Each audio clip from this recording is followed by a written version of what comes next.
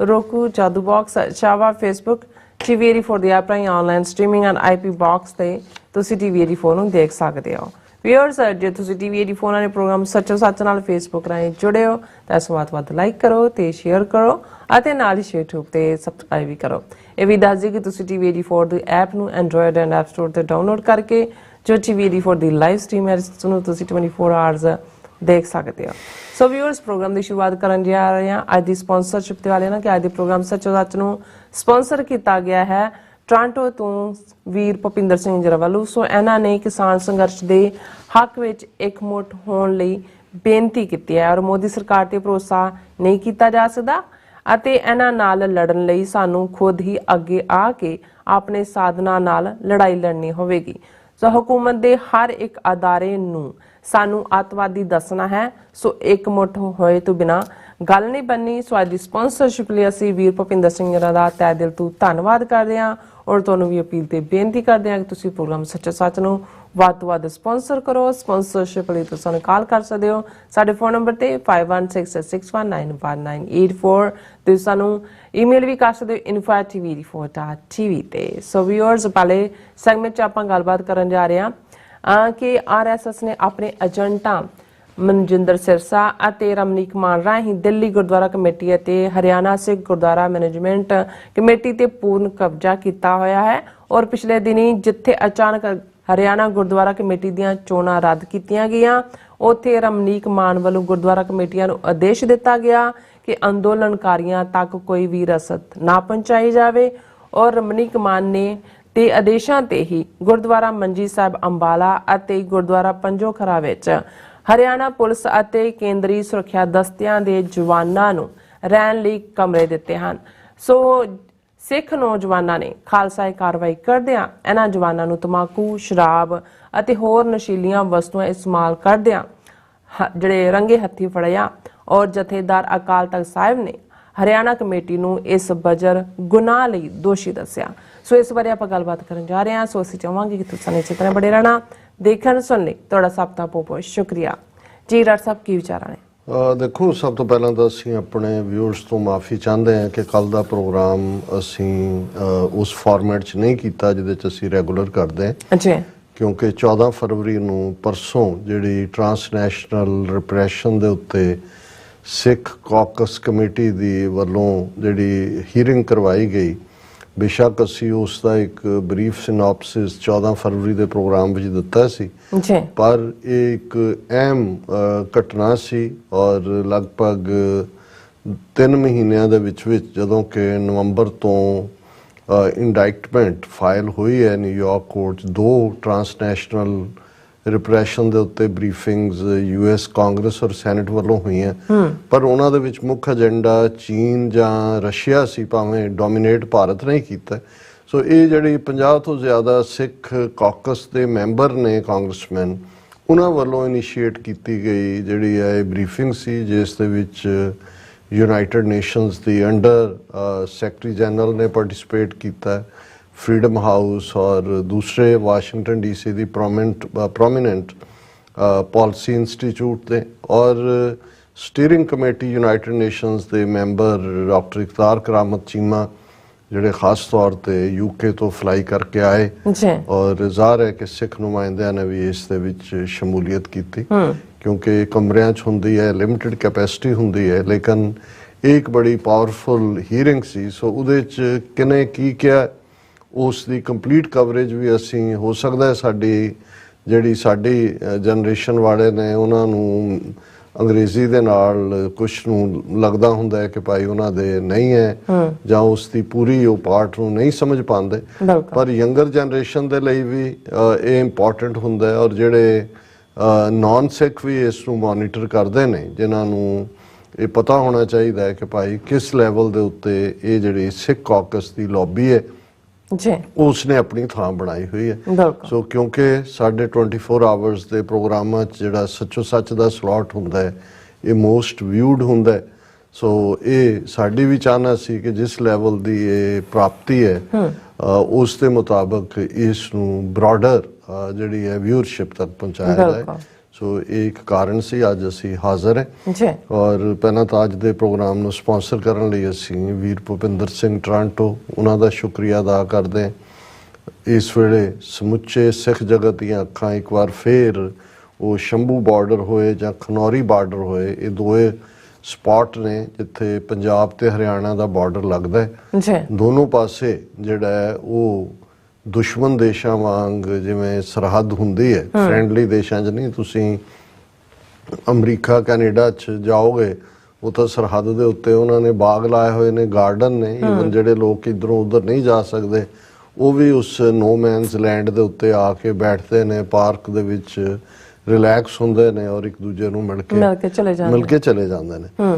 ਲੇਕਿਨ ਜਿਸ ਅੰਦਾਜ਼ ਦੇ ਵਿੱਚ ਕੇਂਦਰ ਸਰਕਾਰ ਨੇ ਹਰਿਆਣੇ ਦੇ ਚੀਫ ਮਿਨਿਸਟਰ ਮਨੋਹਰ ਲਾਲ ਖੱਟੜ ਰਾਹੀਂ ਜਿਹੜਾ ਇਹਨਾਂ ਦੀ ਖੱਚਰ ਹੀ ਹੈ, ਇਸ ਨੂੰ ਦੁਸ਼ਮਣ ਸਰਹੱਦ ਦੇ ਵਿੱਚ ਬਦਲਿਆ ਹੈ। 10-10, 15-15 ਫੁੱਟ ਉੱਚੀਆਂ ਕੰਧਾਂ ਔਰ ਕਿੱਲਾਂ ਔਰ ਉਸ ਤੋਂ ਇਲਾਵਾ ਜਿਸ ਕਿਸਮ ਦਾ ਡਰੋਨਸ ਦੇ ਰਾਹੀਂ ਟੀਅਰ ਗੈਸ ਸ਼ੈਲਸ ਔਰ ਪਲਾਸਟਿਕ ਬੁਲੇਟਸ ਔਰ ਹਰ ਉਹ ਹਥਿਆਰ ਜਿਹੜਾ ਕਿ ਔਰ ਪੈਰਾਮਿਲਟਰੀ ਫੋਰਸਿਸ ਰਾਹੀਂ ਪੰਜਾਬ ਦੀ ਸਰਹੱਦ ਦੇ ਵਿੱਚ ਸੈਂਕੜਿਆਂ ਦੀ ਗਿਣਤੀ ਕਿਸਾਨ ਜ਼ਖਮੀ ਨੇ ਔਰ ਇਹ ਸਾਰਾ ਪਾਰਟ ਚੱਲ ਰਿਹਾ ਹੈ। ਔਰ ਅਸੀਂ ਜ਼ਿਕਰ ਕਰਾਂਗੇ ਕਿ ਕਿਵੇਂ ਉਹ ਨਫ਼ਰਤ ਦਾ ਵੀ ਦੌਰਾ ਬਰਾਬਰ ਇਹਨੂੰ ਸਿੱਖਾਂ ਨਾਲ ਜੋੜ ਕੇ ਔਰ ਪੰਜਾਬ ਔਰ ਸਿੱਖਾਂ ਔਰ ਹਰਿਆਣੇ ਦਾ ਚੀਫ ਮਿਨਿਸਟਰ ਇਹਨੂੰ ਫੌਜੀ ਮਾਰਚ ਕਹਿ ਰਿਹਾ ਕਿ ਜੀ ਇਹ ਜਿਹੜਾ ਫੌਜ ਵਾਂਗ ਆਣਾ ਹੈ ਔਰ ਖਤਰਨਾਕ ਹਥਿਆਰਾਂ ਦੇ ਨਾਲ। ਉਹਨਾਂ ਦੇ ਲਈ ਟਰੈਕਟਰ ਵੀ ਜਿਹੜਾ ਇਹ ਖਤਰਨਾਕ ਹਥਿਆਰ ਬਣਾਇਆ ਹੋਇਆ ਹੈ, ਜਦੋਂ ਕਿ ਹਕੀਕਤ ਇਹ ਹੈ ਵੀ ਇਸ ਵੇਲੇ ਯੂਰਪ ਦੇ ਵੀ 9 ਮੁਲਕਾਂ ਦੇ ਵਿੱਚ ਕਿਸਾਨ ਐਜੀਟੇਸ਼ਨਸ ਔਰ ਉਹਨਾਂ ਦੇ ਟਰੈਕਟਰ ਸਾਡੇ ਤੋਂ 2-2.5 ਗੁਣਾ ਵੱਡੇ ਨੇ, ਉਹ ਵੀ ਟਰੈਕਟਰਾਂ ਦੇ ਰਾਹੀਂ ਮਾਰਚ ਕਰਕੇ ਜਿਹੜੇ ਨੇ ਕੈਪੀਟਲ 'ਚ ਆਏ ਨੇ ਤੇ ਲੋਕ ਉਹਨਾਂ ਦੇ ਨਾਲ ਹਮਦਰਦੀ ਕਰ ਰਹੇ ਨੇ ਉਹਨਾਂ ਮੁਲਕਾਂ ਦੇ। ਕਿਸੇ ਨੇ ਨਹੀਂ ਕਿਹਾ ਕਿ ਭਾਈ ਇਹ ਕਿੱਥੋਂ ਆ ਗਏ, ਕੀ ਆ ਗਏ, ਜਾਂ ਇਹਨਾਂ ਨੂੰ ਬੈਰੀਕੇਡ ਲਾਓ ਔਰ ਬੰਦ ਕਰੋ। ਸੋ ਜ਼ਾਹਰ ਹੈ ਜਿਵੇਂ ਵੀਰ ਭੁਪਿੰਦਰ ਸਿੰਘ ਹੋਰਾਂ ਨੇ ਕਿਹਾ ਵੀ ਅਲਟੀਮੇਟਲੀ ਤੁਸੀਂ ਕੰਨ ਨੂੰ ਕਿਸੇ ਪਾਸਿਓਂ ਫੜ ਲਓ, ਇਹ ਸਿੱਖਾਂ ਦੇ ਖਾਤੇ 'ਚ ਹੀ ਪੈਂਦਾ ਹੈ।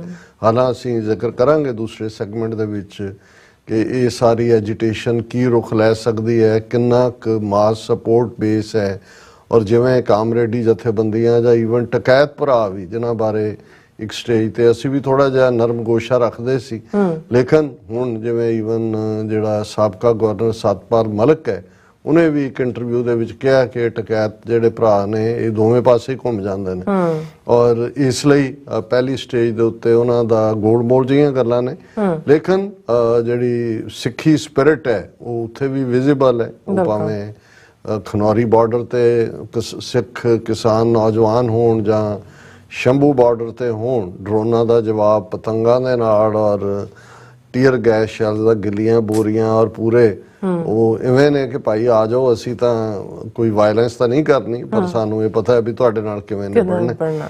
ਸੋ ਵੀਰ ਭੁਪਿੰਦਰ ਸਿੰਘ ਉਹਨਾਂ ਦਾ ਬਹੁਤ ਬਹੁਤ ਸ਼ੁਕਰੀਆ। ਇਸ ਤੋਂ ਪਹਿਲਾਂ ਕਿ ਅਸੀਂ ਇਹ ਗੱਲ ਕਰੀਏ ਕਿ ਕਿਵੇਂ ਸਾਡੇ ਗੁਰਦੁਆਰਿਆਂ ਦੇ ਉੱਤੇ ਹਿਸਟੋਰੀਕਲ ਗੁਰਦੁਆਰਿਆਂ ਤੇ ਖਾਸ ਤੌਰ ਤੇ ਮੁਕੰਮਲ ਕਬਜ਼ਾ RSS ਦਾ, ਅਸੀਂ ਤਖਤ ਸ੍ਰੀ ਹਜ਼ੂਰ ਸਾਹਿਬ ਦੀ ਡਿਵੈਲਪਮੈਂਟ ਬਾਰੇ ਗੱਲ ਕੀਤੀ ਸੀ ਕਿ ਵੀ ਉਸ ਨੂੰ ਵੀ ਜਿਹੜਾ 17 ਚੋਂ 12 ਮੈਂਬਰ ਉਸ ਹਜ਼ੂਰ ਸਾਹਿਬ ਬੋਰਡ ਦੇ ਮਹਾਰਾਸ਼ਟਰ ਸਰਕਾਰ ਨੇ ਨੋਮੀਨੇਟ ਕਰਨੇ ਨੇ, ਉਹ ਜਿਹੜਾ ਬਿੱਲ ਹੈ ਉਸ ਨੂੰ ਵੀ ਟੈਂਪਰੇਰੀਲੀ ਵਿਦਹੈਲਡ ਕੀਤਾ ਗਿਆ ਹੈ, ਨਾ ਕਿ ਉਸ ਨੂੰ ਵਿਦਡਰਾ ਕੀਤਾ ਗਿਆ।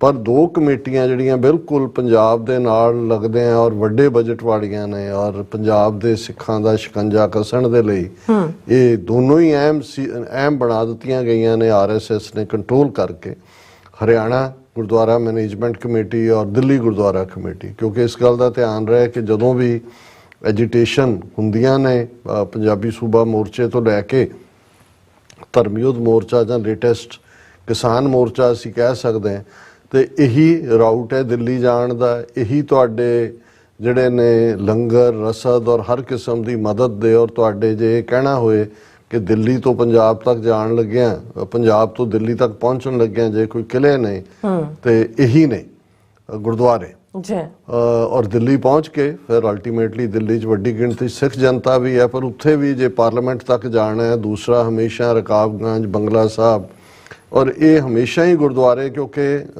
ਹਰਿਆਣਾ ਦੇ ਗੁਰਦੁਆਰੇ 50 ਤੋਂ ਜ਼ਿਆਦਾ ਸ਼੍ਰੋਮਣੀ ਕਮੇਟੀ ਦੇ ਥੱਲੇ ਸੀ। ਸ਼੍ਰੋਮਣੀ ਕਮੇਟੀ ਮਾੜੀ ਚੰਗੀ ਜੋ ਵੀ ਹੁੰਦੀ ਹੈ ਪੰਥਕ ਹਿੱਤ 'ਚ ਹੀ ਹੁੰਦੀ ਹੈ। ਤੇ ਦਿੱਲੀ ਦੇ ਵਿੱਚ ਵੀ, ਕਿਉਂਕਿ ਦਿੱਲੀ ਗੁਰਦੁਆਰਾ ਮੈਨੇਜਮੈਂਟ ਕਮੇਟੀ 60ਵਿਆਂ ਦੇ ਵਿੱਚ ਇੰਦਰਾ ਗਾਂਧੀ ਨੇ ਬਣਾਈ, ਉਸ ਪੀਰੀਅਡ ਤੋਂ ਲੈ ਕੇ ਵੀ ਭਾਵੇਂ ਗਰੁੱਪ ਰਹੇ ਨੇ, ਕਦੇ ਮਾਸਟਰ ਤਾਰਾ ਸਿੰਘ ਦੀ ਡੋਮੀਨੈਂਸ ਸੀ ਜਾਂ ਬਾਅਦ ਦੇ ਵਿੱਚ ਪਰਮਜੀਤ ਸਿੰਘ ਸਰਨਾ ਜਾਂ ਮਨਜੀਤ ਉਹ ਕੀ ਹੈ ਗ੍ਰੇਟਰ ਕੈਲਾਸ਼ ਜੀਕੇ, ਇਹ ਸਾਰੇ, ਲੇਕਿਨ ਕੋਈ ਵੀ ਖੁੱਲ੍ਹੇਆਮ ਜਿਹੜਾ ਹੈ ਉਹ ਕਾਂਗਰਸ ਦੇ ਨਾਲ ਤਾਂ ਸਿੰਪਥੀ ਰੱਖਣ ਵਾਲੇ ਮਾੜੇ ਮੋਟੇ ਸੀ, ਲੇਕਿਨ ਇਹ ਨਹੀਂ ਹੈ ਵੀ ਜਦੋਂ ਸਰਕਾਰ ਨਾਲ ਟੱਕਰ ਹੈ ਕੋਈ ਪੰਥ ਦੇ ਵਿਹੜੇ 'ਚ ਨਾ ਹੋਏ ਜਾਂ ਪੰਥ ਨਾਲ ਨਾ ਖਲੋਣ।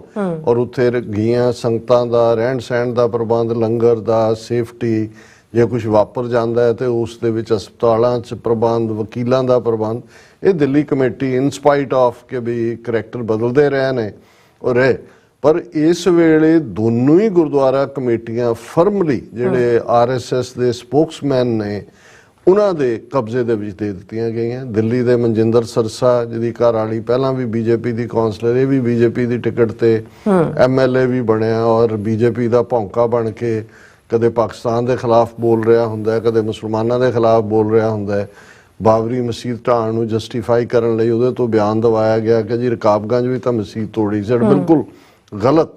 ਔਰ ਹੁਣ ਵੀ ਜਦੋਂ ਕਿ ਕਿਸਾਨ ਮੋਰਚਾ ਲੱਗਾ, ਉਹਨੇ ਆ ਕੇ ਲਾਈਵ ਮੈਸੇਜ ਦਿੱਤਾ ਹੈ ਕਿ ਦੇਖੋ ਇਹ ਇਲੈਕਸ਼ਨਾਂ ਹੋਣ ਵਾਲੀਆਂ, ਕਿਸੇ ਪਾਰਟੀ ਦੇ ਹੱਕ 'ਚ ਨਾ ਭੁਗਤੋ, ਮੈਂ ਵੀ ਕਿਸਾਨ ਹਾਂ, ਮੈਂ ਵੀ ਜਿਹੜਾ ਉਹ ਪੁਰਾਣੇ ਪਹਿਲੇ ਮੋਰਚੇ ਵੇਲੇ ਮਦਦ ਕੀਤੀ ਔਰ ਇਹ ਹੁਣ ਤੁਸੀਂ ਹੱਥਾਂ 'ਚ ਨਾ ਖੇਡੋ, ਥੋੜ੍ਹੇ ਦਿਨ ਰਹਿ ਗਏ ਨੇ, ਫਿਰ ਉਹ ਜਿਹੜਾ ਇਲੈਕਟਰਲ ਬੰਦਿਸ਼ ਹੁੰਦੀ ਆ ਉਹ ਲਾਗੂ ਹੋ ਜਾਣੀ ਹੈ, ਇਹਨਾਂ ਦਿਨਾਂ 'ਚ ਕੋਈ ਤਬਦੀਲੀ ਨਹੀਂ ਹੋ ਸਕਦੀ, ਇਹ ਉਹ।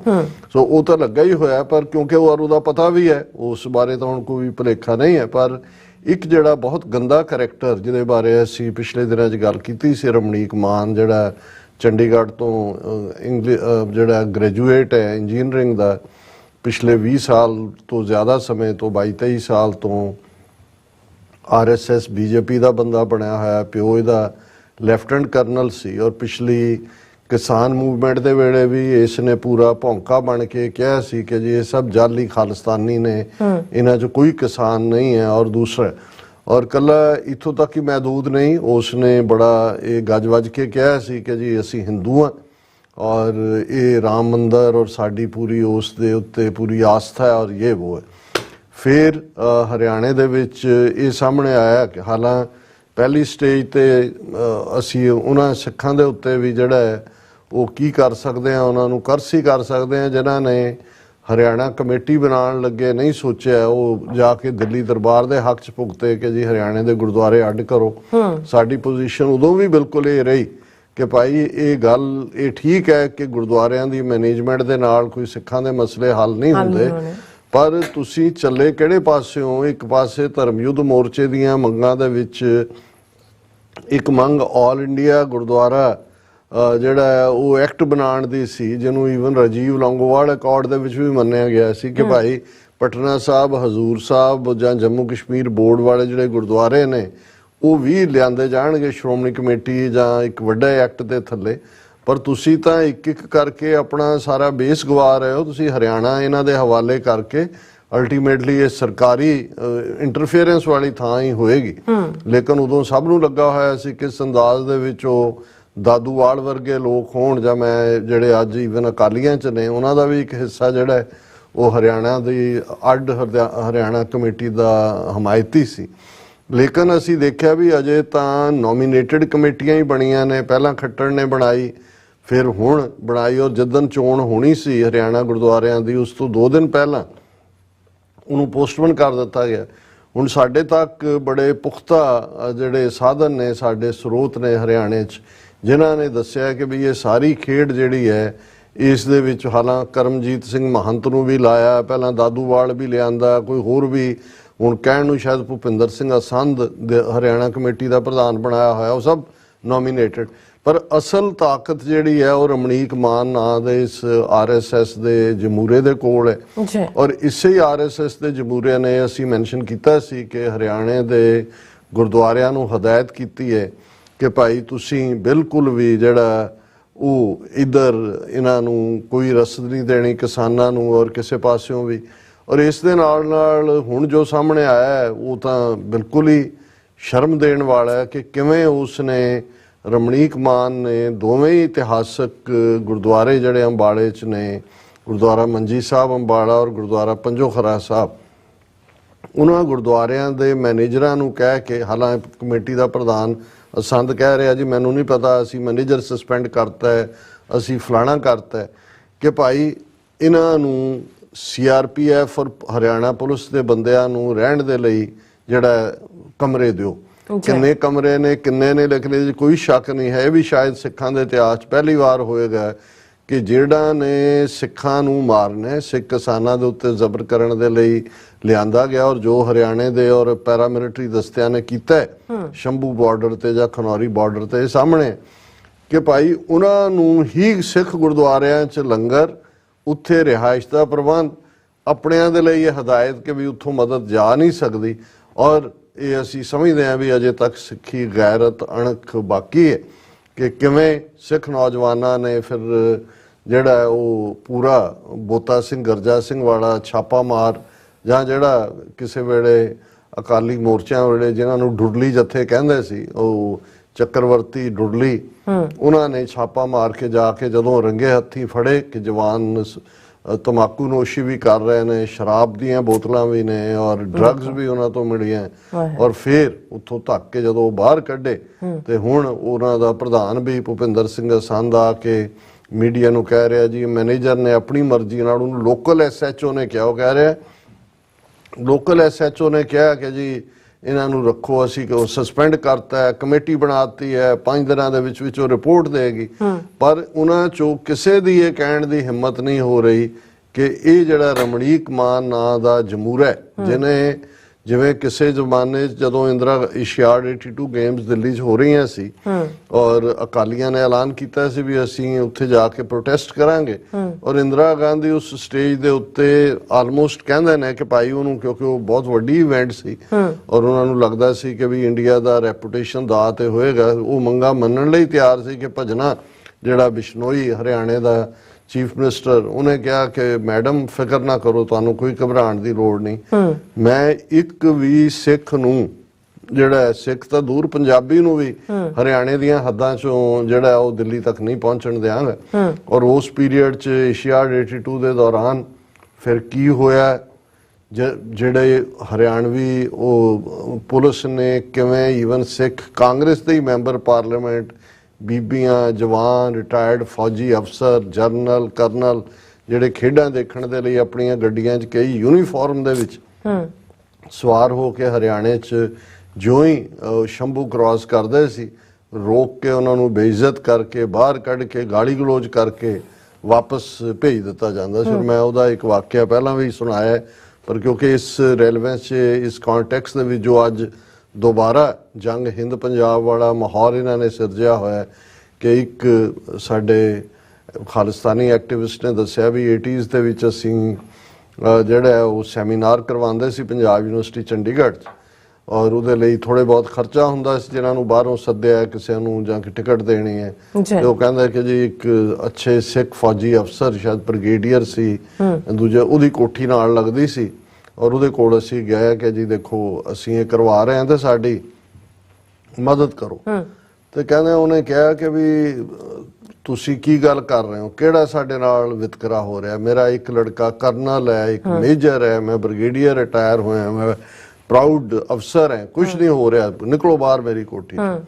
ਔਰ ਫਿਰ ਏਸ਼ੀਆਡ 82 ਆ ਗਿਆ, ਇਹ ਸ਼ਾਇਦ 81 ਦੀ ਗੱਲ ਹੋਏਗੀ, ਤੇ ਇਹ ਬ੍ਰਿਗੇਡੀਅਰ ਸਾਹਿਬ ਵੀ ਬੜੇ ਸੱਜ ਤੱਜ ਕੇ ਤਿਆਰ ਬਿਆਰ ਹੋ ਕੇ ਦਿੱਲੀ ਨੂੰ ਚੱਲੇ, ਔਰ ਜਿਉਂ ਹੀ ਸ਼ੰਭੂ ਕ੍ਰਾਸ ਕੀਤਾ, ਇੱਕ ਲੰਮ ਤੜੰਗੇ ਹਰਿਆਣਵੀ ਜਾਟ ਪੁਲਿਸੀਏ ਨੇ ਰੋਕਿਆ ਤੇ ਉਸਨੇ ਆਪਣਾ ਯੂਨੀਫਾਰਮ ਵੀ ਪਾਈ ਹੋਈ ਸੀ, ਉਹਨੇ ਆਪਣਾ ਬ੍ਰਿਗੇਡੀਅਰ ਦਾ ਉਹ ਕਾਰਡ ਕੱਢਿਆ, ਉਹਨੂੰ ਦਿਖਾਉਣ ਲੱਗਾ ਤੇ ਉਹ ਜਾਟ ਉਹਨੂੰ ਕਹਿੰਦਾ ਇਹ ਗੱਤੋ ਸਾਰਾ ਦੇ ਖਾਲ ਮੁਝਕੋ ਨਿਕਲ ਕਾਰ ਮਸ। ਹੁਣ ਉਹਨੂੰ ਇਹ ਲੱਗਾ ਕਿ ਵੀ ਇਹ ਕੀ, ਉਹਨੇ ਫੇਰ ਔਰ ਉਵੇਂ ਹੀ ਉਹਨੂੰ ਜਦੋਂ ਬੇਇੱਜ਼ਤ ਕਰਕੇ ਉੱਥੋਂ ਮੋੜਿਆ ਤੇ ਉਹਨੇ ਫਿਰ ਉਹਨਾਂ ਸਿੰਘਾਂ ਤੱਕ ਸੁਨੇਹਾ ਪਹੁੰਚਾਇਆ ਵੀ ਨਹੀਂ ਨਹੀਂ ਵਾਕਈ ਸਾਡੇ ਨਾਲ ਬਹੁਤ ਵਿਤਕਰਾ ਹੁੰਦਾ, ਤੁਸੀਂ ਆ ਕੇ ਹੁਣ ਮੇਰੀ ਕੰਟਰੀਬਿਊਸ਼ਨ ਵੀ ਲੈ ਜਾਓ। ਔਰ ਇਹੀ ਕਾਰਨ ਸੀ ਕਿ ਏਸ਼ੀਆਡ 82 ਨੇ ਹੀ ਇੰਨੀ ਵੱਡੀ ਤਬਦੀਲੀ ਲਿਆਂਦੀ ਸੀ ਕਿ ਉਸ ਤੋਂ ਬਾਅਦ ਜਦੋਂ ਧਰਮ ਯੁੱਧ ਮੋਰਚੇ ਦੇ ਦੌਰਾਨ ਸੰਤ ਭਿੰਡਰਾਂ ਵਾਲਿਆਂ ਨੇ ਸਾਬਕਾ ਫੌਜੀਆਂ ਦਾ ਇੱਕ ਇਕੱਠ ਸੱਦਿਆ ਤੇ 10,000 ਤੋਂ ਜ਼ਿਆਦਾ ਸਾਬਕਾ ਫੌਜੀ, ਜਿਨ੍ਹਾਂ ਦੇ ਵਿੱਚ ਕਿੰਨੇ ਲੈਫਟੀਨੈਂਟ ਜਨਰਲ, ਕਿੰਨੇ ਮੇਜਰ ਜਨਰਲ, ਕਿੰਨੇ ਬ੍ਰਿਗੇਡੀਅਰ, ਕਿੰਨੇ ਕਰਨਲ, ਕਿੰਨੇ ਮੇਜਰ, ਕਿੰਨੇ ਕੈਪਟਨ, ਕਿੰਨੇ ਲੈਫਟੈਨੈਂਟ ਤੇ ਕਿੰਨੇ ਹੀ ਜਵਾਨ ਉਹ ਉਹਦੇ ਚ ਆਏ। ਜੇ ਧਰਮ ਯੁੱਧ ਮੋਰਚੇ ਦਾ ਸਭ ਤੋਂ ਕੋਈ ਖਤਰਨਾਕ ਪਲ ਇੰਡੀਅਨ ਗਵਰਨਮੈਂਟ ਦੇ ਲਈ ਸੀ ਤੇ ਉਹ ਇਕੱਠ ਸੀ ਕਿ ਭਾਈ ਇਹ ਸਾਨੂੰ ਵੀ ਲੱਗਾ ਕਿ ਵੀ ਇਹ ਲੜਨਗੇ। ਔਰ ਕੱਲਾ ਇਹੀ ਨਹੀਂ, ਜਿਹੜਾ ਇੱਕ ਮਤਾ ਉਹਨਾਂ ਦੇ ਫੌਜੀਆਂ ਦੇ ਇਕੱਠ ਨੇ ਪਾਸ ਕੀਤਾ ਸੀ ਕਿ ਸੰਤ ਜਰਨੈਲ ਸਿੰਘ ਪਿੰਡਾਂ ਵਾਲਿਆਂ ਨੂੰ ਅਕਾਲ ਤਖਤ ਦਾ ਜਥੇਦਾਰ ਬਣਾਓ, ਇਹ ਉਸ 10,000 ਦੇ ਇਕੱਠ ਦਾ ਮਤਾ ਸੀ। ਹਾਲਾਂਕਿ ਇਹ ਖਬਰ ਮੀਡੀਆ ਦੇ ਉੱਤੇ ਉਹਨਾਂ ਦਾ ਕੰਟਰੋਲ ਸੀ, ਉਹਨਾਂ ਨੇ ਲੱਗਣ ਨਹੀਂ ਦਿੱਤੀ। ਹਾਲਾਂਕਿ ਉਦੋਂ ਕਿਉਂਕਿ ਜਥੇਦਾਰ ਗੁਰਦਿਆਲ ਸਿੰਘ ਜਨੋਆ ਚੜਾਈ ਕਰ ਚੁੱਕੇ ਸੀ ਜਥੇਦਾਰ ਦੇ ਤੌਰ ਤੇ, ਗਿਆਨੀ ਕਿਰਪਾਲ ਸਿੰਘ ਹੈਡ ਗ੍ਰੰਥੀ ਸੀ ਦਰਬਾਰ ਸਾਹਿਬ ਦਾ, ਉਹ ਐਕਟਿੰਗ ਕਰ ਰਿਹਾ ਸੀ ਜਥੇਦਾਰ, ਉਹਨੂੰ ਬਣਾਇਆ ਹੋਇਆ ਸੀ ਕਿ ਆਫੀਸ਼ੀਏਟਿੰਗ ਜਥੇਦਾਰ ਹੈ ਉਹ ਹੈਡ ਗ੍ਰੰਥੀ ਸੀ। ਪਰ ਜਿਉਂ ਹੀ ਉਹਨਾਂ ਸਾਬਕਾ ਫੌਜੀਆਂ ਨੇ ਮਤਾ ਕੀਤਾ, ਅਗਲੇ ਦਿਨ ਦੀਆਂ ਖਬਰਾਂ 'ਚ ਉਹ ਤਾਂ ਕਿਸੇ ਖੂੰਜੇ 'ਚ ਲੱਗੀ ਸੀ ਖਬਰ ਕਿ ਨਹੀਂ, ਪ੍ਰੋਮੀਨੈਂਟਲੀ ਇਹ ਸੀ ਕਿ ਗਿਆਨੀ ਕਿਰਪਾਲ ਸਿੰਘ ਨੂੰ ਜਿਹੜਾ ਉਹ ਅਕਾਲ ਤਖਤ ਦਾ ਜਥੇਦਾਰ ਥਾਪ ਦਿੱਤਾ ਗਿਆ ਔਰ ਗਿਆਨੀ ਸਾਹਿਬ ਸਿੰਘ ਚਮਕ ਜਿਹੜਾ ਉਹਨੂੰ ਹੈਡ ਗ੍ਰੰਥੀ ਬਣਾ ਦਿੱਤਾ ਗਿਆ। ਯਾਨੀ 24 ਘੰਟੇ ਦੇ ਵਿੱਚ ਜਥੇਦਾਰ ਉਹਨਾਂ ਨੇ ਲਾਤਾ। ਉਹੀ ਕਿਰਪਾਲ ਸਿੰਘ ਜਿਹੜਾ ਜੂਨ 84 ਦੇ ਫਿਰ ਫੌਜੀ ਹਮਲੇ ਵੇਲੇ ਦਰਬਾਰ ਸਾਹਿਬ ਦੀਆਂ ਪ੍ਰਕਰਮਾਂ 'ਚ ਖਲੋ ਕੇ ਫੌਜੀਆਂ ਦੀ ਦਿੱਤੀ ਜਿਹੜੀ ਇਹ ਲਿਖਤ ਆ ਉਹਨੂੰ ਪੜ੍ਹ ਰਿਹਾ ਕਿ ਸਾਧ ਸੰਗਤ ਜੀ ਫਿਕਰ ਨਾ ਕਰੋ, ਤੋਸ਼ਾਖਾਨਾ ਠੀਕ ਹੈ, ਕੋਠਾ ਸਾਹਿਬ ਠੀਕ ਹੈ। ਹੁਣ ਇਹ ਮੈਂ ਵੇਰਵਾ ਇਸ ਲਈ ਦਿੱਤਾ ਹੈ ਕਿ ਇਹ ਨਹੀਂ ਹੈ ਵੀ ਅੱਜ ਇਹ ਬਾਰਡਰ ਇਵੇਂ ਸੀਲ ਕੀਤੇ ਗਏ ਨੇ ਜਾਂ ਜੰਗ ਹਿੰਦ ਪੰਜਾਬ, ਉਦੋਂ ਵੀ ਜਿਸ ਲੈਵਲ ਦੀ ਹਿਊਮਿਲੇਸ਼ਨ ਹੋਈ ਸੀ ਔਰ ਭਜਨ ਲਾਲ ਨੇ ਹਿੱਕ ਤਾਣ ਕੇ ਜ਼ਿੰਮੇਵਾਰੀ ਲਈ ਸੀ ਇੰਦਰਾ ਗਾਂਧੀ ਤੋਂ ਕਿ ਫਿਕਰ ਨਾ ਕਰੋ, ਮੈਂ ਕਿਸੇ ਸਿੱਖ ਨੂੰ ਵੀ ਨਹੀਂ ਲੰਘਣ ਦਿੰਦਾ। ਅੱਜ ਬੇਸ਼ੱਕ ਮਨੋਹਰ ਲਾਲ ਖੱਟੜ ਜਿਹੜਾ ਉਹਦਾ ਹੁਣ ਮੈਂ ਲਫ਼ਜ਼ ਕਹਿਣਾ ਨਹੀਂ ਚਾਹੁੰਦਾ ਪਰ ਮੈਂ ਚਲੋ ਨਹੀਂ ਕਹਿੰਦਾ ਕਿਉਂਕਿ ਕਈ ਚੀਜ਼ਾਂ ਬਦ ਅਖਲਾਕੀ ਨਾਲ ਫਿਰ ਜੁੜ ਜਾਂਦੀਆਂ ਨੇ, ਜੋ ਰਿਲੇਸ਼ਨਸ਼ਿਪ ਇਹਦੀ ਮੋਦੀ ਔਰ ਖੱਟੜ ਦੀ ਹੈ ਉਹ ਜਿਹੜੇ ਅੰਦਰੂਨੀ ਇਹਨਾਂ ਦੇ ਦਾਇਰਾਕਾਰ ਨੇ ਉਹ ਚੰਗੀ ਤਰ੍ਹਾਂ ਜਾਣਦੇ ਨੇ। ਇਹ RSS ਦੇ ਜਿਹੜੇ ਦੋਵੇਂ ਪ੍ਰਚਾਰਕ ਜਦੋਂ ਰਹੇ ਨੇ ਇੱਕੋ ਕਮਰੇ 'ਚ ਹੀ ਰਹਿੰਦੇ ਰਹੇ ਨੇ। ਲੇਕਿਨ ਮਨੋਹਰ ਲਾਲ ਖੱਟੜ ਦੇ ਅੱਗੇ ਜਿਹੜਾ ਇਹਨੇ ਹਿੱਕ ਤਾਣ ਕੇ ਰਮਣੀਕ ਮਾਨ ਜਿਹੜਾ ਇਸ ਵੇਲੇ ਉਹਦੀ ਜਿਹੜੀ ਹੈ ਉਹ ਮੁੱਛ ਦਾ ਵਾਲ ਬਣਿਆ ਹੋਇਆ, ਉਹਨੇ ਕਿਹਾ ਕਿ ਜੀ ਤੁਸੀਂ ਫਿਕਰ ਨਾ ਕਰੋ, ਕੋਈ ਕਿਸਾਨ ਤੇ ਕੀ ਕੋਈ ਸਿੱਖ ਵੀ ਜਿਹੜਾ ਕਿਸਾਨਾਂ ਦਾ ਹਮਦਰਦ ਹੈ ਮੈਂ ਹਰਿਆਣੇ ਚੋਂ ਨਹੀਂ ਲੰਘਣ ਦੇਣਾ। ਔਰ ਇਹ ਸਾਰਾ ਇਸੇ ਦਾ ਹੀ ਹਿੱਸਾ ਹੈ ਜੋ ਅੰਦਾਜ਼, ਕਿਉਂਕਿ ਕੰਮ ਤਾਂ ਅਲਟੀਮੇਟਲੀ ਏਜੰਸੀਆਂ ਦਾ ਹੁੰਦਾ, ਇਹ ਨਹੀਂ ਹੈ ਵੀ ਰਮਣੀਕ ਮਾਨ ਨੂੰ ਉਹਨਾਂ ਨੇ ਕੋਈ ਪਲਾਟੂਨ ਦੇ ਦਿੱਤੀ ਹੈ ਜਾਂ ਕੋਈ ਦੂਜਾ। ਲੇਕਿਨ ਇਸ ਕਿਸਮ ਦੇ ਲੋਕਾਂ ਨੂੰ ਸਿੱਖ ਚਿਹਰੇ ਨੂੰ ਅੱਗੇ ਲਾਇਆ ਹੋਇਆ, ਜਿਵੇਂ ਮਨਜਿੰਦਰ ਸਰਸਾ ਦਿੱਲੀ ਦੇ ਸਿੱਖਾਂ ਦੀ ਆਵਾਜ਼ ਨਹੀਂ ਬਣਿਆ ਹੋਇਆ, ਉਹ ਆਪਣੇ ਆਪ ਨੂੰ ਆਲਮੀ ਸਿੱਖਾਂ ਦੀ ਆਵਾਜ਼ ਬਣਾਉਂਦਾ। ਇਵੇਂ ਹੀ ਇਹ ਰਮਣੀਕ ਮਾਨ ਜਿਹੜਾ ਹੈ ਇਸ ਦਾ ਵਰਤਾਰਾ ਵੀ ਇਸ ਲੈਵਲ ਦੇ ਉੱਤੇ ਹੈ ਔਰ ਇਹ ਜੋ ਕੁਝ ਚੱਲ ਰਿਹਾ ਇਹ ਦੱਸ ਰਿਹਾ ਹੈ ਕਿ ਭਾਈ ਕਿਵੇਂ ਉੱਥੇ ਗੁਰਦੁਆਰਿਆਂ ਦੇ ਵਿੱਚ ਜੋ ਚੱਲ ਰਿਹਾ। ਔਰ ਚੰਗੀ ਗੱਲ ਹੈ ਕਿ ਜਿਉਂ ਹੀ ਇਹ ਗੱਲ ਸਾਹਮਣੇ ਆਈ ਕਿ ਭਾਈ ਗੁਰਦੁਆਰਾ ਮੰਜੀ ਸਾਹਿਬ ਅੰਬਾਲਾ ਔਰ ਪੰਜੋਖਰਾ ਸਾਹਿਬ 'ਚ ਹੋਇਆ, ਇਸ ਦੇ ਉੱਤੇ ਤਖਤ ਦਮਦਮਾ ਸਾਹਿਬ ਦੇ ਜਥੇਦਾਰ ਗਿਆਨੀ ਹਰਪ੍ਰੀਤ ਸਿੰਘ ਦੀ ਟਿੱਪਣੀ ਮੈਂ ਪਹਿਲਾਂ ਦੇਖੀ ਔਰ ਹੁਣ ਫੁੱਲ ਫਲੈਜਡ ਜਿਹੜੀ ਹੈ ਇਸ ਦੇ ਉੱਤੇ ਅਪੀਲ ਔਰ ਹਰਿਆਣਾ ਕਮੇਟੀ ਨੂੰ ਦੋਸ਼ੀ ਦੱਸਣ ਦੀ ਗੱਲ ਅਕਾਲ ਤਖਤ ਦੇ ਜਥੇਦਾਰ ਗਿਆਨੀ ਰਘਬੀਰ ਸਿੰਘ ਉਹਨਾਂ ਦੀ ਸਟੇਟਮੈਂਟ ਹੈ। ਔਰ ਈਵਨ ਜਿਹੜਾ ਇੰਗਲਿਸ਼ ਮੀਡੀਆ ਉਹ ਵੀ ਨੋਟਿਸ ਲੈਣ ਤੇ ਮਜਬੂਰ ਹੋਇਆ ਹੈ ਔਰ ਡਾਇਰੈਕਟਲੀ ਉਹਨਾਂ ਨੇ ਅਕਾਲ ਤਖਤ ਨੇ ਕਿਹਾ ਐਵਿਕਟ ਸਿਕਿਉਰਿਟੀ ਮੈਨ ਫਰਮ ਹਰਿਆਣਾ ਗੁਰਦੁਆਰਾ ਹਿੰਦ, ਅਕਾਲ ਤਖਤ ਟੈਲਸ ਹਰਿਆਣਾ ਸਿੱਖ ਗੁਰਦੁਆਰਾ ਮੈਨੇਜਮੈਂਟ ਕਮੇਟੀ, ਕੱਢੋ ਇਹਨਾਂ ਨੂੰ ਬਾਹਰ ਸਿਕਿਉਰਿਟੀ ਦਸਤਿਆਂ ਨੂੰ। ਔਰ ਇਹ ਉਹਨਾਂ ਦੀ ਹੈ ਕਿ taking A serious notice of the alleged violation of Rahat Maryada on Gurdwara premises in Haryana, Akal Takht has directed the Haryana Sikh Gurdwara Management Committee to evict the police and paramilitary forces who have been accommodated in inns in view of the farmers' agitation. ਕਿਸਾਨਾਂ ਲਈ ਬੰਦ ਉੱਥੋਂ ਲੰਗਰ ਵੀ ਨਹੀਂ ਜਾ ਸਕਦਾ। ਇਹ ਹਦਾਇਤਾਂ ਹੈ ਰਮਣੀਕ ਮਾਨ ਰਾਹੀਂ ਜਿਹੜਾ ਉਹ ਇੰਨਾ ਕੁ ਪਾਵਰਫੁਲ ਹੈ, ਜਨਰਲ ਸੈਕਟਰੀ ਲਾਇਆ ਉਹਨੂੰ ਹਰਿਆਣਾ ਕਮੇਟੀ ਦਾ ਕਿ ਪ੍ਰਧਾਨ ਜਿਹੜਾ ਅੱਜ ਮੀਡੀਆ ਦੇ ਸਾਹਮਣੇ ਬੜਾ ਉਹ ਗਊ ਜਿਹਾ ਹੀ ਬਣਿਆ ਹੋਇਆ ਕਹਿ ਰਿਹਾ ਜੀ ਨਹੀਂ ਇਹ ਮੈਨੇਜਰ ਨੂੰ SHO ਨੇ ਕਿਹਾ। ਕਿਹੜਾ ਮੈਨੇਜਰ ਹੈ ਗੁਰਦੁਆਰੇ ਦਾ ਜਿਹੜਾ ਕਿਸੇ SHO ਦੇ ਕਹਿਣ ਤੇ ਕਹੇਗਾ ਕਿ ਪੁਲਿਸ ਔਰ ਫੌਜੀ ਸਿਕਿਉਰਿਟੀ ਦਸਤੇ ਆ ਕੇ ਰਹਿਣ? ਇਹ ਉਹਦਾ ਰਮਣੀਕ ਮਾਨ ਦਾ ਉਹਨੇ ਕਿਹਾ ਕਿ ਜੀ ਇਹ ਦੋਨੋਂ ਤਰ੍ਹਾਂ ਸੀ, ਉਹਨਾਂ ਨੂੰ ਉੱਥੇ ਰੱਖਣ ਦਾ ਮਤਲਬ ਸੀ ਇੱਕ ਤਾਂ ਵੈਸੇ ਹੀ ਫੀਅਰ ਵੀ ਗੁਰਦੁਆਰੇ ਚੋਂ ਕੋਈ ਰਸਦ ਜਾਂ ਕੋਈ ਲੰਗਰ ਨਹੀਂ ਜਾਏਗਾ, ਤੇ ਦੂਸਰਾ ਗੁਰਦੁਆਰਿਆਂ ਦੇ ਉੱਤੇ ਸਿੱਧਾ ਕਬਜ਼ਾ। ਜਦੋਂ ਅਸੀਂ ਕਹਿੰਦੇ ਹਾਂ ਵੀ ਸਿੱਧੇ ਤੌਰ ਤੇ ਕਾਬਜ਼ ਹੋ ਗਏ ਨੇ, ਬਹੁਤ ਸਾਰਿਆਂ ਨੂੰ ਯਾਦ ਹੋਏਗਾ ਕਿ ਜਦੋਂ ਕੋਵਿਡ-19 ਦੇ ਦੌਰਾਨ ਇਹ ਚੱਲ ਰਿਹਾ ਸੀ, ਹਾਲਾਂਕਿ ਸਿੱਖ ਜਥੇਬੰਦੀਆਂ ਖਾਲਸਾ ਏਡ ਜਾਂ ਯੂਨਾਈਟਿਡ ਸਿੱਖਸ ਦਿੱਲੀ ਤੋਂ ਲੈ ਕੇ ਭਾਰਤ ਭਰ ਦੇ ਵਿੱਚ ਮਦਦ ਦੇ ਉੱਤੇ ਉਤਰੀ ਹੋਈ ਸੀ, ਆਕਸੀਜਨ ਦਾ ਵੀ ਲੰਗਰ ਲਾਇਆ ਹੋਇਆ ਸੀ।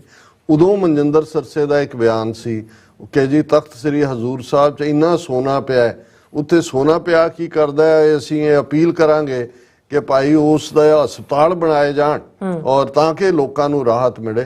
ਤੇ ਉਦੋਂ ਵੀ ਸਿਆਣਿਆਂ ਨੇ ਕਿਹਾ ਸੀ ਕਿ ਇਹਦੇ ਜਿੰਮੇ ਹੁਣੇ ਲਾਇਆ ਇਹਨਾਂ ਨੇ, ਨੈਕਸਟ ਜਿਹੜਾ ਦਿੱਲੀ ਕਮੇਟੀ ਦਾ ਇਹਦੇ ਰਾਹੀਂ ਕਾਬਜ਼ ਕਰ ਲਿਆ, ਇਹਨਾਂ ਨੇ ਤਖਤ ਹਜ਼ੂਰ ਸਾਹਿਬ ਬੋਰਡ ਤੇ ਕਬਜ਼ਾ ਕਰਨਾ ਹੈ, ਉੱਥੋਂ ਦੀ ਦੌਲਤ ਇਹਨਾਂ ਨੇ ਲੁੱਟਣੀ ਹੈ। ਔਰ ਫਿਰ ਅਸੀਂ ਦੇਖਦੇ ਹਾਂ ਕਿ ਉਹਨਾਂ ਦਾ ਇਹ ਠੀਕ ਚੋਣਾਂ ਤੋਂ ਪਹਿਲੇ ਜਿਹੜਾ ਉਹ ਆਂਦਾ ਹੈ ਕਿ ਜੀ ਇਹ ਬਿੱਲ ਆ ਰਿਹਾ, ਸੋਧ ਬਿੱਲ ਦੇ ਥੱਲੇ 17 ਚੋਂ 12 ਮੈਂਬਰ ਉਹ ਨੋਮੀਨੇਟ ਕਰਨਗੇ। ਹੁਣ ਇਹੀ ਕੰਮ ਰਮਣੀਕ ਮਾਨ ਨੇ ਕਿਹਾ ਜੀ ਤੁਸੀਂ ਮੇਰੇ ਹਵਾਲੇ ਤਾਂ ਕਰੋ, ਮੈਂ ਇਹ ਸਿੱਖਾਂ ਨੂੰ ਸਿੱਧੇ ਕਰਦਾ, ਇਹਨਾਂ ਦੇ ਗੁਰਦੁਆਰੇ ਤੇ ਦੂਜੇ ਲੰਗਰ ਕੀ ਜਾਏਗਾ, ਪੁਲਿਸ ਨੂੰ ਔਰ ਸੁਰੱਖਿਆ ਦਸਤਿਆਂ ਨੂੰ ਇਹ ਲੰਗਰ ਖਵਾਉਣਗੇ ਤੇ ਮਾਰਨਗੇ ਜਾ ਕੇ ਸਿੱਖਾਂ ਨੂੰ ਹੀ ਆਪਣਿਆਂ ਨੂੰ। ਸੋ ਇਸ ਦੇ ਉੱਤੇ ਅਕਾਲ ਤਖਤ ਦੇ ਜਥੇਦਾਰ ਉਹਨਾਂ ਨੇ ਕਿਹਾ ਕਿ ਭਾਈ ਸਾਨੂੰ ਇਹ ਸ਼ਿਕਾਇਤਾਂ ਮਿਲੀਆਂ ਕਿ ਮੰਜੀ ਸਾਹਿਬ, ਅੰਬਾਲਾ ਔਰ ਪੰਜੋਖਰਾ ਸਾਹਿਬ 'ਚ ਤੰਬਾਕੂ, ਅਲਕੋਹਲ ਔਰ ਇਹ ਡਰੱਗਸ ਦਾ ਇਸਤੇਮਾਲ ਇਹ ਸੁਰੱਖਿਆ ਦਸਤੇ ਕਰ ਰਹੇ ਨੇ ਔਰ ਇਹ ਜਿਹੜੀਆਂ ਨੇ ਨਾਕਾਬਲੇ ਬਰਦਾਸ਼ਤ ਹੈ। ਔਰ ਇਹ ਉਹਨਾਂ ਨੇ ਜਿਹੜਾ ਡਿਵੋਟੀਜ਼ ਨੇ ਉਹਨਾਂ ਤੋਂ ਰਿਕਵਰ ਵੀ ਕੀਤੇ ਨੇ ਤੰਬਾਕੂ ਦੇ ਪੈਕੇਟ ਔਰ ਸਿਗਰਟ, ਔਰ ਦੂਸਰਾ ਇਹ ਵਾਇਲੇਸ਼ਨ ਹੈ ਮਰਿਆਦਾ ਦੀ ਔਰ ਇਹਨੂੰ ਟੋਲਰੇਟ ਨਹੀਂ ਕੀਤਾ ਜਾ ਸਕਦਾ। ਔਰ ਇਹ ਉਹਨਾਂ ਨੇ ਕਿਹਾ ਕਿ ਭਾਈ ਇਹ ਇਸੇ ਕਰਕੇ SGPC ਨੂੰ ਤੋੜਿਆ ਗਿਆ ਤਾਂ ਕਿ ਜਿਹੜਾ ਹੈ ਇਹਨਾਂ ਦਾ ਕਬਜ਼ਾ ਕਰਾਇਆ ਜਾ ਸਕੇ। ਸੋ ਅਸੀਂ ਸਮਝਦੇ ਹਾਂ ਕਿ ਭਾਈ ਇਹ ਇੱਕ ਚੰਗੀ ਗੱਲ ਵੀ ਹੋਈ ਹੈ ਇਹਨੇ ਵੇ ਕਿ ਇਹ ਜਲਦੀ ਰਮਣੀਕ ਮਾਨ ਜਿਹੜਾ ਐਕਸਪੋਜ਼ ਹੋਇਆ, ਇਸ ਦੇ ਛਿੱਤਰ ਪਰੇਡ ਹੋਣੀ ਚਾਹੀਦੀ ਹੈ। ਖਾਲਸਾਈ ਪਰੰਪਰਾਵਾਂ ਮੁਤਾਬਕ ਇਸ ਕਿਸਮ ਦੇ ਜਿਹੜੇ ਏਜੰਟ ਨੇ ਇਹਨਾਂ ਦੀ ਸ਼ਨਾਖਤ, ਕਈ ਵਾਰ ਤਾਂ ਸ਼ਨਾਖਤ ਨਹੀਂ ਹੁੰਦੀ, ਕਿੰਨਾ ਜਿਹਦੀ ਸ਼ਨਾਖਤ ਹੋ ਜਾਏ ਫਿਰ ਜਿਹੜਾ ਉਹ ਸਿੱਖਾਂ ਨੂੰ ਕੋਈ ਭੁਲੇਖਾ ਨਹੀਂ ਰਹਿੰਦਾ ਹੈ। ਔਰ ਅਸੀਂ ਇਸ ਐਕਟ ਨੂੰ ਕੰਡੈਮ ਕਰਦੇ ਹਾਂ। ਅਸੀਂ ਇਹ ਸਮਝਦੇ ਹਾਂ ਕਿ ਵੀ ਇਹ ਇਸ ਦੇ ਲਈ ਹਰਿਆਣੇ ਦੇ ਵਿੱਚ ਬੜੇ 2 ਮਿਲੀਅਨ ਦੇ ਲਗਭਗ ਸਿੱਖ ਨੇ, ਬੜੇ ਜਾਗਰੂਕ, ਔਰ ਇਸ ਗੱਲ ਦਾ ਧਿਆਨ ਰਹੇ ਉਹੀ ਹਰਿਆਣੇ 'ਚ ਖਾਸ ਤੌਰ ਤੇ ਜਦੋਂ ਅਸੀਂ ਕਰਨਾਲ ਜ਼ਿਲ੍ਹਾ ਔਰ ਨਾਲ ਲੱਗਦੇ ਇਲਾਕੇ ਦੇਖਦੇ ਹਾਂ, ਇੱਥੇ ਉਹੀ ਸ਼ੇਖੂਪੁਰੇ ਤੋਂ ਆ ਕੇ ਬੈਠੇ ਹੋਏ ਆਬਾਦ ਸਿੱਖ ਕਿਸਾਨ ਨੇ ਜਿਹੜਾ ਸ਼ੇਖੂਪੁਰਾ, ਹੁਣ ਤਾਂ ਨਨਕਾਣਾ ਸਾਹਿਬ ਅੱਡ ਜ਼ਿਲ੍ਹਾ ਹੈ ਪਾਕਿਸਤਾਨ 'ਚ, ਪਹਿਲਾਂ ਇਹ ਜ਼ਿਲ੍ਹਾ ਸ਼ੇਖੂਪੁਰਾ ਦਾ ਹਿੱਸਾ ਸੀ। ਔਰ ਉਹਦੇ ਮਹੰਤ ਨਰੈਣੂ ਦੇ ਖਿਲਾਫ ਜਿਹੜੀ ਪਹਿਲੀ ਕਾਰਵਾਈ ਔਰ ਜਿਹੜੀਆਂ ਸ਼ਹੀਦੀਆਂ ਉੱਥੋਂ ਹੀ ਹੋਈਆਂ ਜਿਨ੍ਹਾਂ ਨੇ ਮਹੰਤ ਨਰੈਣੂ ਤੋਂ ਛੁਡਾਇਆ, ਔਰ ਅਗਲੇ ਦਿਨ ਫਿਰ ਜਥੇਦਾਰ ਕਰਤਾਰ ਸਿੰਘ ਝੱਬਰ ਦੇ ਨਾਲ ਕਈ ਹਜ਼ਾਰ ਸਿੱਖ ਘੋੜਸਵਾਰ ਜਿਹੜੇ ਉਹਨਾਂ ਇਲਾਕਿਆਂ ਦੇ ਬਹੁਤ ਸਾਰਾ ਵਿਰਕ ਕਲੈਨ ਔਰ ਦੂਸਰੇ ਉਹ ਸਾਰੇ ਇਲਾਕੇ 'ਚ ਆਬਾਦ ਨੇ, ਉਹਨਾਂ ਨੇ ਆ ਕੇ ਘੇਰ ਲਿਆ ਸੀ। ਔਰ ਕੰਗ ਜਿਹੜਾ ਕਮਿਸ਼ਨਰ ਸੀ ਗੋਰਾ, ਉਹ ਘਬਰਾਇਆ ਹੋਇਆ ਸੀ ਕਿ ਜੀ ਦੂਜਾ ਉਹਨੇ ਕਿਹਾ ਥੱਲੇ ਰੱਖ ਚਾਬੀਆਂ ਹੁਣੇ ਹੀ। ਔਰ ਇਹ ਉਹਨੇ ਉਹਨਾਂ ਨੇ ਦੇਖ ਲਿਆ ਕਿ ਵੀ ਇੱਕ ਦਿਨ ਤਾਂ ਅਸੀਂ ਸ਼ਾਂਤਮਈ ਰਹਿ ਕੇ 130 ਸ਼ਹੀਦ ਕਰਾ ਲਏ ਨੇ, ਹੁਣ ਅਸੀਂ ਜੂਝਾਂਗੇ। ਸੋ ਅਸੀਂ ਸਮਝਦੇ ਹਾਂ ਵੀ ਹਰਿਆਣੇ ਦੇ ਸਿੱਖ ਕਿਸੇ ਗੱਲੋਂ ਵੀ ਪੰਜਾਬ ਦੇ ਸਿੱਖਾਂ ਤੋਂ ਪਿੱਛੇ ਨਹੀਂ ਨੇ। ਇਹ ਮੰਦੇ ਭਾਗਾਂ ਦੀ ਗੱਲ ਹੈ ਕਿ 1966 ਚ ਪਹਿਲਾਂ ਇਸ ਸਿੱਖ ਬੈਲਟ ਨੂੰ ਅੱਡ ਕਰਕੇ ਹਰਿਆਣੇ 'ਚ ਸੁੱਟਿਆ ਗਿਆ, ਫਿਰ ਜਿਵੇਂ ਉਹਨਾਂ ਨੇ ਇਤਿਹਾਸਕ ਗੁਰਦੁਆਰਿਆਂ ਨੂੰ ਸ਼੍ਰੋਮਣੀ ਕਮੇਟੀ ਨਾਲੋਂ ਅੱਡ ਕਰਕੇ ਹੁਣ ਇਹ ਰਮਣੀਕ ਮਾਨ ਔਰ ਇਸ ਕਿਸਮ ਦੇ ਟੁਚੇ ਜਿਹੜੇ ਨੇ ਇਹ ਸਾਹਮਣੇ ਖੜੇ ਕੀਤੇ ਨੇ। ਪਰ ਅਸੀਂ ਦਾਦ ਦਿੰਦੇ ਹਾਂ ਹਰਿਆਣਵੀ ਉਹਨਾਂ ਸਿੱਖ ਨੌਜਵਾਨਾਂ ਨੂੰ ਜਿਨ੍ਹਾਂ ਨੇ ਐਨ ਫੌਰਨ ਕਾਰਵਾਈ ਕਰਕੇ ਜਿਹਨੂੰ ਕਹਿੰਦੇ ਨੇ ਨਿਪ ਦਾ ਈਵਲ ਇਨ ਦਾ ਬਡ, ਇਸ ਨੂੰ ਕੀਤਾ। ਔਰ ਇਸ ਸੈਗਮੈਂਟ ਦੀ ਕਲੋਜ਼ਿੰਗ ਤੋਂ ਪਹਿਲਾਂ ਅਸੀਂ ਇਹ ਦੁਖਦਾਈ ਖਬਰ ਵੀ ਸਾਂਝੀ ਕਰਨਾ ਚਾਹੁੰਦੇ ਹਾਂ ਕਿ ਸਾਡੇ ਖਾਲਿਸਤਾਨੀ ਸੰਘਰਸ਼ ਦੇ ਕੈਨੇਡਾ ਦੇ ਵਿੱਚ ਇੱਕ ਵੱਡੇ ਯੋਧੇ ਸਰ ਕਰਨੈਲ ਸਿੰਘ ਮੰਗਟ ਜਿਹੜੇ ਐਡਮਿੰਟਨ ਐਲਬਰਟਾ ਸਟੇਟ ਦੇ ਵਿੱਚ ਰਹਿੰਦੇ ਸੀ, ਇੰਟਰਨੈਸ਼ਨਲ ਸਿੱਖ ਯੂਥ ਫੈਡਰੇਸ਼ਨ ਦੇ ਜਿਹੜੇ ਨੇ ਪ੍ਰੋਮੀਨੈਂਟ ਆਗੂ ਸੀ। ਅਕਸਰ ਜਦੋਂ ਵੀ ਅਸੀਂ ਐਡਮਿੰਟਨ ਗਏ ਉਹਨਾਂ ਦੇ ਘਰ ਹੀ ਸਾਡਾ ਨਿਵਾਸ ਹੁੰਦਾ ਸੀ। ਪਿਛਲੇ ਕੁਝ ਸਮਾਂ ਪਹਿਲਾਂ ਜਦੋਂ ਸਰ ਪਾਲ ਸਿੰਘ ਪੁਰੇਵਾਲ ਜਿਨ੍ਹਾਂ ਨੇ ਪੰਥ ਦੀ ਝੋਲੀ ਨਾਨਕਸ਼ਾਹੀ ਕੈਲੰਡਰ ਪਾਇਆ, ਇਹ ਵੱਖਰੀ ਕਹਾਣੀ ਹੈ ਕਿ ਉਹਨੂੰ ਕਿਵੇਂ ਰੋਲਿਆ ਗਿਆ ਕੈਲੰਡਰ ਨੂੰ ਵੀ, ਔਰ ਪੁਰੇਵਾਲ ਸਾਹਿਬ ਦੀ ਵੀ ਕਿਰਦਾਰਕੁਸ਼ੀ ਕੀਤੀ ਗਈ। ਸੋ ਪਿਛਲੇ ਕੁਝ ਮਹੀਨੇ ਪਹਿਲਾਂ ਚੜ੍ਹਾਈ ਕਰ ਗਏ ਸੀ ਔਰ ਮੈਂ ਉਹਨਾਂ ਦੀ ਅੰਤਮ ਅਰਦਾਸ ਦੇ ਵਿੱਚ ਸੰਸਕਾਰ ਅੰਤਮ ਅਰਦਾਸ ਸ਼ਾਮਲ ਹੋਣ ਲਈ ਐਡਮਿੰਟਨ ਗਿਆ। ਉਦੋਂ ਵੀ ਸਰਦਾਰ ਮੰਗਟ ਦੇ ਘਰ ਹੀ ਰੁਕੇ ਔਰ ਮੈਂ ਦੇਖਿਆ ਕਿ ਵੀ ਉਹ ਠੀਕ ਸਿਹਤਮੰਦ ਨਹੀਂ ਸਨ। ਛੋਟਾ ਆਕਸੀਜਨ ਦਾ ਸਿਲੰਡਰ ਦੇ ਰਾਹੀਂ ਉਹ ਪਰਮਾਨੈਂਟ ਉਹਨਾਂ ਦੇ ਕੋਲ ਸੀ, ਘਰ 'ਚ ਹੀ ਸਨ। ਔਰ ਉਹਨਾਂ ਨੇ ਦੱਸਿਆ ਕਿ ਭਾਈ ਕਿਵੇਂ ਜਦੋਂ ਕੋਵਿਡ ਦੇ ਚਲਦੇ ਆ ਜਾਂ ਉਸ ਤੋਂ ਬਾਅਦ ਲੰਗਸ ਉਹਨਾਂ ਦੇ ਕਾਫੀ ਕਮਜ਼ੋਰ ਹੋ ਗਏ ਸੀ, ਲੇਕਿਨ ਉਹੀ ਸਪਿਰਿਟ ਸੀ। ਮੈਨੂੰ ਯਾਦ ਹੈ ਕਿ ਜਦੋਂ ਮੈਂ ਸ਼ਾਇਦ 91 ਜਾਂ 92 'ਚ ਪਹਿਲੇ ਐਡਮਿੰਟਨ ਦੇ ਵਿੱਚ ਬਹੁਤ ਵੱਡੀ ਇੰਟਰਨੈਸ਼ਨਲ ਸਿੱਖ ਯੂਥ ਕਨਵੈਨਸ਼ਨ ਵੀ ਹੋਈ, ਇੰਟਰਨੈਸ਼ਨਲ ਮੀਡੀਆ ਨੂੰ ਵੀ ਐਡਰੈਸ ਕੀਤਾ ਸੀ ਅਸੀਂ। ਔਰ ਉਦੋਂ ਜਿਹੜਾ ਗੁਰਦੁਆਰਾ ਸਾਹਿਬ ਉੱਥੇ ਮੇਨ ਸ਼੍ਰੀ ਗੁਰੂ ਨਾਨਕ ਸਿੱਖ ਗੁਰਦੁਆਰਾ, ਉਹਨਾਂ ਵੱਲੋਂ ਖਾਲਿਸਤਾਨ ਡੇ ਦੀ ਪੈਰੇਡ ਵੀ ਕੱਢੀ ਜਾਂਦੀ ਸੀ, ਉਹਦੇ ਨਾਲ ਹੀ ਉਹਨਾਂ ਨੇ ਕੋਇਨਸਾਈਡ ਕੀਤਾ ਹੋਇਆ ਸੀ। ਔਰ ਉਦੋਂ ਮੈਨੂੰ ਪਤਾ ਲੱਗਾ ਕਿ ਸਰਦਾਰ ਮੰਗਟ ਨੇ ਦਰਬਾਰ ਸਾਹਿਬ ਤੇ ਹਮਲੇ ਤੋਂ ਬਾਅਦ ਇਹ ਪ੍ਰਣ ਕੀਤਾ ਸੀ ਕਿ ਮੈਂ ਮੰਜੇ ਤੇ ਨਹੀਂ ਸੌਣਾ, ਜਦੋਂ ਤੱਕ ਹੁਣ ਖਾਲਿਸਤਾਨ ਨਹੀਂ ਬਣਦਾ ਮੈਂ ਜ਼ਮੀਨ ਤੇ ਹੀ ਸੌਵਾਂਗਾ। ਔਰ ਬੜੇ ਯੋਧੇ ਵਾਂ ਹਮੇਸ਼ਾ ਜਦੋਂ ਬਾਹਰ ਵੀ ਨਿਕਲਣਾ 3 ਫੁੱਟੀ ਕਿਰਪਾਨ ਉਹਨਾਂ ਦੇ ਕੋਲ, ਕੱਲੇ ਡਟ ਕੇ ਉਹਨਾਂ ਨੇ ਕਈ ਭੀੜਾਂ ਜਿਹੜੀਆਂ ਸਿੱਖ ਵਿਰੋਧੀਆਂ ਦੀਆਂ ਨੇ ਉਹ ਦੌੜਾਈਆਂ। ਸਾਡੇ ਨਾਲ ਉਹ ਬਹੁਤ ਮੁਹੱਬਤ ਕਰਦੇ ਸੀ। ਔਰ ਕੱਲ ਹੀ ਮੈਨੂੰ ਹਲਸਮ ਹੋ ਉਹਨਾਂ ਨੇ ਚੜਾਈ ਤਾਂ 8 ਫਰਵਰੀ ਦੀ ਕੀਤੀ ਹੋਈ ਹੈ, ਜਨਮ ਵੀ ਉਹਨਾਂ ਦਾ 8 ਜੂਨ 1948 ਨੂੰ ਸੀ ਔਰ ਉਹਨਾਂ ਦਾ ਜਿਹੜਾ ਅਖੀਰਲਾ ਸਾਹ ਵੀ ਉਹਨਾਂ ਨੇ 8 ਫਰਵਰੀ 2024 ਨੂੰ ਲਿਆ, ਲਗਭਗ 76 ਸਾਲ ਦੀ ਉਮਰ 'ਚ। ਔਰ ਉਹਨਾਂ ਦੀ ਜਿਉਂ ਹੀ ਮੈਨੂੰ ਪਤਾ ਲੱਗਾ, ਅੱਜ ਮੈਂ ਕਾਲ ਵੀ ਕੀਤਾ ਉਹਨਾਂ ਦੀ ਸਿੰਘਣੀ ਸਾਹਿਬਾਂ ਦੇ ਨਾਲ, ਉਹਨਾਂ ਦੇ ਬੇਟੇ ਨਾਲ ਵੀ ਗੱਲ ਹੋਈ ਤੇ ਸਿੰਘਣੀ ਸਾਹਿਬਾ ਉਹਨਾਂ ਨੇ ਕਿਹਾ ਕਿ ਜੀ ਜਕਾਰੇ ਨਗਾਰੇ ਗਜਾਉਂਦੇ ਹੀ ਗਏ ਨੇ ਖਾਲਿਸਤਾਨ ਦੇ ਔਰ ਫਤਿਹ ਦੇ। ਔਰ ਮੈਨੂੰ ਉਹਨਾਂ ਨੇ ਕਿਹਾ ਬਾਈ ਜੀ ਜਿਵੇਂ ਤੁਸੀਂ ਪਹਿਲਾਂ ਆਉਂਦਿਆਂ ਰੁਕਦੇ ਸੀ ਸਾਡੇ ਵੱਲ ਹੀ ਰਹਿਣਾ ਜਿਵੇਂ, ਔਰ ਕਹਿੰਦੇ ਜੀ ਹੁਣ ਅਸੀਂ ਜਾ ਰਹੇ ਹਾਂ ਸੰਸਕਾਰ ਉਹਨਾਂ ਦਾ ਇਸ਼ਨਾਨ ਕਰਵਾਉਣਾ ਜਾਂ ਉਹਨਾਂ ਨੂੰ ਡਰੈਸਅਪ ਕਰਨ। ਕੱਲ ਉਹਨਾਂ ਦੀ ਯਾਦ ਦੇ ਵਿੱਚ ਉਹਨਾਂ ਦਾ ਸੰਸਕਾਰ ਵੀ ਹੈ, ਅੰਤਮ ਅਰਦਾਸ ਵੀ ਹੈ ਐਡਮਿੰਟਨ ਦੇ ਕ੍ਰੇਮੇਟੋਰੀਅਮ ਫਿਊਨਰਲ ਸਰਵਿਸ ਨੇ ਪਹਿਲਾਂ, ਔਰ ਫਿਰ 3:30 ਵਜੇ ਗੁਰੂ ਨਾਨਕ ਸਿੱਖ ਗੁਰਦੁਆਰਾ ਐਡਮਿੰਟਨ ਦੇ ਵਿੱਚ ਉਹਨਾਂ ਦੀ ਯਾਦ ਦੇ ਵਿੱਚ ਅੰਤਮ ਅਰਦਾਸ ਹੋਏਗੀ। ਬਹਾਦਰ ਯੋਧੇ ਸਨ ਔਰ ਅਸੀਂ ਸਮਝਦੇ ਹਾਂ ਵੀ ਇਹ ਸਾਰੇ ਹੀ ਸਾਡੇ ਕਾਫਲੇ ਦੇ ਸ਼ਾਹ ਸਵਾਰ ਇੱਕ ਇੱਕ ਕਰਕੇ ਔਰ ਤੁਰੇ ਜਾਂਦੇ ਨੇ, ਲੇਕਿਨ ਆਪਣੀ ਤੋੜ ਨਿਭਾ ਗਏ। ਸਤਿਗੁਰੂ ਰਹਿਮਤ ਕਰਨ ਕਿ ਸੰਬਤ ਸਾਹਾ ਲਿਖਿਆ ਮਿਲ ਕਰ ਪਾਵੋ ਤੇਲ, ਦਿਓ ਸਜਨ ਅਸੀਸੜੀਆਂ ਜੋ ਹੋਵੇ ਸਾਹਿਬ ਸਿਓ ਮੇਲ। ਅਸੀਂ ਅੱਜ ਦਾ ਇਹ ਸਮੁੱਚਾ ਪ੍ਰੋਗਰਾਮ ਆਪਣੇ ਵਿਛੜੇ ਵੀਰ ਸਰ ਕਰਨੈਲ ਸਿੰਘ ਮਾਂਗੜ ਦੇ ਨਾਮ ਕਰਦੇ ਹਾਂ। ਜੀ ਡਾਕਟਰ ਸਾਹਿਬ ਤੁਹਾਡਾ ਬਹੁਤ ਬਹੁਤ ਸ਼ੁਕਰੀਆ। ਸੋ ਹੱਥ ਲੈਣਾ ਬ੍ਰੇਕ, ਔਰ ਬ੍ਰੇਕ ਤੇ ਜਾਣ ਤੋਂ ਪਹਿਲਾਂ ਅਸੀਂ ਆਪਣੇ ਦਰਸ਼ਕਾਂ ਦੇ ਸਰੋਤਿਆਂ ਨੂੰ ਅਪੀਲ ਤੇ ਬੇਨਤੀ ਕਰਦੀ ਵਿਊਅਰਸ, ਜਿਸ ਤਰ੍ਹਾਂ ਤੁਸੀਂ ਜਾਣਦੇ ਹੋ ਕਿ ਟੀਵੀ 84 ਇੱਕ ਪੰਥਕ ਚੈਨਲ ਹੈ ਔਰ ਟੀਵੀ 84 ਦੀ ਚੜ੍ਹਦੀ ਕਲਾ ਲਈ ਵੱਧ ਤੋਂ ਵੱਧ ਡੋਨੇਟ ਕਰੋ। ਡੋਨੇਟ ਕਰਨ ਲਈ ਸਾਡੀ ਵੈਬਸਾਈਟ tv84.tv ਤੇ ਜਾ ਕੇ ਪੇਪਲ ਦੀ ਵਰਤੋਂ ਕਰਕੇ ਵਨ ਟਾਈਮ ਡੋਨੇਟ ਕਰ ਸਕਦੇ ਹੋ, ਮੰਥਲੀ ਡੋਨੇਟ ਵੀ ਕਰ ਸਕਦੇ ਹੋ। ਤੁਸੀਂ ਟੀਵੀ 84 ਦੇ ਨਾਮ ਤੇ ਚੈੱਕ ਬਣਾ ਕੇ ਸਾਨੂੰ ਮੇਲ ਵੀ ਕਰ ਸਕਦੇ ਹੋ ਸਾਡੇ ਇਸ ਪਤੇ ਤੇ 36-01 37 ਲੌਂਗਲੈਂਡ ਸਿਟੀ, ਨਿਊਯਾਰਕ 11101 USA, ਜਾਂ ਫਿਰ ਤੁਸੀਂ ਸਾਨੂੰ ਫੋਨ ਰਾਹੀਂ ਵੀ ਸੰਪਰਕ ਕਰ ਸਕਦੇ ਹੋ 5166619184। ਤੁਸੀਂ ਸਾਨੂੰ ਈਮੇਲ ਵੀ ਕਰ ਸਕਦੇ ਹੋ info@tv84.tv ਤੇ। ਅਸੀਂ ਤੁਹਾਡੇ ਤਹਿ ਦਿਲ ਤੋਂ ਸ਼ੁਕਰਗੁਜ਼ਾਰ ਹੋਵਾਂਗੇ। ਇਸ ਵਕਤ ਲੈਣੇ ਬ੍ਰੇਕ ਵਿਊਅਰਸ, ਤੁਸੀਂ ਸਾਨੂੰ ਇਸੇ ਤਰ੍ਹਾਂ ਬਣੇ ਰਹਿਣਾ। ਮਿਲਦੇ ਹਾਂ ਆਫਟਰ ਦਿਸ ਸ਼ਾਰਟ ਬ੍ਰੇਕ।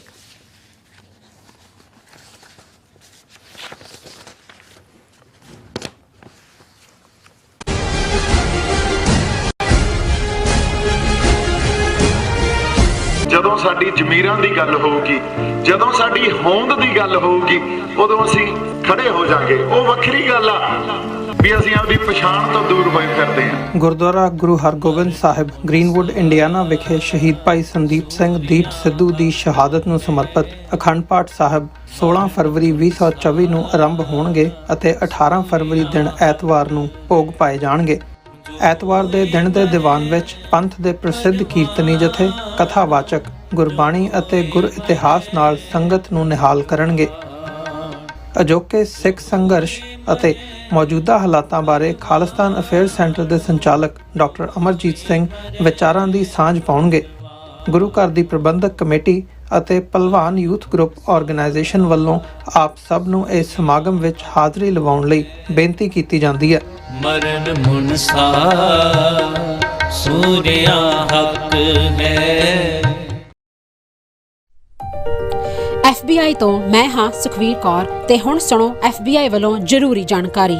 ਸਾਡੇ ਦੇਸ਼ ਅਮਰੀਕਾ ਵਿੱਚ ਬਾਹਰਲੇ ਦੇਸ਼ਾਂ ਦੀਆਂ ਸਰਕਾਰਾਂ ਵੱਲੋਂ ਅੰਤਰਰਾਸ਼ਟਰੀ ਦਬਾਅ ਪਾਇਆ ਜਾ ਰਿਹਾ ਹੈ। ਇਸ ਨੂੰ ਰੋਕਣ ਲਈ FBI ਨੂੰ ਤੁਹਾਡੇ ਸਹਿਯੋਗ ਦੀ ਲੋੜ ਹੈ। ਵਿਦੇਸ਼ੀ ਸਰਕਾਰਾਂ ਜਾਂ ਉਹਨਾਂ ਦੇ ਮੁਲਾਜ਼ਮਾਂ ਜਾਂ ਮੁਖਬਰਾਂ ਵੱਲੋਂ ਅਮਰੀਕਾ ਵਿੱਚ ਵਸਦੇ ਕਿਸੇ ਵੀ ਇਨਸਾਨ ਨਾਲ ਕੀਤੇ ਜਾ ਰਹੇ ਅੰਤਰਰਾਸ਼ਟਰੀ ਦਬਾਅ ਦੀਆਂ ਕੁਝ ਕਿਸਮਾਂ ਇਹ ਨੇ: ਨਿਗਰਾਨੀ ਰੱਖਣੀ, ਪਿੱਛਾ ਕਰਨਾ, ਤੰਗ ਪਰੇਸ਼ਾਨ ਕਰਨਾ, ਅਗਵਾ ਕਰਨ ਦੀ ਕੋਸ਼ਿਸ਼ ਜਾਂ ਉਸ ਤੇ ਸਰੀਰਕ ਹਮਲਾ ਕਰਨਾ ਅਤੇ ਧਮਕੀਆਂ ਤੇ ਡਰਾਵੇ ਰਾਹੀਂ ਜ਼ਬਰਦਸਤੀ ਕਿਸੇ ਭਾਈਚਾਰੇ ਜਾਂ ਵਿਅਕਤੀਆਂ ਬਾਰੇ ਜਾਣਕਾਰੀ ਇਕੱਠੀ ਕਰਨ ਦੀ ਕੋਸ਼ਿਸ਼ ਕਰਨੀ, ਕਿਸੇ ਨੂੰ ਉਸ ਦੇ ਮੂਲ ਦੇਸ਼ ਨੂੰ ਮੁੜਨ ਲਈ ਮਜਬੂਰ ਕਰਨਾ ਜਾਂ ਮੂਲ ਦੇਸ਼ ਵਿੱਚ ਵਸਦੇ ਉਸ ਦੇ ਰਿਸ਼ਤੇਦਾਰਾਂ ਨੂੰ ਡਰਾਉਣਾ ਜਾਂ ਹਿਰਾਸਤ ਵਿੱਚ ਲੈਣਾ, ਕਿਸੇ ਦੇ ਕੰਪਿਊਟਰ ਜਾਂ ਫੋਨ ਨੂੰ ਹੈਕ ਕਰਕੇ ਉਸ ਦੀ ਨਿੱਜਤਾ ਤੇ ਹਮਲਾ ਕਰਨਾ ਜਾਂ ਉਸ ਬਾਰੇ ਇੰਟਰਨੈਟ ਤੇ ਕੂੜ ਪ੍ਰਚਾਰ ਕਰਨਾ, ਕਿਸੇ ਦੀਆਂ ਵਿੱਤੀ ਜਾਇਦਾਦਾਂ ਨੂੰ ਜ਼ਬਤ ਕਰਨਾ। ਜੇ ਤੁਹਾਨੂੰ ਲੱਗਦਾ ਹੈ ਕਿ ਤੁਸੀਂ ਅੰਤਰਰਾਸ਼ਟਰੀ ਦਬਾਅ ਦੇ ਸ਼ਿਕਾਰ ਹੋ ਤਾਂ FBI ਨੂੰ ਹੁਣੇ ਕਾਲ ਕਰੋ 1-800-CALL-FBI ਜਾਂ 1-800-225-5324 ਤੇ ਸੰਪਰਕ ਕਰੋ। ਤੇ ਜੇ ਤੁਹਾਡੇ ਲਈ ਅੰਗਰੇਜ਼ੀ ਵਿੱਚ ਗੱਲ ਕਰਨਾ ਮੁਸ਼ਕਲ ਹੈ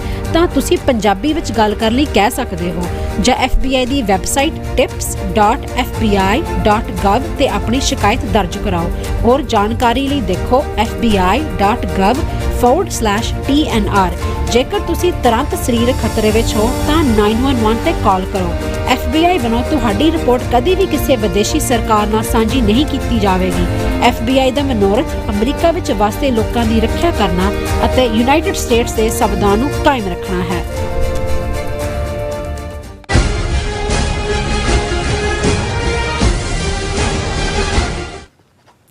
ਦਰਸ਼ਕੋ, ਬ੍ਰੇਕ ਬਾਅਦ ਤੁਹਾਡਾ ਸਭ ਦਾ ਭਰਪੂਰ ਸਵਾਗਤ ਹੈ। ਸੋ ਵੀਰਸ, ਗੱਲਬਾਤ ਕਰਨ ਜਾ ਰਹੇ ਹਾਂ ਕਿ ਪੰਜਾਬ ਹਰਿਆਣਾ ਨਾਲ ਲੱਗਦੇ ਚੰਬੂ ਅਤੇ ਖਨੌਰੀ ਬਾਰਡਰ ਤੇ ਕਿਸਾਨਾਂ ਦਾ ਮੋਰਚਾ ਬਰਾਬਰ ਜਾਰੀ ਹੈ ਔਰ ਕਿਸਾਨਾਂ ਦੀ ਸਰਕਾਰ ਨਾਲ ਗੱਲਬਾਤ ਵੀ ਉਵੇਂ ਹੀ ਜਾਰੀ ਹੈ। ਸੋ ਇਸ ਮੁੱਦੇ ਤੇ ਭਾਰਤ ਬੰਦ ਵੀ ਹੋਇਆ ਔਰ ਇਉਂ ਜਾਪਦਾ ਹੈ ਕਿ ਕਿਸਾਨ ਮੋਰਚੇ ਰਾਹੀਂ ਭਾਵੇਂ ਕੁਝ ਹਾਸਲ ਨਾ ਵੀ ਹੋਵੇ ਪਰ ਹਿੰਦੂਤਵੀ ਸਰਕਾਰ ਮੀਡੀਆ ਅਤੇ ਸੋਸ਼ਲ ਮੀਡੀਆ ਤੇ ਸਿੱਖ ਵਿਰੋਧੀ ਨਫ਼ਰਤ ਇੱਕ ਵਾਰ ਫਿਰ ਪੂਰੀ ਤਰ੍ਹਾਂ ਜਗਜਾਰ ਹੋ ਰਹੀ ਹੈ। ਸੋ ਇਹ ਸਮੁੱਚਾ ਜਿਹੜਾ ਕਿਸਾਨੀ ਮੋਰਚਾ ਹੈ ਕਿੱਧਰ ਵੱਲ ਜਾਏਗਾ, ਇਸ ਬਾਰੇ ਆਪਾਂ ਗੱਲਬਾਤ ਕਰਨ ਜਾ ਰਹੇ ਹਾਂ। ਸੋ ਅਸੀਂ ਚਾਹਾਂਗੇ ਕਿ ਤੁਸੀਂ ਇਸੇ ਤਰ੍ਹਾਂ ਬਣੇ ਰਹਿਣਾ, ਦੇਖਣ ਸੁਣਨ ਲਈ, ਲਿਖਣ ਲਈ। ਤੁਹਾਡਾ ਸਭ ਦਾ ਬਹੁਤ ਬਹੁਤ ਧੰਨਵਾਦ ਜੀ। ਡਾਕਟਰ ਸਾਹਿਬ, ਕੀ ਵਿਚਾਰਾਂ ਨੇ? ਦੇਖੋ, ਤੁਸੀਂ ਜੇ 1947 ਤੋਂ ਬਾਅਦ ਹੁਣ ਤੱਕ ਇਹਨਾਂ 75-76 ਸਾਲਾਂ 'ਚ ਹਿੰਦੂਤਵੀ ਲਫ਼ਜ਼ ਤਾਂ ਅੱਜ ਜ਼ਿਆਦਾ ਪਪੂਲਰ ਹੈ। ਜੇ ਉਹਨੂੰ ਅਸੀਂ ਕੋਟ ਅਨਕੋਟ ਹਿੰਦੂਆਂ ਕਹਿਣਾ ਹੋਏ, ਜਿਹੜੇ ਪੰਜਾਬ ਦੇ ਵਿੱਚ ਹੁੰਦਿਆਂ ਵੀ ਪੰਜਾਬ ਦੀ ਜ਼ਬਾਨ ਤੋਂ, ਆਪਣੀ ਮਾਂ ਬੋਲੀ ਤੋਂ ਇਨਕਾਰੀ ਰਹੇ ਜੀ, ਜਾਂ ਦਿੱਲੀ ਦੇ ਵਿੱਚ ਬੈਠਿਆਂ ਜਿਨ੍ਹਾਂ ਨੇ ਉੱਚੇ ਅਹੁਦਿਆਂ ਤੇ ਹੁੰਦਿਆਂ ਵੱਧ ਤੋਂ ਵੱਧ ਪੰਜਾਬ ਦਾ ਨੁਕਸਾਨ ਕੀਤਾ, ਜਿੱਥੇ ਉਹਨਾਂ ਨੂੰ ਮੌਕਾ ਮਿਲਿਆ, ਜਿਨ੍ਹਾਂ 'ਚ ਗੁਲਜ਼ਾਰੀ ਲਾਲ ਨੰਦੇ ਵਰਗੇ ਲੋਕ, ਜਿਹੜਾ ਹੋਮ ਮਿਨਿਸਟਰ ਸੀ ਜਦੋਂ ਪੰਜਾਬ ਰੀਆਰਗੇਨਾਈਜੇਸ਼ਨ ਐਕਟ 1 ਨਵੰਬਰ 1966 ਨੂੰ ਲਾਗੂ ਕੀਤਾ ਗਿਆ, ਕਿਵੇਂ ਡੈਲੀਬਰੇਟਲੀ ਪੰਜਾਬੀ ਬੋਲਦੇ ਇਲਾਕੇ, ਪੰਜਾਬ ਦੀ ਰਾਜਧਾਨੀ ਚੰਡੀਗੜ੍ਹ ਔਰ ਪਾਣੀਆਂ ਦਾ ਹੱਕ ਜਿਹੜਾ ਹੈ ਉਹ ਗੈਰ ਰਾਈਪੇਰੀਅਨ ਸਟੇਟਾਂ ਨੂੰ ਦਿੱਤਾ ਗਿਆ। ਫਿਰ ਲਗਾਤਾਰਤਾ ਨਾਲ ਜਿਵੇਂ, ਔਰ ਇਹ ਮੈਨੂੰ ਯਾਦ ਹੈ ਵੀ ਇੱਕ ਵਾਰ ਸ਼ਾਇਦ ਇਹ ਨੋਟਰਡੇਮ ਯੂਨੀਵਰਸਿਟੀ ਦੀ ਗੱਲ ਹੈ, ਸਰ ਸਿਮਰਨਜੀਤ ਸਿੰਘ ਮਾਨ ਵੀ ਆਏ ਹੋਏ ਸੀ ਉਹਨਾਂ ਦਿਨਾਂ 'ਚ, ਔਰ ਡਾਕਟਰ ਸਿੰਥੀਆ ਕੈਪਲੇ ਮਹਿਮੂਦ ਉੱਥੇ ਇੰਸਟੀਚਿਊਟ ਫਾਰ ਵਰਲਡ ਪੀਸ ਉਸ ਪ੍ਰੋਗਰਾਮ ਦੀ ਡਾਇਰੈਕਟਰ ਸੀ। 2 ਸਾਲਾ ਕੋਰਸ ਸੀ, ਉਹਦੇ 'ਚ ਬਹੁਤ ਸਾਰੇ ਇੰਟਰਨੈਸ਼ਨਲ ਸਟੂਡੈਂਟ ਹੁੰਦੇ ਸੀ। ਉਹਦੇ 'ਚ ਉਹਨਾਂ ਨੇ ਸਾਨੂੰ, ਮਾਨ ਸਾਹਿਬ ਨੂੰ, ਮੈਨੂੰ ਸੱਦਿਆ, ਪੈਨਲ ਡਿਸਕਸ਼ਨ ਵੀ ਸੀ। ਤੇ ਉਹਨਾਂ ਦਾ ਜਿਹੜਾ ਮੇਨ ਡਾਇਰੈਕਟਰ ਸੀ ਸਕਾਟ, ਉਹਨੇ ਮੈਨੂੰ ਪੁੱਛਿਆ ਲੰਚ ਬ੍ਰੇਕ ਦੇ ਵੇਲੇ, 2 ਸੈਸ਼ਨ ਸੀ, ਉਹਨੇ ਕਿਹਾ ਵੀ ਸਿੱਖ ਪੰਜਾਬ 'ਚ ਹਮੇਸ਼ਾ ਡਿਫੈਂਡਰ ਨੇ ਪੰਜਾਬ ਦੇ ਬਾਰਡਰ। ਪੰਜਾਬ ਨੂੰ ਉਹਨਾਂ ਨੇ, ਇਕੱਲਾ ਪੰਜਾਬ ਨੂੰ ਹੀ ਨਹੀਂ, ਫਰੀडम ਦੇ ਵਿੱਚ ਉਹਨਾਂ ਦਾ ਵੱਡਾ ਰੋਲ ਹੈ। They are the bread basket of India. ਔਰ ਉਹਨੇ ਕਿਹਾ ਜੀ ਮੇਰਾ ਵੀ ਜਿੰਨਾ ਗਵਾਹ ਪਿਆ, they are very decent, very innocent looking people ਔਰ ਵੈਰੀ ਸਿੰਸੀਅਰ ਔਰ they are a very small minority India ਦੇ ਉਸ ਕੰਪੈਰੀਜ਼ਨ ਦੇ ਵਿੱਚ ਪਾਪੂਲੇਸ਼ਨ ਦੇ। why they are after Sikhs? ਵੀ ਸਿੱਖਾਂ ਦੇ ਖਿਲਾਫ ਇੰਨਾ ਕਿਉਂ ਹੈ? any successive government in India, ਕਿਉਂਕਿ ਜਦੋਂ ਮੈਂ ਵੀ ਆਪਣੀ ਪ੍ਰੈਜੈਂਟੇਸ਼ਨ ਦਿੱਤੀ, ਮੈਂ ਵੀ ਨਹਿਰੂ ਤੋਂ ਸ਼ੁਰੂ ਕੀਤਾ, ਕ੍ਰਿਮੀਨਲ ਟ੍ਰਾਈਬ ਐਲਾਨਣ ਤੋਂ ਲੈ ਕੇ, ਔਰ ਸਟੂਡੈਂਟਸ ਨਾਲ ਇੰਟਰੈਕਟ ਵੀ ਕੀਤਾ ਸਾਰਾ। ਔਰ ਫਿਰ ਮੈਂ ਉਹਨਾਂ ਨੂੰ ਇਹ ਕਿਹਾ, ਮੈਂ ਕਿਹਾ ਜੀ ਗੱਲ ਅਸਲ 'ਚ ਇਹ ਹੈ, ਮੈਂ ਕਿਹਾ ਇਹਨਾਂ ਦੀ ਕਹਾਣੀ ਤੁਹਾਨੂੰ ਸੁਣਾਉਂਦੇ ਕਿ ਵੀ ਇਹਨਾਂ ਦੇ ਇੱਕ ਭਗਵਾਨ ਹੋਏ ਨੇ ਕ੍ਰਿਸ਼ਨ, ਉਹ ਜੇਲ੍ਹ ਦੇ ਵਿੱਚ ਜੰਮੇ क्योंकि ਉਹਦੇ ਮਾਮੇ ਨੇ ਜਿਹਨੇ ਵਿਆਹ ਕੀਤਾ ਆਪਣੀ ਭੈਣ ਦਾ, ਇਹਦੀ ਮਾਂ ਦਾ, ਕ੍ਰਿਸ਼ਨ ਜੀ ਦਾ, ਉਹਨੂੰ ਜੋਤਸ਼ੀਆਂ ਨੇ ਇਹ ਦੱਸਿਆ ਵੀ ਜਿਹਨੂੰ ਤੂੰ ਹੁਣ ਤੋਰ ਰਿਹਾ ਬੜੇ ਵਾਜੇ ਗਾਜੇ ਨਾਲ ਦੇਵਕੀ ਨੂੰ, ਇਹ ਤਾਂ ਜਿਹੜੀ ਹੈ ਇਹਦੀ ਕੁੱਖ ਚੋਂ ਜਿਹੜਾ ਜੰਮੇਗਾ ਉਹ ਤੈਨੂੰ ਮਾਰੇਗਾ ਅਲਟੀਮੇਟਲੀ। ਤਾਂ ਉਹਨੇ ਭੈਣ ਤੇ ਜੀਜਾ ਜੇਲ੍ਹ 'ਚ ਹੀ ਉਹਨੇ ਕਿਹਾ ਜੀ ਬਾਹਰ ਡੋਲੀ ਨਹੀਂ ਤੋਰਨੀ, ਜੇਲ੍ਹ ਨੂੰ ਤੋਰ ਦੇ। ਔਰ ਅੰਦਰ ਇਕੱਠੇ ਹੀ ਰੱਖਿਆ ਉਹਨਾਂ ਨੂੰ। ਬੱਚੇ ਤਾਂ ਜੰਮਦੇ ਰਹੇ, ਜਿੰਨੇ ਵੀ ਜੰਮੇ ਉਹਨਾਂ ਨੇ ਉਹਨੂੰ ਉਹ ਪਟਕ ਕੇ ਮਾਰ ਦਿੰਦੇ ਸੀ। ਔਰ ਫਿਰ ਬਾਅਦ ਕਹਾਣੀ ਹੈ ਵੀ ਕ੍ਰਿਸ਼ਨ ਨੂੰ ਕਿਵੇਂ ਘੜੇ 'ਚ ਪਾ ਕੇ ਕੱਢਿਆ ਤੇ ਅੰਦਰ ਕੋਈ ਹੋਰ ਯਸ਼ੋਦਾ ਦਾ ਪੁੱਤਰ ਆਇਆ ਔਰ ਉਹ ਕਿੱਥੇ ਬਿੰਦਰਾਬਨ ਤੇ ਕਿਵੇਂ ਪੜਿਆ ਪੁੜਿਆ। ਮੈਂ ਕਿਹਾ ਵੈਸੇ ਬਾਅਦ 'ਚ ਮਾਰ ਦਿੱਤਾ ਉਹਨੇ ਕ੍ਰਿਸ਼ਨ ਨੇ ਆਪਣੇ ਮਾਮੇ ਨੂੰ, ਕੰਸ ਨੂੰ। ਤੇ ਮੈਂ ਕਿਹਾ ਵੀ ਉਹ ਤਾਂ ਪਤਾ ਨਹੀਂ ਜੋਤਿਸ਼ੀ ਨੇ ਕੀ ਕਿਹਾ ਤੇ ਅਸਲੀ ਕੀ ਹੈ ਤੇ ਇਹਨਾਂ ਨੇ ਕੀ ਪ੍ਰੈਜ਼ੈਂਟ ਕੀਤਾ। ਪਰ ਮੈਂ ਕਿਹਾ ਵੀ ਇਸ ਤੋਂ ਤੁਸੀਂ ਇੱਕ ਅੰਦਾਜ਼ਾ ਲਾ ਲਓ ਕਿ ਵੀ ਇਹ ਕਿਸ ਹੱਦ ਤੱਕ, ਜੇ ਉਹਨੂੰ ਪਤਾ ਹੈ ਵੀ ਉਹਦਾ ਉਹਨੇ ਭੈਣ ਤੇ ਵੀ ਤਰਸ ਨਹੀਂ ਕੀਤਾ, ਭਾਈਏ ਤੇ ਵੀ ਨਹੀਂ, ਉਹ ਸੱਚ ਸੀ ਕਿ ਨਹੀਂ, ਹੋਣਾ ਸੀ ਕਿ ਨਹੀਂ, ਤੇ ਉਹ ਕਿੱਥੋਂ ਤੱਕ ਗਿਆ। ਸੋ ਮੈਂ ਕਿਹਾ ਵੀ ਇਸ ਮਾਮਲੇ 'ਚ ਤਾਂ ਗੱਲ ਹੀ ਸਾਫ਼ ਹੈ ਵੀ ਜਿੱਦਣ ਸਿੱਖ ਧਰਮ ਦੇ ਫਾਊਂਡਰ ਗੁਰੂ ਨਾਨਕ ਸਾਹਿਬ ਨੇ 9-10 ਸਾਲ ਦੀ ਉਮਰ 'ਚ ਪੰਡਤ ਦਾ ਹੱਥ ਫੜ ਲਿਆ ਸੀ ਵੀ ਇਹ ਜਨੇਊ ਜਬਰੀ ਪਾਉਣਾ ਨਹੀਂ ਹੈ, ਉਹਨਾਂ ਨੂੰ ਤਾਂ ਲੱਗ ਗਿਆ ਵੀ ਇਹ ਸਾਡਾ ਦੁਸ਼ਮਣ ਆ ਗਿਆ ਕਿ ਵੀ ਇਹ ਤਾਂ ਬਹੁਤ ਖਤਰਨਾਕ ਕੰਮ ਹੈ। ਸੋ ਜ਼ਾਹਿਰ ਹੈ ਕਿ ਵੀ ਉਹ ਤਾਂ ਉਦੋਂ ਤੋਂ ਹੀ ਦੁਸ਼ਮਣੀ ਸ਼ੁਰੂ ਹੋ ਗਈ। ਉਹਨਾਂ ਨੇ ਪਹਿਲਾਂ ਤਾਂ ਗੁਰੂ ਨਾਨਕ ਸਾਹਿਬ ਦੇ ਉੱਤੇ ਹੀ ਵਾਰ ਕੀਤੇ। ਜੇ ਕੰਧ ਸਾਹਿਬ ਗੁਰਦੁਆਰਾ, ਮੈਂ ਕਿਹਾ ਵਿਆਹ ਦੇ ਮੌਕੇ ਦੇ ਉੱਤੇ ਕੰਧ ਸੁੱਟ ਕੇ ਮਾਰ ਦੇਣਾ ਚਾਹੁੰਦੇ ਸੀ। ਫਿਰ ਉਹਨੂੰ ਬਰੀਫ ਸਕਾਲਰ ਸੀ, ਉਹਦਾ ਇੰਟਰਸਟ ਵੀ ਸੀ। ਸੋ ਮੈਂ ਕਿਹਾ ਵੀ ਪਰ ਹੋਇਆ ਇਹ ਵੀ ਇਹਨਾਂ 5 ਸਦੀਆਂ 'ਚ ਜਦੋਂ ਤੋਂ ਗੁਰੂ ਨਾਨਕ ਸਾਹਿਬ ਆਏ ਤੇ 1947 ਤੱਕ ਇਹਨਾਂ ਕੋਲ ਪੋਲੀਟੀਕਲ ਪਾਵਰ ਨਹੀਂ ਆਈ। ਇਹਨਾਂ ਕੋਲ ਜਿੰਨੀ ਕੁ ਪਾਵਰ ਸੀ ਇਹਨਾਂ ਨੇ ਸਿੱਖੀ ਨੂੰ ਸੁਪਰੈਸ ਕਰਨ ਦੇ ਲਈ, ਮੈਂ ਕਿਹਾ ਜਿਹੜੇ 22 ਤਾਰ ਦੇ ਪਹਾੜੀ ਰਾਜੇ ਸੀ ਇਹ ਆਟੋਨਮਸ ਸੀ, ਨਜ਼ਰਾਨਾ ਦਿੰਦੇ ਸੀ, ਦਿੱਲੀ ਦਰਬਾਰ ਨੂੰ ਫ੍ਰੀ ਸੀ। ਜੇ 14 ਜੰਗਾਂ ਹੋਈਆਂ ਨੇ 12 ਇਹਨਾਂ ਨੇ ਫੌਜ ਭੇਜੀ ਹੈ, ਅਖੀਰ 'ਚ ਔਰੰਗਜ਼ੇਬ ਨੂੰ ਵੀ ਇਹੀ ਲੈ ਕੇ ਆਏ। ਸੋ ਮੈਂ ਕਿਹਾ ਵੀ ਹੁਣ ਤਾਂ ਇਹਨਾਂ ਦਾ ਜਿਹੜਾ 15 ਅਗਸਤ 1947 ਨੂੰ ਸਿੱਧੀ ਇਹਨਾਂ ਦੇ ਕੋਲ ਪਾਵਰ ਪਹਿਲੀ ਵਾਰ 5 ਸਦੀਆਂ ਦਾ ਵੈਰ ਕਮਾਇਆ। ਐਵੇਂ ਨਹੀਂ ਕਿਹਾ ਅਫਜ਼ਲ ਅਹਿਸਨ ਰੰਧਾਵਾ ਨੇ। ਮੈਂ ਕਿਹਾ ਵੀ ਆਹ ਪਾਰਟ ਉਹਨੂੰ ਸਮਝ ਆ, ਸਕਾਲਰ ਸੀ, ਉਹਨੂੰ ਸਮਝ ਆ ਗਈ। ਮੈਂ ਕਿਹਾ ਵੀ ਲੜਾਈ ਆਈਡੀਆਜ਼ ਦੀ ਹੈ। ਇਹਨਾਂ ਕੋਲ ਬ੍ਰਾਹਮਣ ਕਸ਼ਤਰੀ ਇਹ ਬਿਲੀਵ ਕਰਦੇ ਨੇ ਕਿ ਐਵਰੀਬਡੀ ਇਜ਼ ਬੋਰਨ ਅਨਈਕੁਅਲ। ਅਸੀਂ ਬਿਲੀਵ ਕਰਦੇ ਹਾਂ ਇੱਕ ਪਿਤਾ ਇੱਕ ਕਸਕੇ ਹਮ ਬਾਰਕ। ਇਹਨਾਂ ਨੇ ਸ਼ੂਦਰ ਬਣਾ ਕੇ ਅੱਧਿਓਂ ਜ਼ਿਆਦਾ ਨੂੰ ਜਿਹੜਾ ਉਹ ਐਨੀਮਲਸ ਤੋਂ ਬਦਤਰ ਬਣਾਇਆ ਹੋਇਆ। ਸਾਡੇ ਗੁਰੂ ਨੇ ਬਾਹਾਂ ਖੁੱਲੀਆਂ ਕਰਕੇ ਕਿਹਾ ਨੀਚਾ ਅੰਦਰ ਨੀਚ ਜਾਤ, ਨੀਚੀ ਹੂੰ ਅਤ ਨੀਚ ਨਾਨਕ ਤਿਨ ਕੈ ਸੰਗ ਸਾਥ ਵੱਡਿਆਂ ਸਿਓ ਕਹਿ ਰੀਸ, ਜਿੱਥੇ ਨੀਚ ਸੰਭਾਲੀਆਂ ਤਿੱਥੇ ਨਜ਼ਰ ਤੇਰੀ ਬਖਸ਼ਿਸ਼। ਮੈਂ ਕਿਹਾ ਗੱਲ ਉੱਥੇ ਨਹੀਂ ਮੁੱਕੀ, 10 ਪੀੜ੍ਹੀਆਂ ਤੱਕ ਜਾਂਦੇ ਆ, 10 ਜਨ ਜਿਹੜੇ ਗੁਰੂ ਸਾਹਿਬਾਨ ਦੇ ਮੈਸੇਜ ਤੱਕ ਜਾਂਦੇ ਆ। ਤੇ ਗੁਰੂ ਕਲਗੀਧਰ ਪਾਤਸ਼ਾਹ ਨੇ ਤਾਂ ਫਿਰ ਸੋਵਰਨਟੀ ਦੇ ਦਿੱਤੀ ਕਿ ਇਨ ਗਰੀਬ ਸਿੱਖਨ ਕੋ ਦੇਉ ਪਾਤਸ਼ਾਹੀ ਇਹ ਯਾਦ ਕਰੇ ਹਮਰੀ ਗੁਰਿਆਈ। ਮੈਂ ਕਿਹਾ ਜੀ ਇਹ ਫਿਰ ਵੈਰ ਕਿਉਂ ਨਾ ਕਮਾਉਣ। ਹੁਣ ਇਹ ਤੁਹਾਨੂੰ 47 ਤੋਂ ਲੈ ਕੇ ਤੁਸੀਂ ਜਿੰਨੀਆਂ ਮੂਵਮੈਂਟਸ ਦੇਖੋਗੇ, ਹਰ ਵਾਰ ਹਰ ਮੂਵਮੈਂਟ, ਅਕਾਲੀ ਵੀ ਮਾਸਟਰ ਤਾਰਾ ਸਿੰਘ ਦੇ ਜ਼ਮਾਨੇ ਤੋਂ ਵੀ ਇਹ ਚੀਖਦੇ ਹੁੰਦੇ ਸੀ ਕਿ ਭਾਈ ਮਾਸਟਰ ਤਾਰਾ ਸਿੰਘ ਤਾਂ ਹਿੰਦੂ ਸਿੱਖ ਏਕਤਾ ਦਾ ਵੀ ਨਾਲ ਦੀ ਨਾਲ ਹੀ ਨਾਰਾ ਲਵਾਉਂਦਾ ਹੁੰਦਾ ਸੀ, ਜਾਂ ਹਿੰਦੂ ਸਿੱਖ 9 ਮਾਸ ਦਾ ਰਿਸ਼ਤਾ ਤੇ ਦੂਜਾ ਤੀਜਾ, ਇਹ ਸਾਰੇ ਇਦਾਂ ਦੀਆਂ ਗੱਲਾਂ ਕਰਦੇ ਰਹੇ। ਇਹ ਦੱਸਣ ਲਈ ਵੀ ਅਸੀਂ ਜਿਹੜੇ ਆਪਣੇ ਹੱਕ ਮੰਗ ਰਹੇ ਹਾਂ, ਇੰਡੀਅਨ ਸਟੇਟ ਕੋਲੋਂ ਮੰਗ ਰਹੇ, ਤੁਹਾਡੇ ਨਾਲ ਸਾਡੀ ਕੋਈ ਦੁਸ਼ਮਣੀ ਨਹੀਂ ਹੈ, ਨਾ ਤੁਸੀਂ ਸਾਡੇ ਨਾਲ ਇੰਨੀ ਨਫ਼ਰਤ ਕਰੋ ਜਾਂ ਦੂਜੇ। ਜਦੋਂ ਪੰਜਾਬੀ ਸੂਬੇ ਦੀ ਮੰਗ ਸੀ ਉਹਨੂੰ ਵੀ ਅੱਡ ਮੁਲਕ ਦੀ ਮੰਗ ਵਾਂਗ ਇਹ ਡੀਲ ਕਰਦੇ ਸੀ। ਉਵੇਂ ਹੀ ਜਿਹੜਾ ਇਹਨਾਂ ਦਾ ਪ੍ਰਚਾਰ ਔਰ ਇਵੇਂ ਹੀ ਉਹ ਮਾਸਟਰ ਤਾਰਾ ਸਿੰਘ ਜਿਹਨੂੰ ਇਹਨਾਂ ਨੇ 47 ਤੋਂ ਪਹਿਲਾਂ ਹੀਰੋ ਬਣਾਇਆ ਸੀ, ਜੀ ਦੇਖੋ ਉਹਨੇ ਤਲਵਾਰ ਕੱਢੀ, ਝੰਡਾ ਫਾੜਤਾ, ਪਾਕਿਸਤਾਨ ਮੁਰਦਾਬਾਦ ਕਿਹਾ ਇਹ ਉਹ, ਪਰ ਉਹੀ ਮਾਸਟਰ ਤਾਰਾ ਸਿੰਘ 47 ਤੋਂ ਬਾਅਦ ਇਹਨਾਂ ਦਾ ਵਿਲਨ ਹੋ ਗਿਆ ਕਿਉਂਕਿ ਉਹ ਸਿੱਖਾਂ ਦੀ ਅਡਰੀ ਹਸਤੀ ਦੀ ਗੱਲ ਕਰਦਾ ਸੀ, ਪੰਜਾਬੀ ਸੂਬੇ ਦੀ ਗੱਲ ਕਰਦਾ ਸੀ। ਉਹਨੂੰ ਰਿਅਲਾਈਜ਼ ਹੋਇਆ ਵੀ 47 ਚ ਕਿੰਨਾ ਵੱਡਾ ਗੁਨਾਹ ਹੋਇਆ। ਉਹ ਇੱਕ ਵੱਖਰੀ ਕਹਾਣੀ ਹੈ। ਹੁਣ ਇਹੀ ਪਾਰਟ ਅਸੀਂ ਕਿਸਾਨ ਮੂਵਮੈਂਟ ਤੱਕ ਲੈ ਆਈਏ। ਜਦੋਂ ਸ਼ੰਭੂ ਤੋਂ ਸਿੰਘੂ ਤੱਕ ਗਏ, ਆਲਮੋਸਟ 13 ਮਹੀਨੇ ਦਾ ਉਹ ਪੀਰੀਅਡ ਬੈਠੇ, ਤੁਸੀਂ ਸਾਰਾ ਮੀਡੀਆ ਔਰ ਇਹੀ ਜਿਹਦੀ ਰਮਣੀਕ ਮਾਨ ਦੀ ਗੱਲ ਕਰਕੇ ਹਟੇ ਆ, ਉਸ ਪੀਰੀਅਡ 'ਚ ਵੀ ਇਸ ਕਿਸਮ ਦੇ ਭੌਂਕੇ ਅੱਗੇ ਲਾਏ ਹੋਏ ਸੀ ਉਹਨਾਂ ਨੇ। ਔਰ ਉਹਨਾਂ ਦਾ ਨੈਸ਼ਨਲ ਮੀਡੀਆ, ਉਹਨਾਂ ਦਾ ਸੋਸ਼ਲ ਮੀਡੀਆ ਕਿਸ ਹੱਦ ਤੱਕ, ਕਿੰਨੇ ਅਟੈਕ ਤਾਂ RSS ਨੇ ਡਾਇਰੈਕਟਲੀ ਜਾ ਕੇ ਉੱਥੇ ਕਰਨ ਦੀ ਕੋਸ਼ਿਸ਼ ਕੀਤੀ। ਉਹ ਤਾਂ ਨਿਹੰਗ ਸਿੰਘ ਉੱਥੇ ਪੂਰੇ ਦਸਤੇ ਨਾ ਸਜੇ ਹੁੰਦੇ ਤੇ ਦੂਜਾ ਤੇ ਇਹਨਾਂ ਨੇ ਤਾਂ ਉਹੀ ਇਹਨਾਂ ਨੂੰ ਦੌੜਾ ਦੇਣਾ ਸੀ। ਬਾਅਦ 'ਚ ਵੱਖਰੀ ਕਹਾਣੀ ਹੈ ਕਿ ਕਾਮਰੇਡਾਂ ਨੇ ਇਹਨੂੰ ਕਿਵੇਂ ਜਿਹੜਾ ਆਪਣੇ ਖਾਤੇ 'ਚ ਪਾਉਣ ਦੀ ਕੋਸ਼ਿਸ਼ ਕੀਤੀ ਜਾਂ ਕਿਵੇਂ ਸਰਕਾਰ ਦੇ ਨਾਲ ਰਲੇ ਹੋਏ ਸੀ। ਪਰ ਉਸ ਪੀਰੀਅਡ ਦੀ ਤੁਸੀਂ ਨਫ਼ਰਤ ਦੇਖੋ ਕਿਸ ਹੱਦ ਤੱਕ ਜਾ ਕੇ। ਔਰ ਉਹ ਜਿਹੜਾ ਇੱਕ ਇਹਨਾਂ ਦੀ ਪੰਜਾਬ ਦੀ ਇੰਚਾਰਜ ਲਾਈ ਹੋਈ ਹੈ ਅੱਜ ਕੱਲ, ਪਤਾ ਨਹੀਂ ਕੀ ਨਾਂ ਹੈ ਉਹਦਾ, ਬੀਜੇਪੀ ਦੀ, ਉਹਨੇ ਮੇਵਾਲੀ ਕੇ ਕੀ ਲਫ਼ਜ਼ ਮਰਾਠੀ ਜ਼ਬਾਨ ਦਾ ਜਿਹਦਾ ਮਤਲਬ ਹੁੰਦਾ ਹੈ ਬਦਮਾਸ਼, ਹਾਂ, ਕਿ ਵੀ ਇਹ ਬੈਠੇ ਹੋਏ ਨੇ।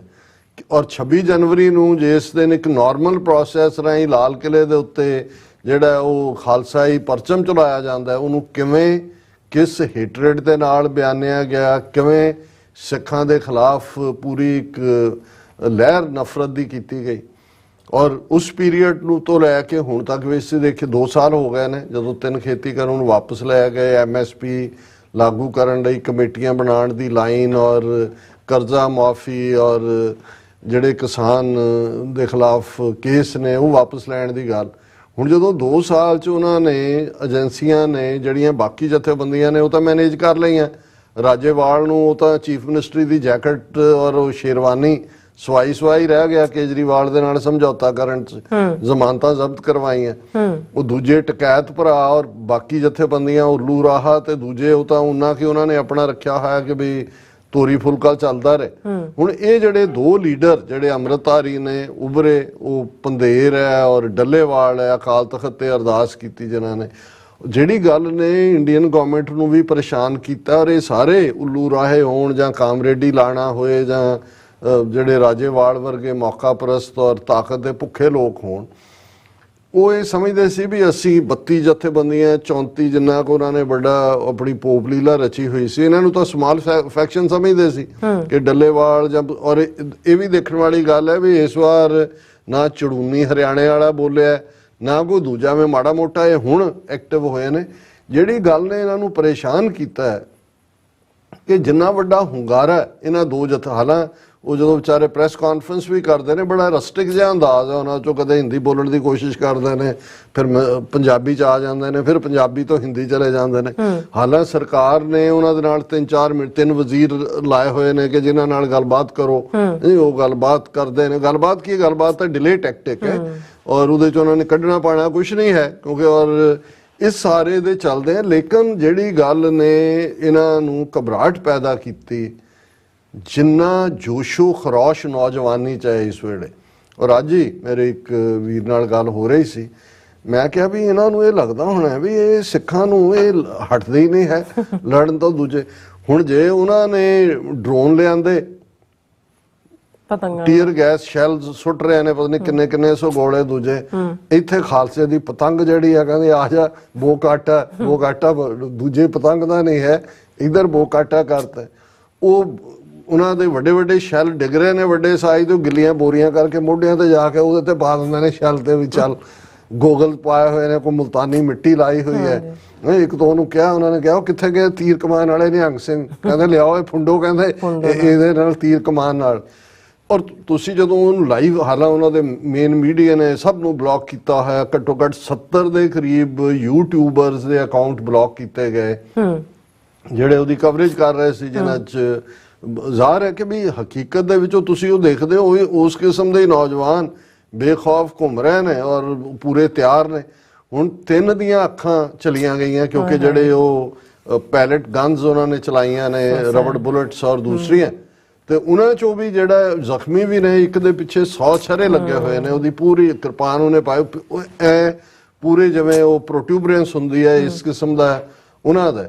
ਤੇ ਉਹ ਵੀ ਠੀਕ, ਉਹ ਕਹਿੰਦੇ ਨੇ ਜੀ ਲਾਓ ਜੀ ਇੱਥੇ ਮਰਮ ਮੁਲਮ ਜੋ ਲਾਣਾ ਹੈ, ਅਸੀਂ ਫੀਲਡ ਦੇ ਵਿੱਚ ਜਾਣਾ। ਹੁਣ ਇਹ ਜਿਹੜੀ ਸਪਿਰਿਟ ਹੈ ਇਹਨੇ ਔਰ ਉਸ ਮੂਵਮੈਂਟ ਨੂੰ ਜਿੰਨੀ ਪਬਲਿਸਿਟੀ ਮਿਲਦੇ ਆ, ਜਿੰਨਾ ਵਕਤ 1.5 ਸਾਲ ਲੱਗਾ ਸੀ, ਇਹ ਫਸਟ 48 ਆਵਰ 'ਚ ਇੰਟਰਨੈਸ਼ਨਲ ਖਬਰ ਬਣ ਗਈ ਕਿਉਂਕਿ ਇੱਕੋ ਵੇਲੇ 9 ਹੋਰ ਯੂਰਪ ਦੇ ਮੁਲਕ ਨੇ ਜਿੱਥੇ ਕਿਸਾਨਾਂ ਦੀ ਐਜੀਟੇਸ਼ਨ ਚੱਲ ਰਹੀ ਹੈ, ਉਹ ਵੀ ਟਰੈਕਟਰ ਲੈ ਕੇ ਆਏ ਹੋਏ ਨੇ। ਔਰ ਹਰਿਆਣੇ ਦਾ ਚੀਫ ਮਿਨਿਸਟਰ ਕਹਿ ਰਿਹਾ ਇੱਥੇ ਚੜ੍ਹਾਈ ਕਰ ਰਹੇ ਨੇ ਦਿੱਲੀ ਤੇ, ਖਤਰਨਾਕ ਟਰੈਕਟਰ ਮੋਡੀਫਾਈ ਕਰ ਲਏ ਉਹਨਾਂ ਨੇ, ਗਨਸ ਉਹਨੂੰ ਟੈਂਕ ਬਣਾਤਾ ਔਰ ਉਸ ਸਾਰੇ ਦੇ ਨਾਲ ਲੱਗੇ ਹੋਏ ਨੇ। ਸੋ ਉਹ ਜਿਹੜੀ ਸਪਿਰਿਟ ਹੈ, ਜਿਹੜੀ ਜਿੱਥੋਂ ਤੱਕ ਤਾਂ ਲੀਡਰਸ਼ਿਪ ਦਾ ਤਾਲੁਕ ਹੈ ਜਾਂ ਦੂਜਾ ਹੈ, ਉਹ ਕੋਈ ਮੈਚ ਨਹੀਂ ਨੇ। ਲੇਕਿਨ ਜਿਹੜੀ ਸਿੱਖਾਂ ਦੀ ਡਿਫਾਈਨਡ ਸਪਿਰਿਟ ਹੈ, ਇਸ ਵਾਰ ਉਹਨਾਂ ਨੇ ਆਪਣੇ ਵੱਲੋਂ ਤਾਂ ਬੜੇ ਪ੍ਰਬੰਧ ਕੀਤੇ, ਬੈਰੀਕੇਡ ਤੇ ਦੂਜੇ ਜਿਵੇਂ ਹਰਿਆਣੇ ਦੇ ਗੁਰਦੁਆਰੇ ਮੈਨੇਜ ਕੀਤੇ ਨੇ। ਹਰਿਆਣੇ ਦੇ ਗੁਰਦੁਆਰਿਆਂ 'ਚ ਪੰਜੋ ਖਰਾ ਸਾਹਿਬ ਔਰ ਮੰਜੀ ਸਾਹਿਬ ਅੰਬਾਲਾ ਦੇ ਵਿੱਚ ਜਿਹੜੀ CRPF ਔਰ ਸੈਂਟਰਲ ਫੋਰਸਿਸ ਔਰ ਹਰਿਆਣਾ ਪੁਲਿਸ ਨੂੰ ਠਹਿਰਾਣਾ, ਉਹਨਾਂ ਵੱਲੋਂ ਜਿਹੜੀਆਂ ਡਰੱਗਸ ਔਰ ਸ਼ਰਾਬ ਔਰ ਤੰਬਾਕੂ ਦਾ ਇਸਤੇਮਾਲ ਜਿਹੜਾ ਸਿੱਖ ਨੌਜਵਾਨੀ ਨੇ ਜਿਸ ਨੂੰ ਬੇਨਕਾਬ ਕੀਤਾ ਹੈ। ਬਿਲਕੁਲ। ਲੇਕਿਨ ਇਸ ਸਾਰੇ ਦੇ ਬਾਵਜੂਦ ਜਿਵੇਂ ਜਿਸ ਅੰਦਾਜ਼ ਦੇ ਵਿੱਚ ਸਪੋਰਟ ਸਿੱਖਾਂ ਦੀ ਨਿਕਲੀ ਹੈ ਇੰਟਰਨੈਸ਼ਨਲੀ, ਕਾਂਗਰੈਸ਼ਨਲ ਬਰੀਫਿੰਗ ਦੇ ਵਿੱਚ ਗੱਲ ਹੋਈ, ਈਸਟ ਕੋਸਟ ਸਿੱਖ ਕੋਆਰਡੀਨੇਸ਼ਨ ਕਮੇਟੀ, ਵਰਲਡ ਸਿੱਖ ਪਾਰਲੀਮੈਂਟ ਤੋਂ ਲੈ ਕੇ ਥਾਂ ਹੁਣ ਹਾਲਾਂ ਮੈਂ ਜਿਹੜਾ ਉਹ ਗ੍ਰੀਨਵੁੱਡ ਇੰਡੀਆਨਾ ਹੋਣਾ ਹੈ ਐਤਵਾਰ, ਲੇਕਿਨ ਗੁਰਦੁਆਰਾ ਸਾਹਿਬ ਦਸ਼ਮੇਸ਼ ਦਰਬਾਰ ਕਾਰਟਰੇਟ ਸਾਰੇ ਈਸਟ ਕੋਸਟ ਦੇ ਗੁਰਦੁਆਰਿਆਂ ਦੇ ਪ੍ਰਬੰਧਕਾਂ ਔਰ ਸਿੱਖ ਆਰਗੇਨਾਈਜੇਸ਼ਨਾਂ ਦੀ ਇੱਕ ਵੱਡੀ ਮੀਟਿੰਗ ਹੋਣ ਜਾ ਰਹੀ ਹੈ ਜਿਹਦੇ ਚ ਆਉਣ ਵਾਲੇ ਹਫ਼ਤਿਆਂ 'ਚ ਪ੍ਰੋਟੈਸਟ ਔਰ ਦੂਸਰੇ ਪਲਾਨ ਕੀਤੇ ਜਾਣਗੇ ਗਲੋਬਲੀ। ਇਹ ਆਲਮੋਸਟ ਜਿਹੜਾ ਟ੍ਰੈਂਡ ਸ਼ੁਰੂ ਹੋ ਗਿਆ ਹੁਣ। ਇਹ ਤਾਂ ਹੈ ਆਪਣੇ ਆਪ 'ਚ ਇਹ ਦੱਸਦਾ ਹੈ ਕਿ ਵੀ ਸਿੱਖਾਂ ਦੀ ਜਿਹੜੀ ਜਸਟਿਸ ਲੈਣ ਲਈ ਫਾਈਟਿੰਗ ਸਪਿਰਿਟ ਹੈ ਔਰ ਇਹ ਪੰਜਾਬ ਦੇ ਵਿੱਚ ਵਰਤਾਰਾ ਅਸੀਂ ਇਸ ਲਈ ਵੀ ਇੰਪੋਰਟੈਂਟ ਅੰਦਾਜ਼ ਦੇਖ ਰਹੇ ਹਾਂ ਕਿ ਇਹਨਾਂ ਮਹੀਨਿਆਂ ਦੇ ਵਿੱਚ ਹੀ ਪਿਛਲੇ 10 ਮਹੀਨੇ 'ਚ ਇਹਨਾਂ ਨੇ ਟਰਾਂਸਨੈਸ਼ਨਲ ਰਿਪਰੈਸ਼ਨ ਕੀਤੀ ਹੈ। 18 ਜੂਨ ਨੂੰ ਸਰੀ ਦੇ ਵਿੱਚ ਹਰਦੀਪ ਸਿੰਘ ਨਿੱਜਰ ਦਾ ਮਰਡਰ, 15 ਜੂਨ ਨੂੰ ਅਵਤਾਰ ਸਿੰਘ ਖੰਡੇ ਦਾ ਮਰਡਰ, ਮਈ ਮਹੀਨੇ 'ਚ ਪਰਮਜੀਤ ਸਿੰਘ ਪੰਜਵੜ ਦਾ ਮਰਡਰ, ਅਮਰੀਕਾ ਦੇ ਵਿੱਚ ਗੁਰਪਤਵੰਤ ਸਿੰਘ ਪੰਨੂ ਮਰਡਰ ਪਲਾਟ, ਔਰ ਇਹ ਸਾਰਾ ਬੇਨਕਾਬ ਹੋਇਆ। ਔਰ ਇਹ ਸੀ ਕਿ ਦੇਖੋ ਜੀ ਘੁਸਮੇ ਕੇ ਮਾਰਾ ਬਾਹਰ ਮਾਰਾ, ਤੇ ਉਹ ਸਮਝਦੇ ਸੀ ਵੀ ਅਸੀਂ ਡਰ ਕ੍ਰੀਏਟ ਕਰਤਾ ਪੰਜਾਬ 'ਚ। ਸਵਾਏ ਇੱਕ ਦੋ ਸਿੱਖ ਜਥੇਬੰਦੀਆਂ, ਪੰਜਾਬ ਦਾ ਚੀਫ ਮਿਨਿਸਟਰ ਬੋਲਿਆ ਕਦੇ ਇਸ ਮੁੱਦੇ ਤੇ, ਨਾ ਹੀ ਕੋਈ ਹੋਰ ਧਿਰਾਂ ਵੀ ਤੁਸੀਂ ਪੰਜਾਬ ਦੇ ਬੱਚਿਆਂ ਨੂੰ ਬਾਹਰ ਜਾ ਕੇ ਮਾਰ ਰਹੇ ਹੋ। ਲੇਕਿਨ ਇਹ ਜਿਹੜਾ ਬੇਖੌਫ ਹੋ ਕੇ ਉਤਰਨਾ, ਔਰ ਜਿਹੜਾ ਦੂਸਰਾ ਇਸ ਦੇ ਵਿੱਚ ਕਿਉਂਕਿ ਉਹਨਾਂ ਪਹਿਲੀਆਂ ਕਾਮਰੇਡੀਆਂ ਤੇ ਜੀ ਨਿਸ਼ਾਨ ਸਾਹਿਬ ਨਾਲ ਲੱਗੇ, ਪ੍ਰਕਾਸ਼ ਕਿਉਂ ਇਸ ਵਾਰ ਤੇ ਨਿਕਲੇ ਨਿਸ਼ਾਨ ਸਾਹਿਬਾਂ ਨਾਲ ਨੇ। ਇਹ ਡੱਲੇਵਾਲ ਔਰ ਪੰਧੇਰ ਅਕਾਲ ਤਖਤ ਤੇ ਅਰਦਾਸ ਕਰਕੇ ਨਿਕਲੇ ਨੇ, ਜਕਾਰੇ ਨਜ਼ਾਰੇ ਵੀ ਗੂੰਜ ਰਹੇ ਨੇ, ਤੇ ਜਦੋਂ ਉਹ ਜਾਂਦੇ ਨੇ ਅੱਗੋਂ ਤੇ ਬੋਲੇ ਸੋਹਣੇ ਹਾਲ ਦੇ ਨਾਲ ਹੀ ਜਾਂਦੇ ਨੇ। ਸੋ ਜ਼ਾਹਰ ਹੈ ਕਈਆਂ ਨੇ ਤਾਂ ਯੰਗਸਟਰਸ ਨੇ ਦੀਪ ਸਿੱਧੂ ਦੀ ਔਰ ਪਿਕਚਰ ਔਰ ਕੁਦਰਤੀ ਉਹਨਾਂ ਦਿਨਾਂ ਦੇ ਨਾਲ ਹੀ ਇਹ ਸਾਰੇ ਦਾ ਪਾਰਟ ਵੀ ਜੁੜ ਗਿਆ। ਹੁਣ ਇਹ ਜਿਹੜੇ ਐਕਟ ਨੇ ਇਹ ਤਾਂ ਨੇ ਬਹਾਦਰੀ ਦੇ ਵੀ, ਡਿਫਾਈਂਸ ਦੇ ਵੀ, ਲੇਕਿਨ ਇਸ ਚੋਂ ਨਿਕਲਣਾ ਕੁਛ ਨਹੀਂ ਹੈ। ਉਹਦਾ ਰੀਜ਼ਨ ਇੱਕ ਤਾਂ ਵੈਸੇ ਵੀ ਜਿਹੜਾ ਹੁਣ ਪਾਰਲੀਮੈਂਟ ਦੀਆਂ ਚੋਣਾਂ ਦਾ ਕਿਸੇ ਵੇਲੇ ਵੀ ਇਲੈਕਸ਼ਨ ਕਮਿਸ਼ਨ ਨੇ ਐਲਾਨ ਕਰ ਦੇਣਾ, ਜਦੋਂ ਐਲਾਨ ਹੋ ਜਾਂਦਾ ਹੈ ਤੇ ਫਿਰ ਇਲੈਕਸ਼ਨ ਕੋਡ ਉਹਨੂੰ ਕਹਿੰਦੇ ਨੇ ਲਾਗੂ ਹੋ ਜਾਂਦਾ। ਤੁਸੀਂ ਕੋਈ ਵੀ ਜਿਹੜਾ ਉਸ ਦੇ ਉੱਤੇ ਕੋਈ ਨਵੀਂ ਨੀਤੀ ਜਾਂ ਕੋਈ ਗ੍ਰਾਂਟ ਜਾਂ ਕੋਈ ਦੂਜਾ ਇਸ ਕਿਸਮ ਦਾ ਨਹੀਂ ਦੇ ਸਕਦੇ। ਤੇ ਜਿਨ੍ਹਾਂ ਨੇ ਜੇ ਕੁਝ ਦੇਣਾ ਹੁੰਦਾ 2 ਸਾਲ ਤੋਂ ਜਿਹੜੀਆਂ 33 ਮੀਟਿੰਗਾਂ ਜਿਹੜੀ ਕਮੇਟੀ ਬਣਾਈ ਇਹਨਾਂ ਨੇ ਸਵਾਮੀਨਾਥਨ ਕਮਿਸ਼ਨ ਦੀ ਰਿਪੋਰਟ ਦੇ ਉੱਤੇ ਵਿਚਾਰ ਕਰਨ ਦੇ ਲਈ, ਜਿਹਦੇ ਥੱਲੇ ਮਿਨੀਮਮ ਸਪੋਰਟ ਪ੍ਰਾਈਸ ਦਿੱਤਾ ਜਾਣਾ ਸੀ, ਉਹ ਜਿਹੜੀਆਂ ਨੇ ਜੇ 33 ਮੀਟਿੰਗਾਂ ਚੋਂ ਕੁਝ ਨਹੀਂ ਨਿਕਲਿਆ ਤੇ ਇੱਥੇ 3 ਮੀਟਿੰਗਾਂ ਇਹ ਡਿਲੇ ਟੈਕਟਿਕ ਹੈ ਫਰਦਰ ਜਿਹੜਾ। ਲੇਕਿਨ ਇਸ ਦਾ ਪੁੱਲ ਇੰਨਾ ਜ਼ਬਰਦਸਤ ਹੋਇਆ। ਹਾਲਾਂ ਇਸ ਮੂਵਮੈਂਟ ਦਾ ਵੀ ਪਹਿਲਾ ਸ਼ਹੀਦ ਹੁਣ ਸਾਹਮਣੇ ਆ ਗਏ, ਗਿਆਨ ਸਿੰਘ, ਜਿਹੜੇ ਕਿ 63 ਸਾਲ ਦੀ ਉਮਰ ਜਿਨ੍ਹਾਂ ਦੀ, ਉਹ ਹਾਰਟ ਅਟੈਕ ਦੇ ਨਾਲ ਉਹਨਾਂ ਦੀ ਮੌਤ ਹੋਈ ਹੈ। ਸੋ ਇਹ ਸ਼ੰਭੂ ਔਰ ਖਨੌਰੀ ਇਸ ਜਿਹੜਾ ਮੋਰਚਾ ਲੱਗਾ ਹੋਇਆ ਉਹਦੇ ਪਹਿਲੇ ਸ਼ਹੀਦ ਨੇ। ਜ਼ਿਲ੍ਹਾ ਗੁਰਦਾਸਪੁਰ ਨਾਲ ਇਹਨਾਂ ਦਾ ਸੰਬੰਧ ਹੈ। ਸੋ ਇਹ ਸਾਰਾ ਆਪਣੀ ਥਾਂ ਦੇ ਉੱਤੇ। ਔਰ ਇਸ ਵਾਰ ਇੱਕ ਖੂਬਸੂਰਤੀ ਹੋਰ ਜਿਹੜੀ ਕਿ ਪਿਛਲੀ ਵਾਰ ਇਹ ਕਹਿਣ ਦੀ ਕੋਸ਼ਿਸ਼ ਸੀ ਕਿ ਜੀ ਇਹ ਤਾਂ ਬੜੇ ਜਿਹੜੇ ਅਮੀਰ ਜ਼ਿਮੀਦਾਰ ਨੇ, ਦੇਖੋ ਇਹ ਕਿੱਥੋਂ ਕਾਜੂ ਖਾਂਦੇ ਨੇ, ਕਿੱਥੋਂ ਬਦਾਮਾਂ ਦਾ ਲੰਗਰ, ਕਿੱਥੋਂ ਫਲਾਣਾ। ਹੁਣ ਇਸ ਵਾਰ ਜਿਹੜੀ ਗਰੀਬ ਮਜ਼ਦੂਰ ਸਭਾਵਾਂ ਵਾਲੇ ਵੀ ਨੇ, ਕਿਰਤੀ ਮਜ਼ਦੂਰ ਆਰਗੇਨਾਈਜੇਸ਼ਨਾਂ, ਗਰੀਬ ਦਲਿਤ ਜਿਹੜੇ ਨੇ, ਉਹ ਵੀ ਉਹਨਾਂ ਨੇ ਵੀ ਜੁਆਇਨ ਕੀਤਾ। ਉਹਨਾਂ ਨੂੰ ਇੱਕ ਇੰਟਰਵਿਊ ਕਰ ਰਿਹਾ ਕਿ ਜੀ ਤੁਸੀਂ ਕਿਵੇਂ ਆ ਗਏ। ਉਹਨਾਂ ਨੇ ਕਿਹਾ ਜੀ ਅਸੀਂ ਮਜ਼ਦੂਰ, ਸਾਡੀ ਮਨਰੇਗਾ ਦੀ ਮੰਗ ਹੈ, ਪੈਨਸ਼ਨ ਦੀ ਮੰਗ ਹੈ, ਕਰਜ਼ੇ ਸਾਡੇ ਮਾਫ ਕਰੋ। ਔਰ ਇਹ ਜਿਸ ਅੰਦਾਜ਼ ਦੇ ਵਿੱਚ ਇਸ ਵਾਰ ਫਿਰ ਇਹ ਡਿਵਾਈਡ ਕ੍ਰੀਏਟ ਕਰਨ ਦੀ ਕੋਸ਼ਿਸ਼ ਕਰ ਰਹੇ ਨੇ।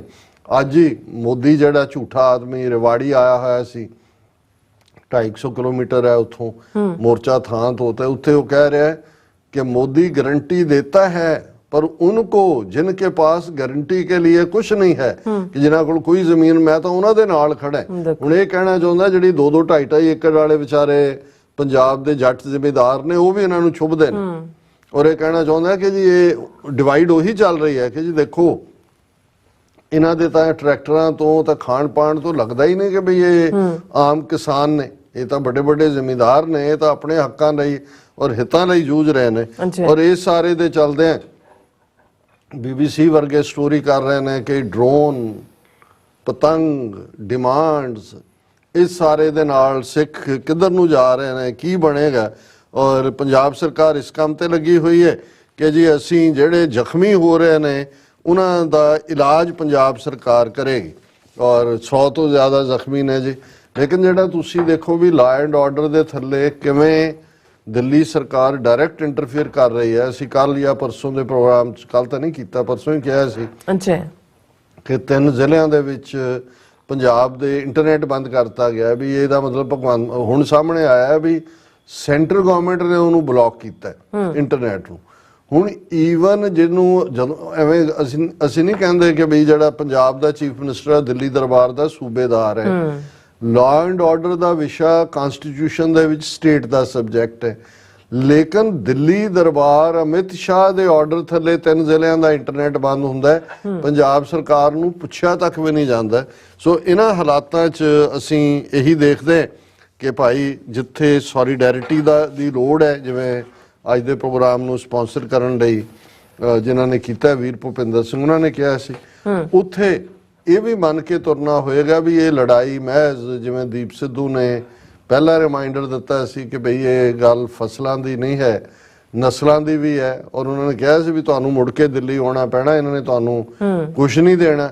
ਇਹ ਪਾਰਟ ਵੀ ਨਾਲ ਨਾਲ ਚੱਲ ਰਿਹਾ। ਪਰ ਅਸੀਂ ਸਮਝਦੇ ਹਾਂ ਵੀ ਇਹ ਜਿਹੜਾ ਪੰਜਾਬ ਦਾ ਲੜਨ ਭਿੜਨ ਦਾ ਜਜ਼ਬਾ ਹੈ, ਘੱਟੋ ਘੱਟ ਇੱਕ ਵਾਰ ਫੇਰ ਦਿੱਲੀ ਦੇ ਹਾਕਮਾਂ ਨੂੰ ਵੀ, ਦੁਨੀਆ ਭਰ ਦੇ ਵਿੱਚ ਵੀ ਇਹ ਸਾਹਮਣੇ ਆਇਆ ਕਿ ਸਿੱਖ ਤੁਹਾਡੀ ਟਰਾਂਸਨੈਸ਼ਨਲ ਰਿਪਰੈਸ਼ਨ ਤੋਂ ਜਾਂ ਤੁਹਾਡੇ ਡਰਟੀ ਪ੍ਰਚਾਰ ਤੋਂ, ਜਿਹੜਾ ਵਿਟਰੀਓਲਿਕ ਕੰਬੀਨੇਸ਼ਨ ਹੈ, ਸਿੱਖ ਹੇਟਰੇਡ, ਡਰੋਨਸ ਔਰ ਬੁਲੇਟਸ ਔਰ ਟੀਅਰ ਗੈਸ ਸ਼ੈਲਸ, ਉਸ ਦੀ ਸਾਨੂੰ ਪਰਵਾਹ ਨਹੀਂ ਹੈ। ਔਰ ਸਾਡੇ ਵੀਰ ਸੰਤੋਖ ਸਿੰਘ ਭਾਊ ਜੀ ਨੇ ਸਾਨੂੰ ਨਜ਼ਮ ਭੇਜੀ ਹੈ, ਕਿਉਂਕਿ ਦੀਪ ਸਿੱਧੂ ਦੀ ਯਾਦ ਦੇ ਵਿੱਚ ਕੱਲ ਉਹਨਾਂ ਦੇ ਸਾਰੇ ਪਾਸੇ ਸਮਾਗਮ ਸੀ। ਆਉਣ ਵਾਲੇ ਵੀਕਐਂਡ ਵੀ ਸਾਰੇ ਪਾਸੇ ਨੇ। ਇਹਦੇ ਨਾਲ ਮੈਂ ਕਲੋਜ਼ ਕਰਾਂਗਾ ਇਸ ਸੈਗਮੈਂਟ ਨੂੰ। ਨਹੀਂ ਭੁੱਲਣਾ ਵਿਛੋੜਾ ਦੀਪ ਤੇਰਾ, ਤੂੰ ਜਿੰਦ ਕੁਰਬਾਨ ਕਰ ਗਿਆ, ਗੱਲ ਪਾਤਸ਼ਾਹੀ ਦਾਅਵੇ ਵਾਲੀ ਦੱਸ ਕੇ ਆਜ਼ਾਦੀ ਵਾਲੀ ਗੱਲ ਕਰ ਗਿਆ। ਨਹੀਂ ਭੁੱਲਣਾ ਵਿਛੋੜਾ ਦੀਪ ਤੇਰਾ, ਤੂੰ ਜਿੰਦ ਕੁਰਬਾਨ ਕਰ ਗਿਆ, ਗੱਲ ਪਾਤਸ਼ਾਹੀ ਦਾਅਵੇ ਵਾਲੀ ਦੱਸ ਕੇ ਆਜ਼ਾਦੀ ਵਾਲੀ ਗੱਲ ਕਰ ਗਿਆ। ਦੱਲੇ ਦਿੱਲੀ ਦੇ ਕਾਮਰੇਡ ਲਾਣਾ, ਪਿੱਠ ਉੱਤੇ ਵਾਰ ਕਰ ਗਿਆ, ਲਾਣਾ ਤੇਰੇ ਤੇ ਸੀ ਤੋਹਮਤਾਂ ਲਾਉਂਦਾ, ਆਪ ਉਹ ਗੱਦਾਰ ਬਣ ਗਿਆ। ਖੂਨ ਡੋਲ ਕੇ ਤੂੰ ਆਪਣੇ ਸਰੀਰ ਦਾ ਪੰਥ ਦੇ ਹਵਾਲੇ ਕਰ ਗਿਆ, ਗੱਲ ਝੰਡੇ ਵਾਲੀ ਕਰਕੇ ਤੂੰ ਪੂਰੀ ਬੜੀ ਤੂੰ ਕਮਾਲ ਕਰ ਗਿਆ। ਸਾਡੇ ਤਖਤ ਉੱਤੇ ਲਾਏ ਗਏ ਝੰਡੇ ਦਾ ਉਧਾਰ ਸਿਰੋਂ ਪੂਰਾ ਕਰ ਗਿਆ। ਭੰਤਾ ਨਿਕਲੂ ਬੁੱਚੜ ਪੰਜਾਬ ਦਾ, ਲੋਕਾਂ ਨੂੰ ਅਗਾ ਕਰ ਗਿਆ। ਵਾਅਦੇ ਕਰਕੇ ਸ਼ਹੀਦੀ ਜਾਮ ਪੀ ਲਿਆ, ਪੂਰੇ ਤੂੰ ਇਕਰਾਰ ਕਰ ਗਿਆ। ਗੱਲਾਂ ਭੁੱਲਾਂਗੇ ਕਦੇ ਨਾ ਤੇਰੀਆਂ, ਜੋ ਪੰਥ ਨਾ ਵਿਚਾਰ ਕਰ ਗਿਆ।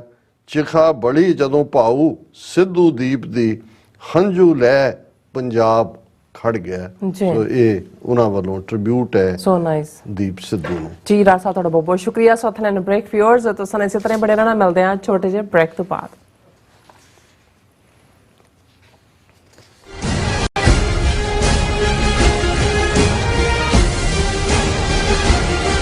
ਜਦੋਂ ਸਾਡੀ ਜ਼ਮੀਰਾਂ ਦੀ ਗੱਲ ਹੋਊਗੀ, ਜਦੋਂ ਸਾਡੀ ਹੋਂਦ ਦੀ ਗੱਲ ਹੋਊਗੀ, ਉਦੋਂ ਅਸੀਂ ਖੜੇ ਹੋ ਜਾਾਂਗੇ। ਉਹ ਵੱਖਰੀ ਗੱਲ ਆ ਵੀ ਅਸੀਂ ਆਪਦੀ ਪਛਾਣ ਤੋਂ ਦੂਰ ਹੋਏ ਫਿਰਦੇ ਹਾਂ। ਗੁਰਦੁਆਰਾ ਗੁਰੂ ਹਰਗੋਬਿੰਦ ਸਾਹਿਬ ਗ੍ਰੀਨਵੁੱਡ ਇੰਡੀਆਨਾ ਵਿਖੇ ਸ਼ਹੀਦ ਭਾਈ ਸੰਦੀਪ ਸਿੰਘ ਦੀਪ ਸਿੱਧੂ ਦੀ ਸ਼ਹਾਦਤ ਨੂੰ ਸਮਰਪਿਤ ਅਖੰਡ ਪਾਠ ਸਾਹਿਬ 16 ਫਰਵਰੀ 2024 ਨੂੰ ਆਰੰਭ ਹੋਣਗੇ ਅਤੇ 18 ਫਰਵਰੀ ਦਿਨ ਐਤਵਾਰ ਨੂੰ ਭੋਗ ਪਾਏ ਜਾਣਗੇ। ਐਤਵਾਰ ਦੇ ਦਿਨ ਦੇ ਦੀਵਾਨ ਵਿੱਚ ਪੰਥ ਦੇ ਪ੍ਰਸਿੱਧ ਕੀਰਤਨੀ ਜਥੇ, ਕਥਾਵਾਚਕ ਗੁਰਬਾਣੀ ਅਤੇ ਗੁਰ ਇਤਿਹਾਸ ਨਾਲ ਸੰਗਤ ਨੂੰ ਨਿਹਾਲ ਕਰਨਗੇ। ਅਜੋਕੇ ਸਿੱਖ ਸੰਘਰਸ਼ ਅਤੇ ਮੌਜੂਦਾ ਹਾਲਾਤਾਂ ਬਾਰੇ ਖਾਲਿਸਤਾਨ ਅਫੇਅਰਸ ਸੈਂਟਰ ਦੇ ਸੰਚਾਲਕ ਡਾਕਟਰ ਅਮਰਜੀਤ ਸਿੰਘ ਵਿਚਾਰਾਂ ਦੀ ਸਾਂਝ ਪਾਉਣਗੇ। ਗੁਰੂ ਘਰ ਦੀ ਪ੍ਰਬੰਧਕ ਕਮੇਟੀ ਅਤੇ ਭਲਵਾਨ ਯੂਥ ਗਰੁੱਪ ਆਰਗੇਨਾਈਜੇਸ਼ਨ ਵੱਲੋਂ ਆਪ ਸਭ ਨੂੰ ਇਸ ਸਮਾਗਮ ਵਿੱਚ ਹਾਜ਼ਰੀ ਲਵਾਉਣ ਲਈ ਬੇਨਤੀ ਕੀਤੀ ਜਾਂਦੀ ਹੈ। ਮਰਨ ਮੁਨਸਾ ਸੂਰਿਆ ਹੱਕ ਹੈ। ਸਿਗਨੇਚਰ ਟਰੱਕ ਸਰਵਿਸ ਰਾਊਟ 81 ਉੱਤੇ ਐਗਜ਼ਿਟ 235 ਤੇ ਟਰੱਕਰ ਵੀਰਾਂ ਲਈ 24 ਘੰਟੇ ਰੋਡ ਸਰਵਿਸ ਦੀ ਸੁਵਿਧਾ ਮੌਜੂਦ। Heavy duty repair, oil change, ਪੁਰਾਣੇ ਅਤੇ ਨਵੇਂ tyre, computer diagnostic, DPF cleaning, brake service ਜਾਂ ਰਸਤੇ ਵਿੱਚ ਆਈ ਹਰ ਤਰ੍ਹਾਂ ਦੀ ਰਿਪੇਅਰ ਪ੍ਰੋਫੈਸ਼ਨਲ ਟੀਮ ਵੱਲੋਂ ਕੀਤੀ ਜਾਂਦੀ ਹੈ। ਬ੍ਰੇਕਫਾਸਟ, ਲੰਚ ਅਤੇ ਡਿਨਰ ਲਈ ਪੰਜਾਬੀ ਢਾਬੇ ਦਾ ਆਨੰਦ ਵੀ ਮਾਣੋ।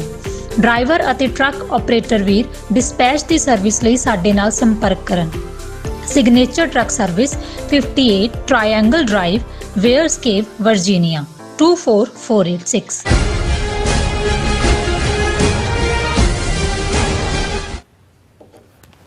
Viewers welcome back on programme. So viewers ਗੱਲਬਾਤ ਕਰਨ ਜਾ ਰਹੇ ਹਾਂ ਕਿ ਮੀਡੀਆ ਰਿਪੋਰਟਾਂ ਅਨੁਸਾਰ ਰੂਸੀ ਪ੍ਰਧਾਨ ਪੁਤਿਨ ਦੇ ਆਲੋਚਕ ਅਤੇ ਵਿਰੋਧੀ ਨੇਤਾ ਅਲੈਕਸੀ ਨਾਵਲਨੀ ਦੀ ਜੇਲ੍ਹ ਵਿੱਚ ਮੌਤ ਹੋ ਗਈ ਹੈ ਔਰ ਜ਼ਾਹਿਰ ਹੈ ਇਹ ਇੱਕ ਕਤਲ ਹੈ ਅਤੇ ਦੁਨੀਆ ਦੇ ਅੱਡ-ਅੱਡ ਮੁਲਕਾਂ ਨੇ ਇਸ ਨੂੰ ਇਵੇਂ ਹੀ ਬਿਆਨਿਆ ਹੈ ਔਰ ਪੁਤਿਨ ਮੋਦੀ ਦਾ ਯਾਰ ਹੈ ਅਤੇ ਪੁਤਿਨ ਦੀ ਤਰਜ਼ ਤੇ ਹੀ ਮੋਦੀ ਵੱਲੋਂ ਬਾਹਰਲੇ ਸਿੱਖਾਂ ਨੂੰ ਨਿਸ਼ਾਨਾ ਬਣਾਉਂਦਿਆਂ ਟ੍ਰਾਂਸਨੈਸ਼ਨਲ ਰਿਪਰੈਸ਼ਨ ਦਾ ਆਗਾਜ਼ ਕੀਤਾ ਗਿਆ। ਸੋ ਇਸ ਬਾਰੇ ਆਪਾਂ ਗੱਲਬਾਤ ਕਰਨ ਜਾ ਰਹੇ ਹਾਂ। ਸੋ ਅਸੀਂ ਚਾਹਾਂਗੇ ਕਿ ਤੁਸੀਂ ਇਸੇ ਤਰ੍ਹਾਂ ਬੜੇ ਨਾਲ ਦੇਖਣ ਸੁਣਨ ਜਾਂ ਲਿਖਣ ਲਈ ਤੁਹਾਡਾ ਸਭ ਦਾ ਬਹੁਤ ਬਹੁਤ ਧੰਨਵਾਦ ਜੀ। ਰਾਜ ਸਾਹਿਬ ਕੀ ਵਿਚਾਰਾਂ? ਦੇਖੋ, ਹਾਲਾਂ ਅਮਰੀਕਨ ਕਾਂਗਰਸ ਦੇ ਵਿੱਚ, ਸੈਨੇਟ ਦੇ ਵਿੱਚ ਲਗਾਤਾਰ 2 ਹੀਅਰਿੰਗਸ ਟ੍ਰਾਂਸਨੈਸ਼ਨਲ ਰਿਪਰੈਸ਼ਨ ਤੇ ਹੋਈਆਂ ਔਰ ਜਦੋਂ 15 ਜੂਨ 2023 ਨੂੰ ਅਵਤਾਰ ਸਿੰਘ ਖੰਡਾ ਦਾ ਨਰਵ ਏਜੰਟ ਰਾਹੀਂ ਮਰਡਰ ਕੀਤਾ ਗਿਆ, ਕਿਉਂਕਿ ਹੁਣ ਅਸੀਂ ਸਪੈਸੀਫਿਕਲੀ ਕਹਿ ਸਕਦੇ ਹਾਂ ਜਦੋਂ ਕਿ ਅੱਜ ਅਲੈਕਸੀ ਨਾਵਲਨੀ 47 ਸਾਲਾ ਉਹ ਆਪੋਜੀਸ਼ਨ ਲੀਡਰ ਜਿਹਨੇ ਪੁਤਿਨ ਦੀਆਂ ਅੱਖਾਂ 'ਚ ਅੱਖਾਂ ਪਾ ਕੇ ਕਿਹਾ ਸੀ ਤੂੰ ਤੇ ਤੇਰੀ ਸਾਰੀ ਕੋਟਰੀ ਕਰਪਟ ਹੈ ਔਰ ਸੋਸ਼ਲ ਮੀਡੀਆ ਦਾ ਬਹੁਤ ਚੰਗਾ ਇਸਤੇਮਾਲ ਕਰਕੇ ਦੁਨੀਆ ਭਰ ਦੇ ਵਿੱਚ ਪੁਤਿਨ ਨੂੰ ਐਕਸਪੋਜ਼ ਕੀਤਾ। ਇੱਕ ਸਟੇਜ ਤੇ ਉਹਨੇ ਪੁਤਿਨ ਦੇ ਖਿਲਾਫ ਪ੍ਰੈਜ਼ੀਡੈਂਸੀ ਇਲੈਕਸ਼ਨ ਦੇ ਵਿੱਚ ਵੀ ਜਿਹੜਾ ਲੜਨ ਦੀ ਕੋਸ਼ਿਸ਼ ਕੀਤੀ ਪਰ ਉਹਨੂੰ ਨਾਅਹਿਲ ਕਰਾਰ ਦਿੱਤਾ ਗਿਆ ਔਰ ਉਹ ਉਹਨਾਂ ਦੀ ਰਸ਼ੀਅਨ ਜੇਲ੍ਹ ਦੇ ਵਿੱਚ ਸੀ। ਪਰ ਇਹ ਇੰਟਰਨੈਸ਼ਨਲ ਦੁਨੀਆ ਦੇ ਵਿੱਚ ਉਦੋਂ ਸਾਹਮਣੇ ਆਇਆ ਕਿ ਭਾਈ ਇਹ ਜਿਹੜੀ ਰਸ਼ੀਅਨ KGB ਹੈ ਇਹ ਕਿਵੇਂ ਨਰਵ ਏਜੰਟ ਯੂਜ਼ ਕਰਦੀ ਹੈ ਪੁਆਇਜ਼ਨ ਕਰਨ ਦੇ ਲਈ। ਔਰ ਇਹ ਵਾਕਿਆ ਵੀ ਜਿਸ ਦੀ ਬੜੀ ਜਿਹੜੀ ਹੈ ਅੱਜ ਡੈਥ ਦੀ ਖਬਰ ਹੈ, ਇੰਟਰਨੈਸ਼ਨਲ ਨਿਊਜ਼ ਹੈ, ਯੂਰਪੀਅਨ ਮੁਲਕਾਂ ਤੋਂ ਲੈ ਕੇ ਅਮਰੀਕਾ ਤੱਕ, ਵਾਈਟ ਹਾਊਸ, ਦੂਜੀ ਕੰਡੈਮਨੇਸ਼ਨ ਵੀ ਹੈ। ਡਾਇਰੈਕਟਲੀ ਪੁਤਿਨ ਨੂੰ ਜ਼ਿੰਮੇਵਾਰ ਠਹਿਰਾਇਆ ਜਾ ਰਿਹਾ ਕਿ ਇਹ ਮਿਸਟਰ ਅਲੈਕਸੀ ਨਾਵਲਨੀ ਦਾ ਕੋਲਡ ਬਲੱਡਡ ਮਰਡਰ ਕੀਤਾ ਗਿਆ ਔਰ ਇਹ ਕੋਈ ਦੋ ਰਾਵਾਂ ਨਹੀਂ ਨੇ, ਕਿਉਂਕਿ ਅਲੈਕਸੀ ਨਾਵਲਨੀ ਉਹ ਨਾਂ ਸੀ ਜਿਹਨੇ ਇਹਨਾਂ ਬਾਹਰਲੇ ਮੁਲਕਾਂ ਨੂੰ ਵੀ ਜਿਹੜਾ ਹੈ ਉਹ ਘੱਟੋ ਘੱਟ ਇਹ ਹੋਪ ਦਿੱਤੀ ਸੀ ਕਿ ਜੇ ਵਿਦਿਨ ਅੰਦਰੂਨੀ ਚੈਲੰਜ ਹੈ, ਕਿਉਂਕਿ ਬਾਹਰ ਮੁਖੀ ਤੌਰ ਦੇ ਉੱਤੇ ਤਾਂ ਜੇ ਉਹਨੇ ਯੂਕਰੇਨ ਦੇ ਉੱਤੇ ਅਟੈਕ ਕੀਤਾ ਹੈ, ਪਹਿਲਾਂ ਉਹਨੇ ਕ੍ਰੀਮੀਆ ਹੜੱਪਿਆ, ਉਸ ਤੋਂ ਪਹਿਲਾਂ ਉਸ ਦੀਆਂ ਦੂਸਰੀਆਂ ਮਾਰੂ ਨੀਤੀਆਂ ਸੀ ਜਦੋਂ ਤੋਂ ਉਹਦੇ ਉੱਤੇ ਸੈਂਕਸ਼ਨ ਲੱਗਣੀਆਂ ਸ਼ੁਰੂ ਹੋਈਆਂ। ਪਰ ਇਹਨਾਂ ਨੂੰ ਹੋਪ ਸੀ ਕਿ ਵਿਦਿਨ ਜਿਹੜਾ ਸਿਸਟਮ ਨੂੰ ਚੈਲੰਜ ਹੈ ਉਸ ਦੇ ਵਿੱਚ ਅਲੈਕਸੀ ਨਾਵਲਨੀ ਦਾ ਬਹੁਤ ਵੱਡਾ ਰੋਲ ਸੀ। ਲੇਕਿਨ ਉਸ ਨੂੰ ਉਹਨੇ ਵਲਾਡੀਮੀਰ ਪੁਤਿਨ ਨੇ ਝੂਠੇ ਕੇਸਾਂ ਦੇ ਵਿੱਚ ਜੇਲ੍ਹ 'ਚ ਫਸਾਇਆ ਔਰ ਇੱਕ ਸਟੇਜ ਦੇ ਉੱਤੇ ਉਹਨੂੰ ਇੱਕ ਨਰਵ ਏਜੰਟ ਇਸਤੇਮਾਲ ਕਰਕੇ ਆਲਮੋਸਟ ਅਨਕੌਂਸ਼ੀਅਸ ਕਰ ਦਿੱਤਾ ਸੀ ਔਰ ਇਹ ਸਾਹਮਣੇ ਆਇਆ। ਲੇਕਿਨ ਉਦੋਂ ਉਹਨਾਂ ਦੀ ਮਜਬੂਰੀ ਬਣੀ ਕਿ ਉਹਨੂੰ ਜਰਮਨ ਜਹਾਜ਼ ਦੇ ਵਿੱਚ, ਉਹਨਾਂ ਨੂੰ ਸੀ ਕਿ ਬਈ ਮਰ ਗਿਆ, ਲੇਕਿਨ ਜਦੋਂ ਜਰਮਨ ਦੇ ਵਿੱਚ ਉਹ ਐਡਮਿਟ ਹੋਇਆ ਜਾ ਕੇ ਅਨਕੌਂਸ਼ੀਅਸ ਹਾਲਤ ਦੇ ਵਿੱਚ ਹੀ, ਜਹਾਜ਼ ਦੇ ਵਿੱਚ ਹੀ ਉਹਨੂੰ ਇਹ ਨਰਵ ਏਜੰਟ ਦਿੱਤਾ ਗਿਆ ਸੀ ਤੇ ਉੱਥੇ ਉਹ ਰਿਵਾਈਵ ਹੋਇਆ ਔਰ ਰਿਵਾਈਵ ਹੋ ਕੇ ਹਾਲਾਂ ਵੈਸਟਰਨ ਮੁਲਕਾਂ ਦਾ ਜਾਂ ਬਾਕੀ ਸਾਰਿਆਂ ਦਾ ਖਿਆਲ ਸੀ ਕਿ ਹੁਣ ਉਹਨੂੰ ਰਸ਼ੀਆ ਨਹੀਂ ਜਾਣਾ ਚਾਹੀਦਾ, ਆਪਣੀ ਬਾਹਰੋਂ ਆਵਾਜ਼ ਚੁੱਕਣੀ ਚਾਹੀਦੀ ਹੈ। ਔਰ ਇਹ ਕਹਾਣੀ 2021 ਦੀ ਹੈ ਕਿ ਜਦੋਂ ਉਸ ਨੇ 2021 ਚ ਜਰਮਨੀ ਤੋਂ ਉਹਨੇ ਕਿਹਾ ਵੀ ਨਹੀਂ ਮੈਂ ਵਾਪਸ ਜਾਵਾਂਗਾ ਔਰ ਰਾਇਟਰ ਨਿਊਜ਼ ਏਜੰਸੀ ਨੇ ਜਦੋਂ ਉਹਨੂੰ ਪੁੱਛਿਆ ਕਿ ਬਈ ਤੂੰ ਕਿਉਂ ਜਿਹੜਾ ਵਾਪਸ ਜਾ ਰਿਹਾ, ਤੁਹਾਨੂੰ ਡਰ ਨਹੀਂ ਲੱਗਦਾ ਪੁਤਿਨ ਤੋਂ, ਤਾਂ ਉਹਦਾ ਜਿਹੜੇ ਕੋਟ ਅਨਕੋਟ ਲਫ਼ਜ਼ ਨੇ ਉਹ ਜਦੋਂ ਬੰਦਾ ਦੁਨੀਆ ਤੋਂ ਚਲਾ ਜਾਂਦਾ, ਸਾਡੇ ਲਈ ਵੀ ਜਿਹੜੇ ਅਸੀਂ ਡਿਫਾਇੰਟ ਹੈ ਜਾਂ ਚੈਲੰਜ ਕਰ ਰਹੇ ਸਿਸਟਮ ਨੂੰ, ਇਹ ਸਾਰੀਆਂ ਹੀ ਮੋਟੀਵੇਸ਼ਨਸ ਹੁੰਦੀਆਂ ਕਿ ਚੈਲੰਜਰ ਦੇ ਕੋਲ ਕੀ ਹੁੰਦਾ। ਉਹਨੇ ਕਿਹਾ that is the difference between me and you. You are afraid and I am not afraid, he said. I realize there is danger, but why should I be afraid? ਉਹਨੇ ਕਿਹਾ ਪੱਤਰਕਾਰ ਨੂੰ ਤੇਰੇ ਤੇ ਮੇਰੇ 'ਚ ਇਹੀ ਫਰਕ ਹੈ ਕਿ ਵੀ that is the difference between me and you. You are afraid and I am not afraid. ਕਿ ਵੀ ਮੈਂ ਔਰ ਆਲਮੋਸਟ 3 ਸਾਲ ਬਾਅਦ ਉਸ ਨੂੰ ਮਾਰ ਦਿੱਤਾ ਗਿਆ। ਹੁਣ ਇਹ ਜਦੋਂ ਮੈਂ ਪੜ੍ਹ ਰਿਹਾ ਸੀ I realize there is danger but why should I be afraid? ਤੇ ਮੈਨੂੰ ਉਹ ਯਾਦ ਆਇਆ ਕਿ ਭਾਈ ਉਹ ਪਹਿਲੀ ਕਿ 2 ਜੂਨ ਨੂੰ ਇੱਕ ਪੱਤਰਕਾਰ BBC ਦਾ ਹੀ ਸ਼ਾਇਦ ਮਾਰਕ ਟਲੀ ਉਹ ਸੰਤ ਪਿੰਡਾਂ ਵਾਲਿਆਂ ਨੂੰ ਇੰਟਰਵਿਊ ਕਰ ਰਿਹਾ, ਲਾਸਟ ਇੰਟਰਵਿਊ, ਔਰ ਉਹ ਕਹਿ ਰਿਹਾ ਕਿ ਜੀ ਫੌਜ ਨੇ 4 ਚੁਫੇਰਾ ਘੇਰਿਆ ਹੋਇਆ, ਕੋਈ ਚਾਂਸ ਨਹੀਂ ਕਿ ਵੀ ਤੁਸੀਂ ਜਿੱਤ ਸਕੋ ਜਾਂ ਨਿਕਲ ਸਕੋ, ਤੇ ਤੁਹਾਨੂੰ ਡਰ ਨਹੀਂ ਲੱਗਦਾ? ਤੇ ਉਹਨਾਂ ਨੇ ਜਿਹੜਾ ਕਿਹਾ, ਉਹਨੇ ਫਿਰ ਉਹਨਾਂ ਨੇ ਕਿਹਾ ਵੀ ਸਿੱਖ ਮੌਤ ਤੋਂ ਨਹੀਂ ਡਰਦਾ, ਤੇ ਜਿਹੜਾ ਮਰਨ ਤੋਂ ਡਰਦਾ ਉਹ ਸਿੱਖ ਨਹੀਂ ਹੈ। ਉਹਨੇ ਅੰਗਰੇਜ਼ੀ ਚ ਉਵੇਂ ਹੀ ਕਿਹਾ ਕਿ Sikh is not afraid of death and whoever is afraid of death is not a Sikh. ਇਹ ਹੈ ਐਗਜ਼ੈਕਟਲੀ ਉਹੀ ਸਪਿਰਿਟ। ਔਰ ਇਸ ਨੂੰ ਅਸੀਂ ਦੇਖਦੇ ਹਾਂ ਕਿ ਪੁਤਿਨ ਤਾਂ ਆਪਣੀ ਉਸ ਗੰਦੀ ਖੇਡ ਦੇ ਉੱਤੇ ਹੈ ਹੀ ਹੈ, ਪਰ ਜਿੱਥੇ ਅਸੀਂ ਅਲੈਕਸੀ ਨਵਲਨੀ ਨੂੰ ਯਾਦ ਕਰ ਰਹੇ ਹਾਂ, ਬਾਕੀ ਦੁਨੀਆ ਦੇ ਮੁਲਕਾਂ ਨੇ ਵੀ, ਵੈਸਟਰਨ ਗਵਰਨਮੈਂਟਸ ਨੇ ਉਹਨਾਂ ਨੂੰ ਪੂਰੀ ਟ੍ਰਿਬਿਊਟ ਦਿੱਤੀ ਹੈ। ਸਵੀਡਿਸ਼ ਫੋਰਨ ਮਿਨਿਸਟਰ ਨੇ ਕਿਹਾ ਕਿ if the report about his death in Russian prison true, it represents another terrible crime by Putin regime. ਔਰ ਇਹ ਜਿਹੜੀ ਹੈ ਡੈਥ ਇਨ ਜੇਲ, ਇਹੀ ਸਾਰੇ ਫੋਰਨ ਜਿਹੜੇ ਨੇ ਪ੍ਰੈਜ਼ੀਡੈਂਟਸ, ਪ੍ਰਾਈਮ ਮਿਨਿਸਟਰਸ, ਉਹਨਾਂ ਨੇ ਕਿਹਾ। ਪਰ ਅਸੀਂ ਇਸ ਨੂੰ ਇੱਕ ਸਟੈਪ ਹੋਰ ਅੱਗੇ ਜਾ ਕੇ ਦੇਖਦੇ ਹਾਂ, ਕਿਉਂਕਿ ਮੋਦੀ ਔਰ ਪੁਤਿਨ ਦੀ ਕੀ ਸਾਂਝ ਹੈ, ਕੋਈ ਕਿਸੇ ਨੂੰ ਭੁਲੇਖਾ ਨਹੀਂ ਹੈ। ਮੋਦੀ ਸਪੋਰਟਰ ਯੂਕਰੇਨ ਤੇ ਹਮਲੇ ਦਾ, ਔਰ ਇੰਡੀਅਨ ਏਜੰਸੀ ਰਾਹ ਜਿਹੜੀ ਹੈ ਉਸ ਦੀ ਸਾਰੀ ਕਾਰਗੁਜ਼ਾਰੀ ਜਿਹੜੀ ਹੈ ਉਹ KGB ਦੀ ਤਰਜ਼ ਤੇ ਹੈ, ਉਹਨਾਂ ਦੇ ਉਸ ਤਰਜ਼ ਦੇ ਉੱਤੇ ਉਹਨਾਂ ਦੀ ਟ੍ਰੇਨਿੰਗ ਹੋਈ ਹੈ। ਔਰ ਜਿਹੜੇ ਨਰਵ ਏਜੰਟ ਦੇ ਨਾਲ ਅਲੈਕਸੀ ਨਵਲਨੀ ਨੂੰ 2021 ਦੇ ਵਿੱਚ ਆਲਮੋਸਟ ਮਾਰ ਦਿੱਤਾ ਗਿਆ ਸੀ, ਉਹੀ ਨਰਵ ਏਜੰਟ ਅਵਤਾਰ ਸਿੰਘ ਖੰਡੇ ਦੇ ਅਗੇਂਸਟ ਵੀ ਇਸਤੇਮਾਲ ਹੋਇਆ। ਐਕਸਕਲੂਸਿਵ ਰਸ਼ੀਆ ਕੋਲ ਹੈ, ਕਿਸੇ ਹੋਰ ਕੋਲ ਨਹੀਂ। ਔਰ ਇਸ ਤੋਂ ਇਹ ਲੱਗਦਾ ਹੈ ਵੀ ਇਹਦੇ ਬਾਵਜੂਦ ਕਿ ਬਰੀਫਿੰਗਸ ਹੋ ਰਹੀਆਂ ਨੇ, ਅਮਰੀਕਾ ਜਾਂ ਵੈਸਟਰਨ ਮੁਲਕ ਇਹਨੂੰ ਬੜੀ ਸੀਰੀਅਸਲੀ ਲੈ ਰਹੇ ਨੇ, ਲੇਕਿਨ ਪੁਤਿਨ ਔਰ ਮੋਦੀ ਦੀ ਜਿਹੜੀ ਕਾਰਗੁਜ਼ਾਰੀ ਹੈ ਉਸ ਕੋਈ ਫਰਕ ਨਹੀਂ ਆਇਆ ਜਾਪਦਾ। ਇਸ ਮੌਕੇ ਦੇ ਉੱਤੇ ਜਿੱਥੇ ਅਜੇ 3-4 ਦਿਨ ਪਹਿਲਾਂ ਉਹਨੇ ਆਪਣਾ ਇੱਕ ਇੰਟਰਵਿਊ ਫੌਕਸ ਨਿਊਜ਼ ਦੇ ਜਿਹੜਾ ਐਕਸ ਉਹਨਾਂ ਦਾ ਸੀ ਉਹਨੂੰ ਉਹਨੇ ਦਿੱਤਾ, ਔਰ ਉਸ 'ਚ ਉਹਨੇ ਪੁਤਿਨ ਨੇ ਕਿਹਾ ਸੀ ਕਿ ਜੀ ਮੈਂ ਜਿਹੜਾ ਹੈ ਉਹ ਤਿਆਰ ਹੈ ਸੀਜ਼ ਫਾਇਰ ਲਈ, ਲੇਕਿਨ ਜੋ ਪੋਜੀਸ਼ਨ ਹੈ ਸਾਡੇ ਕੋਲ ਹੈ ਉਹ ਰਹੇਗੀ, ਅਮਰੀਕਾ ਵਾਪਸ ਕਰੇ, ਨੈਟੋ ਦਾ ਐਕਸਪੈਂਸ਼ਨ ਰੋਕੇ, ਤੇ ਇਹ ਉਹ ਜਿਹਨੂੰ ਜਿਹੜਾ ਮੇਨ ਖਬਰਾਂ ਸੀ ਕਿ ਅਮਰੀਕਾ ਨੂੰ ਉਹਨੇ ਕਿਹਾ ਵੀ ਆਹ ਸਾਡੀਆਂ ਸ਼ਰਤਾਂ ਨੇ, ਲੇਕਿਨ US rejects Putin suggestion of Ukraine ceasefire. ਉਹਨਾਂ ਨੇ, ਬਾਈਡਨ ਨੇ ਕਿਹਾ ਵੀ ਬਿਲਕੁਲ ਨਹੀਂ ਸਾਨੂੰ ਮਨਜ਼ੂਰ। ਸੋ ਉਹਨੇ ਅਜੇ 3 ਦਿਨ ਪਹਿਲਾਂ ਦਾ, ਔਰ ਪਹਿਲਾ ਸ਼ਾਇਦ ਕਾਰਲੋਸ ਕੇ ਕੀ ਨਾਂ ਹੈ, ਉਹਨੂੰ ਇੰਟਰਵਿਊ ਦਿੱਤਾ ਪੁਤਿਨ ਨੇ, ਜਿਹੜਾ ਟਰੰਪ ਦਾ ਸਪੋਰਟਰ ਬੇਸ ਹੈ। ਲੇਕਿਨ 3-4 ਦਿਨ ਬਾਅਦ ਅਸੀਂ ਦੇਖ ਰਹੇ ਹਾਂ ਕਿ ਉਹਨਾਂ ਨੇ ਜਿਹੜੀ ਮੇਨ ਆਪੋਜੀਸ਼ਨ ਆਵਾਜ਼ ਸੀ ਅਲੈਕਸੀ ਨਵਲਨੀ ਦੀ, ਉਸ ਨੂੰ ਚੁੱਪ ਕਰਾ ਦਿੱਤਾ। ਸੋ ਇਸ ਦਾ ਮਤਲਬ ਇਹ ਹੈ ਕਿ ਵੀ ਇਹ ਪੁਤਿਨ ਮੋਦੀ ਆਪਣੀਆਂ ਕਰਤੂਤਾਂ ਤੋਂ ਇਹਨਾਂ ਨੇ ਬਾਜ਼ ਨਹੀਂ ਆਣਾ, ਇਹਨਾਂ ਦੇ ਨਾਲ ਕਰਾਰੇ ਹੱਥੀ ਹੀ ਨਿਪਟਣਾ ਪੈਣਾ। ਅਦਰਵਾਈਜ਼ ਇਸ ਮੌਕੇ ਦੇ ਉੱਤੇ ਜਦੋਂ ਦੁਨੀਆ 'ਚ ਇਸ ਵੇਲੇ ਇੱਕ ਆਪਣੀ ਕਿਸਮ ਦੀ ਮੰਦਹਾਲੀ ਦਾ ਮਾਹੌਲ ਬਣਿਆ ਹੋਇਆ ਹੈ, ਇਸ ਲੈਵਲ ਦਾ ਮਰਡਰ ਉਹਨੂੰ ਵੀ ਪਤਾ ਹੈ ਪੁਤਿਨ ਨੂੰ, ਇਹਦਾ ਮਤਲਬ ਹੈ ਵੀ ਉਹਨੂੰ ਵੀ ਹੈ ਕਿ ਵੀ ਮੈਂ ਕਿਸੇ ਦੀ ਪਰਵਾਹ ਨਹੀਂ ਕਰਦਾ। ਔਰ ਜਿਹੜਾ ਇੰਡੀਅਨ ਏਜੰਸੀਆਂ ਦੀ ਗੇਮ ਅਜੇ ਵੀ ਕੈਨੇਡਾ ਦੇ ਵਿੱਚ ਅਸੀਂ ਦੇਖ ਰਹੇ ਹਾਂ ਕਿ ਕਿਵੇਂ ਸਿੱਖ ਐਕਟਿਵਿਸਟ ਦੇ ਘਰ ਦੇ ਬਾਹਰ ਗੋਲੀਆਂ ਚਲਾਈਆਂ ਗਈਆਂ ਸਰੀ ਦੇ ਵਿੱਚ 2-3 ਦਿਨ ਪਹਿਲਾਂ ਈਵਨ ਕੈਨੇਡਾ ਦੇ ਵਿੱਚ ਗੋਸਲ, ਇੰਦਰਜੀਤ ਸਿੰਘ ਗੋਸਲ ਜਿਹੜਾ ਖਾਲਿਸਤਾਨੀ ਐਕਟਿਵਿਸਟ ਹੈ, ਉਹਦੇ ਨਵੇਂ ਬਣ ਰਹੇ ਘਰ ਦੇ ਬਾਹਰ ਗੋਲੀਆਂ ਚਲਾਈਆਂ ਗਈਆਂ। ਸੋ ਇਹਦਾ ਮਤਲਬ ਹੈ ਕਿ ਵੀ ਇਹਨਾਂ ਨੂੰ, ਇਹ ਮਰਡਰਰ ਨੇ, ਇਹਨਾਂ ਦੇ ਇਹ ਨਾਰਸਿਸਿਸਟ ਨੇ, ਇਹਨਾਂ ਦਾ ਇੱਕ ਆਪਣਾ ਮੈਂਟਲੀ ਸਿੱਕ ਲੋਕ ਨੇ, ਜੋ ਡਿਕਟੇਟਰਸ ਦੀ ਜਾਂ ਨਾਰਸਿਸਿਸਟ ਦੀ ਮੈਂਟਲ ਬਣਤਰ ਹੁੰਦੀ ਹੈ। ਔਰ ਇਹਨਾਂ ਨੂੰ ਕੋਈ ਪਰਵਾਹ ਨਹੀਂ ਹੈ ਕਿ ਭਾਈ ਉੱਥੇ ਦੁਨੀਆ ਇਹਨਾਂ ਬਾਰੇ ਕੀ ਕਹਿੰਦੀ ਹੈ ਜਾਂ ਕੀ ਹੈ। ਸੋ ਇਹਨਾਂ ਨੂੰ ਕਰਾਰੇ ਹੱਥਾਂ ਦੇ ਨਾਲ ਹੀ ਨਿਪਟਣਾ ਹੋਏਗਾ ਇਹਨਾਂ ਦੇ ਨਾਲ। ਜੀ ਰਾਸਾ, ਤੁਹਾਡਾ ਬਹੁਤ ਬਹੁਤ ਧੰਨਵਾਦ। ਸਾਥ ਲੈਣੇ ਬ੍ਰੇਕ। ਵਿਊਅਰਸ ਤੁਸੀਂ ਇਸੇ ਤਰ੍ਹਾਂ ਬਣੇ ਰਹਿਣਾ, ਮਿਲਦੇ ਹਾਂ ਛੋਟੇ ਜਿਹੇ ਬ੍ਰੇਕ ਤੋਂ ਬਾਅਦ।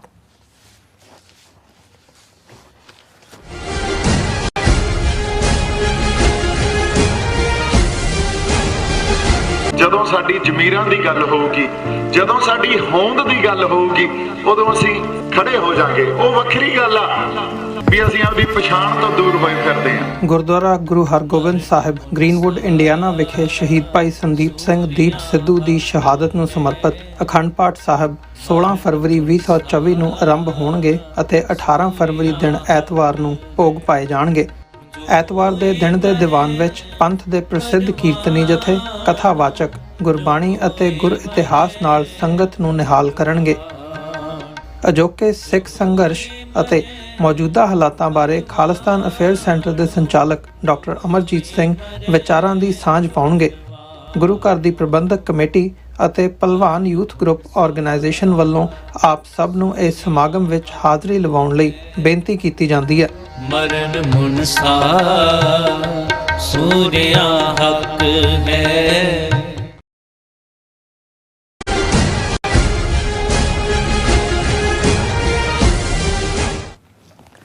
Viewers welcome back on programme. So viewers ਗੱਲਬਾਤ ਕਰਨ ਜਾ ਰਹੇ ਹਾਂ ਕਿ ਪਿਛਲੇ ਦਿਨੀ 8 ਭਾਰਤੀ ਜਾਸੂਸ ਜਿਨ੍ਹਾਂ ਨੂੰ ਕਤਰ ਵਿੱਚ ਮੌਤ ਦੀ ਸਜ਼ਾ ਸੁਣਾਈ ਗਈ ਸੀ ਸੁਰੱਖਿਅਤ ਭਾਰਤ ਪਹੁੰਚ ਗਏ ਹਨ ਔਰ ਜਿਹੜੀ ਮੋਦੀ ਦੀ ਬੜੀ ਵਾਵਾ ਹੋ ਰਹੀ ਹੈ ਇਸ ਬਾਰੇ। ਪਰ ਹਕੀਕਤ ਇਹ ਹੈ ਕਿ ਇਹਨਾਂ 8 ਰਾਜ ਜਾਸੂਸਾਂ ਨੂੰ ਛੁਡਾਉਣ ਲਈ ਮੋਦੀ ਨੇ ਕਤਰ ਨਾਲ LNG ਗੈਸ ਦੇ ਬਹਾਨੇ $20 ਬਿਲੀਅਨ ਦੀ ਡੀਲ ਕੀਤੀ ਹੈ। ਸੋ ਯਾਦ ਰਹੇ ਕਿ ਇਹ ਭਾਰਤੀ ਜਾਸੂਸ ਕਤਰ ਵੱਲੋਂ ਇਸ ਲਈ ਫੜੇ ਗਏ ਸਨ ਕਿਉਂਕਿ ਇਹ ਇਜ਼ਰਾਈਲੀ ਖੁਫੀਆ ਏਜੰਸੀ ਮੋਸਾਦ ਲਈ ਕੰਮ ਕਰਦੇ ਸਨ। ਸੋ ਇਸ ਬਾਰੇ ਆਪਾਂ ਗੱਲਬਾਤ ਕਰਨ ਜਾ ਰਹੇ ਹਾਂ। ਸੋ ਅਸੀਂ ਚਾਹਾਂਗੇ ਕਿ ਤੁਸੀਂ ਇਸੇ ਤਰ੍ਹਾਂ ਬਣੇ ਰਹਿਣਾ, ਦੇਖਣ ਸੁਣਨ ਲਈ ਐਂਡ ਲਿਖਣ ਲਈ ਤੁਹਾਡਾ ਸਭ ਦਾ ਬਹੁਤ ਬਹੁਤ ਧੰਨਵਾਦ ਜੀ। ਡਾਕਟਰ ਸਾਹਿਬ ਕੀ ਵਿਚਾਰਾਂ ਨੇ? ਦੇਖੋ, ਕੁਝ ਮਹੀਨੇ ਪਹਿਲਾਂ ਇਹ ਇੱਕ ਨਿਊਜ਼ ਬਹੁਤ ਸ਼ੌਕ ਸੀ ਭਾਰਤ ਦੇ ਲਈ ਵੀ ਔਰ ਸਾਡੇ ਲਈ। ਤਾਂ ਇਸ ਨੂੰ ਦੇਖਦਿਆਂ ਇਹ ਅੰਦਾਜ਼ਾ ਲਾਣਾ ਵੀ ਇੱਕ ਸਟੇਜ ਤੇ ਔਖਾ ਸੀ ਕਿ ਵੀ ਇੰਡੀਆ ਦੀ ਇੰਟੈਲੀਜੈਂਸ ਏਜੰਸੀ ਰਾ ਕਿਸ ਹੱਦ ਨੂੰ ਕ੍ਰਾਸ ਕਰ ਚੁੱਕੀ ਹੈ।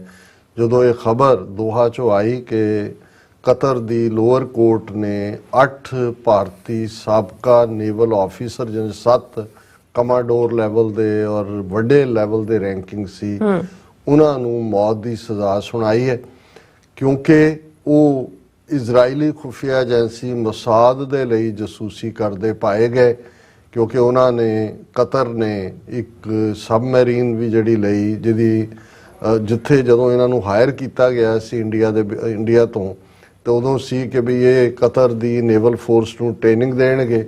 ਫਿਰ ਜਿਹੜੀ ਇੱਕ ਸਬਮੈਰੀਨ ਉਹ ਬਾਏ ਕਰ ਰਹੇ ਨੇ ਕਿਸੇ ਹੋਰ ਮੁਲਕ ਦੇ ਵਿੱਚ ਕਿ ਉਸ ਦੀਆਂ ਟੈਕਨੀਕੈਲਿਟੀਜ਼ ਔਰ ਦੂਸਰਾ। ਪਰ ਜਦੋਂ ਉਹਨਾਂ ਨੇ ਇਹ ਦੇਖਿਆ ਕਿ ਵੀ ਇਹ ਤਾਂ ਉਸ ਸਬਮੈਰੀਨ ਦੇ ਲਈ ਜਿਹੜੀ ਹੈ ਉਸ ਦੀ ਟੈਕਨੀਕਲ ਨੋ-ਹਾਉ ਉਹਨੂੰ ਪਾਸ ਕਰ ਰਹੇ ਨੇ ਇਜ਼ਰਾਈਲ ਦੀ ਖੁਫੀਆ ਏਜੰਸੀ ਮੋਸਾਦ ਨੂੰ। ਸੋ ਉਹਨਾਂ ਨੇ ਪ੍ਰੋਪਰ ਜਿਹੜੇ ਜਦੋਂ ਸਾਰੇ ਸਬੂਤ ਸਾਹਮਣੇ ਆਏ ਇਹਨਾਂ ਸਾਰਿਆਂ ਨੂੰ ਚੁੱਕ ਲਿਆ ਟ੍ਰਾਇਲ ਦੇ ਵਿੱਚ ਜੋ ਵੀ ਉਹਨਾਂ ਦਾ ਸਿਸਟਮ ਹੈ ਆਪਣਾ ਔਰ ਇਹਨਾਂ ਨੂੰ ਸਭ ਨੂੰ ਮੌਤ ਦੀ ਸਜ਼ਾ ਦਿੱਤੀ ਗਈ। ਔਰ ਉਸ ਵੇਲੇ ਇੱਕ ਭਗਦੌੜ ਜਿਹੀ ਵੀ ਮਚੀ ਕਿਉਂਕਿ ਇਹ ਦੋ ਚੀਜ਼ਾਂ ਇਹਦੇ ਨਾਲ ਸਾਹਮਣੇ ਆਈਆਂ ਕਿਉਂਕਿ ਕਤਰ ਇੱਕ ਐਸਾ ਮੁਲਕ ਹੈ ਜਿਸ ਦੇ ਬਾਰੇ ਉਹਦਾ ਭਾਵੇਂ ਆਕਾਰ ਦੇ ਵਿੱਚ ਬਹੁਤ ਛੋਟਾ ਹੈ, ਉਹਨਾਂ ਦੀ ਆਪਣੀ ਆਬਾਦੀ ਬਹੁਤ ਘੱਟ ਹੈ ਜਿਵੇਂ UAE ਹੈ ਜਾਂ ਕਤਰ ਹੈ। ਮੈਜੋਰਟੀ ਤਾਂ ਬਾਹਰਲੇ ਮੁਲਕਾਂ ਦੇ ਲੋਕ ਹੀ ਉਹਨਾਂ ਦੀ ਇਕਨੋਮੀ ਨੂੰ ਰਨ ਕਰਦੇ ਨੇ, ਉਹਨਾਂ ਨੂੰ ਸਿਟੀਜ਼ਨਸ਼ਿਪ ਨਹੀਂ ਦਿੰਦੇ, ਰਾਈਟ ਟੂ ਵਰਕ ਦਿੰਦੇ ਨੇ। ਫਿਰ ਕਤਰ ਦਾ ਸਟੇਟਸ ਇੱਕ ਮੀਡੀਏਟਰ ਦੇ ਤੌਰ ਤੇ ਕਿਉਂਕਿ ਦੋਹਾ ਦਾ ਜਦੋਂ ਅਸੀਂ ਨਾਂ ਲੈਂਦੇ ਹਾਂ ਉਹਨਾਂ ਦੀ ਕੈਪੀਟਲ ਦਾ ਤੇ ਉਹਦੇ 'ਚ ਉਹਨਾਂ ਨੇ ਬੜੇ ਸਕਸੈਸਫੁਲ ਇੰਟਰਨੈਸ਼ਨਲ ਟੂਰਨਾਮੈਂਟ ਵੀ ਕਰਵਾਏ। ਇਸ ਕਿਸਮ ਦਾ ਇਨਫਰਾਸਟ੍ਰਕਚਰ ਹੈ। ਪਰ ਸਭ ਤੋਂ ਵੱਡੀ ਗੱਲ ਸੀ ਕਿ 20 ਸਾਲ ਤੋਂ ਅਫਗਾਨਿਸਤਾਨ 'ਚ ਫਸੀ ਅਮਰੀਕਾ ਔਰ ਨੈਟੋ ਦੀਆਂ ਫੋਰਸਿਸ ਨੂੰ ਕੱਢਣ ਦੇ ਲਈ ਜਿਹੜੀ ਡੀਲ ਤਾਲਿਬਾਨ ਦੇ ਨਾਲ ਸਾਈਨ ਹੋਈ ਉਹ ਦੋਹਾ ਦੇ ਵਿੱਚ ਹੋਈ। ਭਾਵੇਂ ਪਾਕਿਸਤਾਨ ਨੇ ਫੈਸਿਲਿਟੇਟ ਕੀਤਾ ਪਰ ਤਾਲਿਬਾਨ ਨੇ ਪ੍ਰੋਪਰ ਆਪਣਾ ਦਫ਼ਤਰ ਦੋਹਾ 'ਚ ਖੋਲ੍ਹਿਆ ਹੋਇਆ ਸੀ ਕੁਝ ਸਾਲ ਪਹਿਲਾਂ ਔਰ ਟਰੰਪ ਦੇ ਕਹਿਣ ਦੇ ਉੱਤੇ ਇਹ ਡੀਲ ਹੋਈ। ਉਦੋਂ ਵੀ ਕਤਰ ਦਾ ਸਟੇਟਸ ਬਹੁਤ ਵੱਡਾ ਹੈ ਵੀ 20 ਸਾਲ ਤੋਂ ਤਾਂ ਉੱਥੇ ਫਸੇ ਹੋਏ ਸੀ। ਹੁਣ ਵੀ ਜਦੋਂ ਅਸੀਂ ਕਤਰ ਦੇ ਹਵਾਲੇ ਨਾਲ ਜੋ ਕੁਝ ਗਜ਼ਾ ਦੇ ਵਿੱਚ ਚੱਲ ਰਿਹਾ ਔਰ ਉਹਦੇ 'ਚ ਜਿਹੜੀ ਇਨੀਸ਼ੀਅਲ ਰਿਹਾਈ ਹੋਈ ਇਜ਼ਰਾਈਲੀ ਜਿਹੜੇ ਪ੍ਰਿਜ਼ਨ ਉਹਨਾਂ ਨੇ ਕਿਡਨੈਪ ਕੀਤੇ ਹੋਏ ਨੇ ਹਮਾਸ ਨੇ ਜਾਂ ਵਕਤੀ ਜਿਹਾ ਸੀਜ਼ ਫਾਇਰ ਉਹਦੇ 'ਚ ਵੀ ਕਤਾਰ ਦਾ ਰੋਲ, ਕਤਰ ਔਰ ਇਜਿਪਟ ਔਰ ਅਮਰੀਕਾ। ਸੋ ਇਸ ਲੈਵਲ ਦਾ ਹੀ ਜਿਹੜਾ ਉਹਦਾ ਸਟੇਟਸ ਹੈ ਕਤਰ ਦਾ ਇਹ ਸਾਹਮਣੇ ਆਇਆ ਕਿ ਵੀ ਜੇ ਇਸ ਲੈਵਲ ਤੇ ਇੰਡੀਅਨ ਏਜੰਸੀਆਂ ਨੇ ਬੰਦੇ ਇੱਕ ਤਾਂ ਹੁੰਦਾ ਹੈ ਵੀ ਉਹਨਾਂ ਦੇ ਚਲੋ ਇੰਡੀਅਨ ਦੇ ਬੰਦੇ ਸੀ ਰਾਹ ਲਈ ਸਪਾਈਂਗ ਕਰ ਰਹੇ ਸੀ ਉਹ ਤਾਂ ਤੁਸੀਂ ਪੈਟਰੀਓਟਿਜ਼ਮ ਦੇ ਥੱਲੇ ਜਾਂ ਦੂਸਰੇ ਦੇ ਥੱਲੇ ਕਰ ਸਕਦੇ ਹੋ। ਪਰ ਇੰਡੀਆ ਦੇ ਇਸ ਲੈਵਲ ਦੇ ਬੰਦੇ ਜਿਹੜੇ ਪੇਡ ਉਹਨਾਂ ਨੇ ਰੱਖੇ ਨੇ ਉਹ ਇਜ਼ਰਾਈਲ ਲਈ ਕਰ ਰਹੇ ਨੇ, ਜਿਹੜਾ ਇਜ਼ਰਾਈਲ ਅਰਬ ਦੇਸ਼ਾਂ ਦਾ ਦੁਸ਼ਮਣ ਹੈ ਜਾਂ ਫਲਸਤੀਨੀਆਂ ਨਾਲ ਜੋ ਕਰ ਰਿਹਾ, ਹਾਲਾਂ ਅੰਡਰਹੈਂਡ ਤਾਂ ਡੀਲ ਹੈ ਸਾਰੇ ਸ਼ੇਖ ਉਹਦੇ ਨਾਲ ਵੀ ਕਰਦੇ ਨੇ, ਇਜ਼ਰਾਈਲ ਨਾਲ ਵੀ। ਹੁਣ ਇਸ ਦੇ ਉੱਤੇ ਸੀ ਕਿ ਜੀ ਦੇਖੋ ਹੁਣ ਕੀ ਹੋਏਗਾ। ਔਰ ਫਿਰ ਇਹ ਸੀ ਕਿ ਜੀ ਪਿੱਛੇ ਉਹਨਾਂ ਦਾ ਇੰਡੀਪੈਂਡੈਂਸ ਡੇ ਆਇਆ ਕਤਰ ਦਾ, ਉਦੋਂ ਸ਼ਾਇਦ ਕੋਈ ਮਰਸੀ ਦੇ ਦੇਣ, ਫਿਰ ਆਇਆ ਵੀ ਸ਼ਾਇਦ ਈਦ ਦੇ ਮੌਕੇ ਦੇ ਦੇਣ, ਫਿਰ ਇਹ ਹੋਇਆ ਕਿ ਜੀ ਸ਼ਾਇਦ ਉਹਨੂੰ ਜਿਹੜੀ ਹੈ ਡੈਥ ਸੈਂਟੈਂਸ ਨੂੰ ਕਮਿਊਟ ਕਰਕੇ ਲਾਈਫ ਇੰਪ੍ਰਿਜ਼ਨਮੈਂਟ ਕਰ ਦੇਣ। ਤੇ ਲਾਈਫ ਇੰਪ੍ਰਿਜ਼ਨਮੈਂਟ ਦੇ ਸਬੰਧ 'ਚ ਇੱਕ ਸਮਝੌਤਾ ਕਤਰ ਔਰ ਇੰਡੀਆ ਦਾ ਹੋਇਆ ਕਿ ਵੀ ਉਹ ਜੇਲ੍ਹ ਆ ਕੇ ਇੰਡੀਆ 'ਚ ਕੱਟ ਸਕਦੇ ਨੇ। ਪਰ ਇਹ ਸਾਰੀਆਂ ਕਿਆਸ ਰਾਈਆਂ ਦੀ ਥਾਂ ਦੇ ਉੱਤੇ ਜਦੋਂ ਕੁਛ ਦਿਨ ਪਹਿਲਾਂ 2-3 ਦਿਨ ਪਹਿਲਾਂ ਦੀ ਖਬਰ ਹੀ ਕਿ ਜੀ ਉਹ ਸਾਰੇ ਜਿਹੜੇ ਨੇ 8 ਚੋਂ 7 ਆਲਰੇਡੀ ਸੁਰੱਖਿਅਤ ਭਾਰਤ ਪਹੁੰਚ ਗਏ ਨੇ। ਇੱਕ ਜਿਹੜਾ ਉਹ ਰੁਕ ਗਿਆ ਕਿਉਂਕਿ ਉਹਦਾ ਪਰਿਵਾਰ ਦੋਹਾ 'ਚ ਹੈ ਤੇ ਉਹਨੂੰ ਟੱਬਰ ਨੂੰ ਮਿਲ ਕੇ ਫੇਰ ਆਏਗਾ।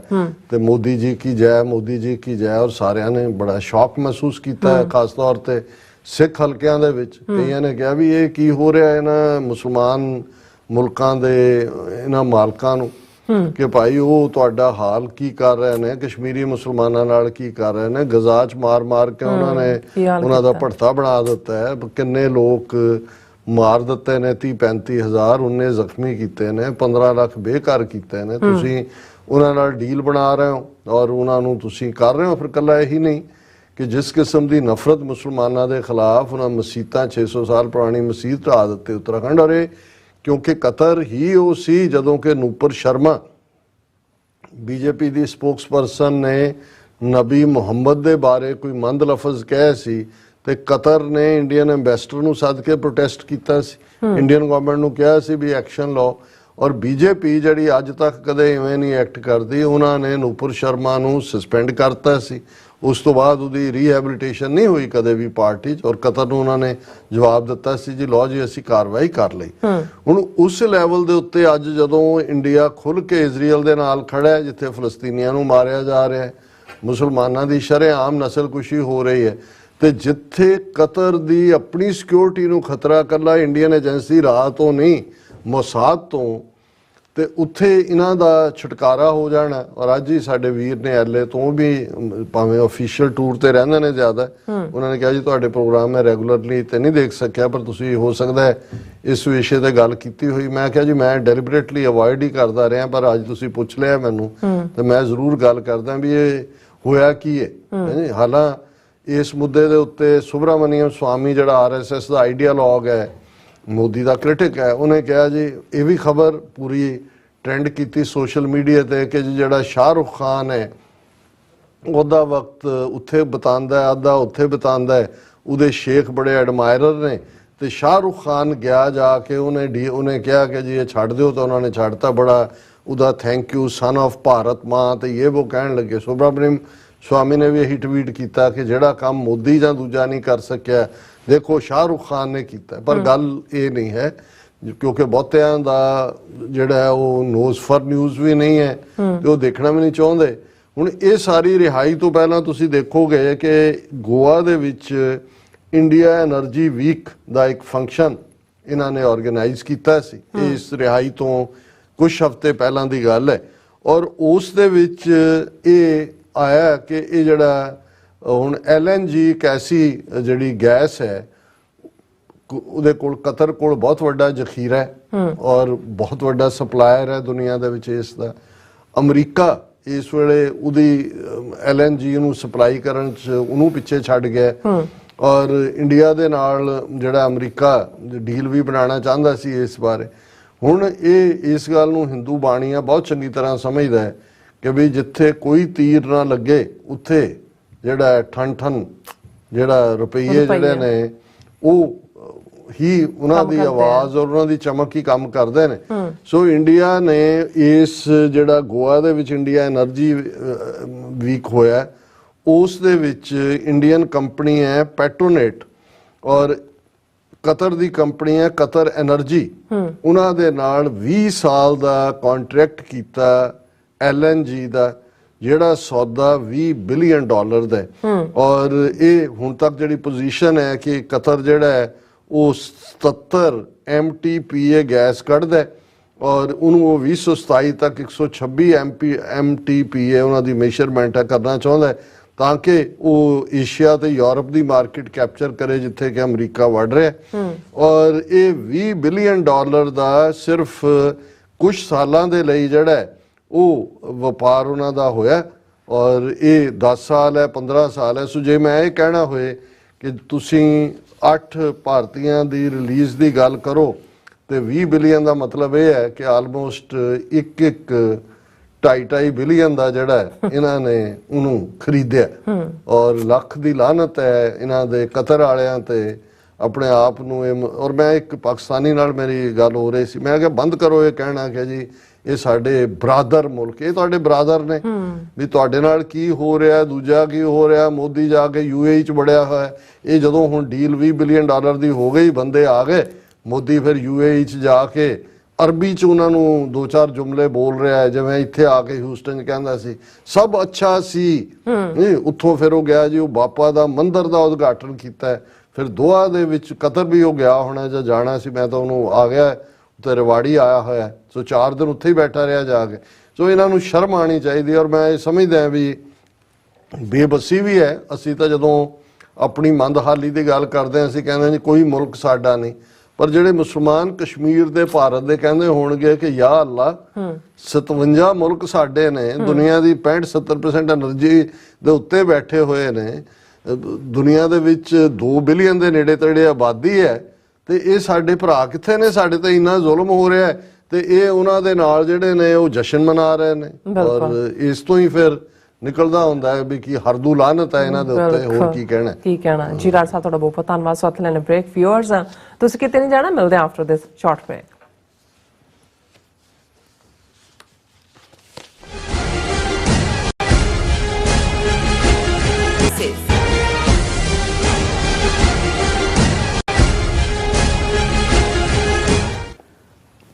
ਦਰਸ਼ਕੋ, ਬ੍ਰੇਕ ਤੋਂ ਬਾਅਦ ਤੁਹਾਡਾ ਸਭ ਦਾ ਭਰਪੂਰ ਸਵਾਗਤ ਹੈ। ਸੋ ਵਿਊਅਰਸ, ਗੱਲਬਾਤ ਕਰਨ ਜਾ ਰਹੇ ਹਾਂ ਆਉਣ ਵਾਲੇ ਸੈਕਸ਼ਨ ਦੇ ਵਿੱਚ ਕਿ 14 ਫਰਵਰੀ ਨੂੰ ਕੰਗਰੈਸ਼ਨਲ ਸਿੱਖ ਕਾਕਸ ਵੱਲੋਂ ਟ੍ਰਾਂਸਨੈਸ਼ਨਲ ਰਿਫਰੈਸ਼ਨ ਤੇ ਸੁਣਵਾਈ ਕੀਤੀ ਗਈ ਔਰ ਜਿਸ ਵਿੱਚ UK ਤੋਂ ਡਾਕਟਰ IK ਚੀਮਾ ਨੇ ਵੀ UN ਐਕਸਪਰਟ ਵੱਲੋਂ ਆਪਣੇ ਵਿਚਾਰ ਰੱਖੇ ਔਰ ਅਮਰੀਕਨ ਹਿੰਦੂ ਫਾਊਂਡੇਸ਼ਨ ਤੇ ਇਸ ਹੀਅਰਿੰਗ ਤੇ ਪੂਰੀ ਤਰ੍ਹਾਂ ਜ਼ਹਿਰ ਉਗਲਦਿਆਂ ਡਾਕਟਰ ਚੀਮਾ ਦੀ ਕਿਰਦਾਰਕੁਸ਼ੀ ਕਰਨ ਦੀ ਕੋਸ਼ਿਸ਼ ਕੀਤੀ ਗਈ। ਸੋ ਲੱਖ ਦੀ ਲਾਨਤ ਹੈ ਇਹਨਾਂ ਹਿੰਦੂ ਤਵੀਆਂ ਤੇ। ਇਸ ਬਾਰੇ ਆਪਾਂ ਗੱਲਬਾਤ ਕਰਨ ਜਾ ਰਹੇ ਹਾਂ ਔਰ ਨਾਲ ਜਿਹੜੇ ਤੋਂ ਲਾਈਵ ਮੈਸੇਜ ਉਹ ਵੀ ਲਵਾਂਗੇ ਔਰ ਗੁਰਬਾਣੀ ਵਿਚਾਰਾਂ ਦੀ ਸਾਂਝ ਤੋਂ ਨਾ ਪਾਈ ਜਾਏਗੀ। ਸੋ ਅਸੀਂ ਚਾਹਾਂਗੇ ਕਿ ਤੁਸੀਂ ਇਸੇ ਤਰ੍ਹਾਂ ਬੜੇ ਰਹਿਣਾ, ਦੇਖਣ ਸੁਣਨ ਜਾਂ ਲਿਖਣ ਲਈ ਤੁਹਾਡਾ ਸਭ ਦਾ ਬਹੁਤ ਬਹੁਤ ਧੰਨਵਾਦ। ਜੀ ਰਾਜ ਸਾਹਿਬ, ਕੀ ਕਹਿਣਾ ਚਾਹੋਗੇ? ਅੱਜ ਅਸੀਂ ਆਪਣਾ ਕੰਟੇਨਰ ਲਾਂਤਾਂ ਨਾਲ ਜ਼ਿਆਦਾ ਨਹੀਂ ਭਰ ਲਿਆ, ਸਾਰੇ ਪਾਸੇ ਲੱਖ ਸੁੱਟ ਰਹੇ ਆ ਤਾਂ ਖਾਲੀ ਹੋ ਜਾਣਾ। ਬਿਲਕੁਲ, ਇਹਦੇ 'ਚ ਕੋਈ ਸ਼ੱਕ ਨਹੀਂ ਹੈ। ਔਰ ਮੈਂ ਜਿਵੇਂ ਜਦੋਂ 14 ਫਰਵਰੀ ਨੂੰ ਪਰਸੋਂ ਬਰੀਫ ਕੀਤਾ ਕਿ US ਸਿੱਖ ਕਾਕਸ ਨੇ ਟ੍ਰਾਂਸਨੈਸ਼ਨਲ ਰਿਪਰੈਸ਼ਨ ਦੇ ਉੱਤੇ ਆਲਮੋਸਟ 2 ਘੰਟੇ ਦੀ ਸੁਣਵਾਈ ਕੀਤੀ ਹੈ ਬਰੀਫਿੰਗ, ਜਿਸ ਦੇ ਵਿੱਚ UN ਦੀ ਅੰਡਰ ਸੈਕਟਰੀ ਜਨਰਲ ਔਰ ਉਹਨਾਂ ਦੀ ਸਟੀਅਰਿੰਗ ਕਮੇਟੀ ਦੇ ਡਾਕਟਰ ਚੀਮਾ, ਫਰੀडम ਹਾਊਸ ਔਰ ਦੂਸਰੀ ਉਹਨਾਂ ਦੀ ਐਡਵਾਈਜ਼ਰੀ ਪਾਲਿਸੀ ਦੇ ਵੀ ਡਾਇਰੈਕਟਰ ਆਏ ਤੇ ਸਾਨੂੰ ਤਾਂ ਫਖਰ ਹੈ ਕਿ ਭਾਈ ਇਸ ਲੈਵਲ ਦੀ ਬਰੀਫਿੰਗ ਹੋਈ ਜਿਸ ਦਾ ਨੋਟਿਸ ਜ਼ਾਹਰ ਹੈ ਕਿ ਜਦੋਂ ਸਿਸਟਮ ਦੇ ਅੰਦਰ ਗੱਲ ਹੁੰਦੀ ਹੈ ਤਾਂ ਹਰ ਚੀਜ਼ ਦਾ ਨੋਟਿਸ ਲਿਆ ਜਾਂਦਾ ਔਰ ਉਹਦੇ 'ਚ ਅਸੀਂ ਇਹ ਵੀ ਕਿਹਾ ਸੀ ਵੀ ਆਪਣਿਆਂ 'ਚ ਇਸ ਕਿਸਮ ਦੇ ਗਪੌੜ ਸੰਖ ਵੀ ਨੇ ਬੈਠੇ ਹੋਏ ਜਿਹੜੇ ਲਗਾਤਾਰਤਾ ਨਾਲ ਨੈਗੇਟ ਹੀ ਕਰਦੇ ਨੇ। ਉਹਨਾਂ ਨੂੰ ਸਿੱਖ ਕਾਕਸ ਲਫ਼ਜ਼ ਦੇ ਨਾਲ ਹੀ ਨਫ਼ਰਤ ਹੈ, ਹਾਲਾਂ ਭਾਵੇਂ ਕਾਕਸ ਦਾ ਮਤਲਬ ਵੀ ਉਹਨਾਂ ਨੂੰ ਪਤਾ ਨਾ ਹੋਵੇ। ਉਹਨਾਂ ਨੂੰ ਕਈ ਵਾਰ ਜਿਹੜੇ ਬੰਦੇ ਉਹਨਾਂ ਨੂੰ ਪਸੰਦ ਨਹੀਂ ਹੁੰਦੇ, ਉਹਨਾਂ ਦਾ ਕੀਤਾ ਹਰ ਕੰਮ ਜਿਹੜਾ ਹੈ ਉਹ ਉਹਨਾਂ ਨੂੰ ਇੰਡੀਅਨ ਏਜੰਸੀਆਂ ਦੇ ਖਾਤੇ 'ਚ ਪਾਉਣਾ ਹੀ ਲੱਗਦਾ ਹੈ। ਔਰ ਇਸ ਕਿਸਮ ਦਾ ਕੰਮ ਸਿੱਖ ਕਾਂਗਰੈਸ਼ਨਲ ਕਾਕਸ ਦੇ ਹਵਾਲੇ ਨਾਲ ਈਵਨ 1-2 ਜਿਹੜੇ ਬਹੁਤ ਲੀਓਂ ਲੱਥ ਗਏ ਲੋਕ ਨੇ, ਉਹਨਾਂ ਨੇ ਤਾਂ ਕਿਤਾਬ ਲਿਖਾਣ ਤੱਕ ਵੀ ਕਰ ਲਿਆ ਕਿ ਜੀ ਇਹ ਜਿਹੜੀ ਹੈ ਇਹ ਸਿੱਖ ਕਾਕਸ ਤੇ ਇੰਡੀਅਨ ਗਵਰਨਮੈਂਟ ਤੇ ਫਲਾਣਾ ਤੇ ਢਿਮਕਾ ਤੇ ਇਹ ਹੁਣ ਅਸੀਂ ਇਹ ਡੀਕ ਰਹੇ ਸੀ ਕਿ ਵੀ ਇਹ ਜਿਹੜੀ ਇੰਨੀ ਪਾਵਰਫੁਲ ਬਰੀਫਿੰਗ ਹੋਈ ਹੈ ਔਰ ਇੰਨੇ ਸ਼ਾਰਟ ਨੋਟਿਸ ਤੇ ਇਸ ਤੇ ਹਿੰਦੂ ਤਵੀ ਰਿਐਕਸ਼ਨ ਕੀ ਆਏਗਾ। ਔਰ ਹਿੰਦੂ ਤਵੀਆਂ ਦੀ ਜਿਹੜੀ ਗਵਰਨਮੈਂਟ ਸਪਾਂਸਰਡ ਹੀ ਆਰਗੇਨਾਈਜੇਸ਼ਨ ਹੈ ਹਿੰਦੂ ਅਮਰੀਕਨ ਫਾਊਂਡੇਸ਼ਨ, ਉਹਨਾਂ ਨੇ ਇਸ ਦੇ ਉੱਤੇ ਟਵੀਟ ਕੀਤਾ ਔਰ ਖਾਸ ਤੌਰ ਤੇ ਉਹਨਾਂ ਨੇ ਉਹਨਾਂ ਨੂੰ ਜਿਹੜਾ ਟੈਗ ਕੀਤਾ ਜਿਹਦੇ 'ਚ ਰਿਪਰੈਜ਼ੈਂਟੇਟਿਵ ਡੇਵਿਡ ਵੈਲੇਡਾ, ਇਹ ਰਿਪਬਲਿਕਨ ਨੇ, ਸਿੱਖ ਕਾਕਸ ਦੇ ਚੇਅਰ ਨੇ, ਫਰੈਜ਼ਨੋ ਤੋਂ ਰਿਪਰੈਜ਼ੈਂਟ ਕਰਦੇ ਨੇ, ਐਂਡ ਕਾਂਗਰਸ ਵੂਮਨ ਮੈਰੀ ਗੇ ਸਕੈਨਲਨ ਜਿਹਨੇ ਬੜੀ ਬੋਲਡਲੀ ਇੰਡੀਆ ਨੂੰ ਕ੍ਰਿਟਿਸਾਈਜ਼ ਕੀਤਾ ਇਸ ਬਰੀਫਿੰਗ 'ਚ, ਉਹਨਾਂ ਨੂੰ ਟੈਗ ਕੀਤਿਆਂ ਉਹਨਾਂ ਨੇ ਕਿਹਾ ਕਿ very disturbing that Representative David Valadao and Congresswoman Mary Gay Skelton would promote a hearing on transnational repression featuring well-known provocateur Iqtidar Cheema. So ਉਹਨਾਂ ਨੇ ਸਿੱਧੀਆਂ ਜਿਹੜੀਆਂ ਆਪਣੀਆਂ ਤੋਪਾਂ ਦੇ ਗੋਲੇ ਨੇ ਉਹ ਡਾਕਟਰ ਇਕਦਾਰ ਕਰਾਮਤ ਚੀਮਾ ਦੇ ਖੈਮੇ ਦੇ ਉੱਤੇ ਸੁੱਟੇ ਨੇ ਲਿਜਾ ਕੇ, ਟ੍ਰਾਂਸਨੈਸ਼ਨਲ ਰਿਪਰੈਸ਼ਨ ਨੂੰ ਵੀ ਕੌਮਿਆਂ 'ਚ ਰੱਖਿਆ, ਜਿਵੇਂ ਜਿਵੇਂ ਕੁਝ ਹੋ ਨਹੀਂ ਰਿਹਾ, ਜਦੋਂ ਤੁਸੀਂ ਕਹਿੰਦੇ ਸੋ ਕਾਲਡ ਇਹਦੀ ਹੁੰਦੀ ਹੈ ਜਦੋਂ ਇਨਵਰਟਿਡ ਕੌਮਿਆਂ 'ਚ ਰੱਖਿਆ ਜਾਏ। ਔਰ ਇਹਦੇ 'ਚ ਤੁਸੀਂ ਇਹਨਾਂ ਦਾ ਇਲਜ਼ਾਮ ਦੇਖੋ, Cheema has strong ties to Pakistani generals and a charity, again court ਦੇ ਵਿੱਚ ਕਿ ਜਿਵੇਂ ਐਵੇਂ ਨਾਮ ਨਿਹਾਲ ਚੈਰਿਟੀ ਹੋਏ, with ties to Hamas and Muslim Brotherhood. ਤੁਸੀਂ ਇਹਨਾਂ ਦਾ ਅਟੈਕ ਦੇਖੋ ਕਿਸ ਲੈਵਲ ਤੇ ਇਹਨਾਂ ਨੂੰ ਆਪਣੀ ਹੋਸ਼ੋ ਹਵਾਸ਼ ਗਵਾ ਬੈਠੇ ਨੇ। ਹੀ is also A frequent guest on Khalistan platforms. ਸਾਨੂੰ ਵੀ ਫਖਰ ਹੈ TV 84 ਦੇ ਸਾਡੇ ਗੈਸਟ ਹੁੰਦੇ ਨੇ ਉਹ ਕਿ ਜੀ ਬਹੁਤ ਖਾਲਿਸਤਾਨੀ ਪਲੇਟਫਾਰਮਸ ਤੇ ਆਉਂਦੇ। And infamously addressed a rally featuring slogans for Babar Khalsa, a State Department designated terrorist organization. San Francisco 'ਚ ਜੂਨ ਦੇ ਮਹੀਨੇ ਜਿਹੜਾ ਫਰੀडम ਮਾਰਚ ਹੁੰਦਾ ਉਹਨੂੰ ਉਹਨਾਂ ਨੇ ਐਡਰੈਸ ਕੀਤਾ, ਉਹਨੂੰ ਵੀ ਨਾਲ ਜੋੜ ਦਿੱਤਾ ਕਿ ਜੀ ਬੱਬਰ ਖਾਲਸਾ ਦੇ ਨਾਲ ਜੁੜੇ ਹੋਏ ਜਿਹੜੀ ਸਟੇਟ ਡਿਪਾਰਟਮੈਂਟ ਨੇ ਜਿਹਨੂੰ ਦਹਿਸ਼ਤਗਰਦ ਜਥੇਬੰਦੀ ਕਿਹਾ। ਫਿਰ ਝੂਠ ਕਿ US SURF stopped associating with Cheema after we called out his frequent appearances, ਕਿ ਜੀ ਉਹ ਉੱਥੇ ਜਾਂਦੇ ਸੀ, ਉਹਨੇ ਤਾਂ ਰਿਪੋਰਟ ਲਿਖਵਾਈ ਹੈ US SURF ਨੇ ਡਾਕਟਰ ਚੀਮਾ ਤੋਂ। ਫਿਰ ਇਹ ਉਹਨਾਂ ਨੂੰ ਹੁਣ ਆਫਰ ਕਰ ਰਹੇ ਨੇ, we stand ready to fill you in representatives Valadao and Scanlon, we know you won't like what your name is being associated with। ਕਿ ਉਹ ਕਾਂਗਰਸਮੈਨਾਂ ਨੂੰ ਕਹਿ ਰਹੇ, ਹਾਲਾਂ ਕੋਈ ਵੀ ਕਾਂਗਰਸਮੈਨ ਜਾਂ ਵੂਮਨ ਜਾਂ ਇਸ ਕਿਸਮ ਦੀ ਬਰੀਫਿੰਗ 'ਚ ਜਿਹਨੇ ਬਰੀਫ ਕਰਨਾ ਹੁੰਦਾ ਹੈ ਉਹਦੇ ਕ੍ਰੀਡੈਂਸ਼ੀਅਲਸ ਇਹਨੇ ਉਹਦੀਆਂ 6 ਪੁਸ਼ਤਾਂ ਪਹਿਲਾਂ ਚੈੱਕ ਕੀਤੀਆਂ ਹੁੰਦੀਆਂ।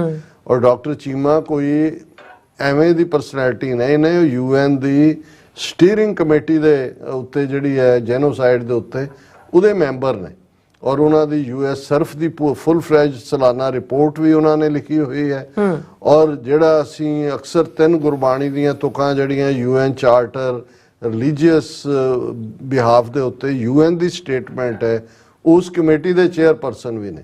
ਪਰ ਮੈਂ ਸਮਝਦਾ ਵੀ ਘੱਟੋ ਘੱਟ ਜਦੋਂ ਇਸ ਲੈਵਲ ਦੀ ਆਪੋਜੀਸ਼ਨ ਹੁੰਦੀ ਹੈ ਇਹ ਉਹਨਾਂ ਨੂੰ ਤਾਂ ਕੋਈ ਫਰਕ ਨਹੀਂ ਪੈਂਦਾ। ਔਰ ਕਾਂਗਰਸਮੈਨ ਵੂਮਨ ਨੂੰ ਵੀ ਪਤਾ ਹੈ ਕਿ ਦੈਟ ਸ਼ੋਜ਼ ਕਿ ਵੀ ਜਿਹੜੀ ਰਿਪਰੈਸ਼ਨ ਨੂੰ ਅਮਰੀਕਾ ਦਾ ਜਸਟਿਸ ਡਿਪਾਰਟਮੈਂਟ 15 ਸਫ਼ਿਆਂ ਦੇ ਇੰਡਾਈਟਮੈਂਟ ਫਾਈਲ ਕਰ ਰਿਹਾ ਕਿ ਟ੍ਰਾਂਸਨੈਸ਼ਨਲ ਰਿਪਰੈਸ਼ਨ ਅਮਰੀਕਨ ਸੋਇਲ ਤੇ ਅਮਰੀਕਨ ਸਿਟੀਜ਼ਨ ਨੂੰ ਮਾਰਨ ਦਾ ਅਟੈਂਪਟ ਹੈ, ਉਹਨੂੰ ਇਹ ਜਿਹੜਾ ਹੈ ਉਹ ਸੋ ਕਾਲਡ ਕਰਕੇ ਕਰ ਰਹੇ ਨੇ।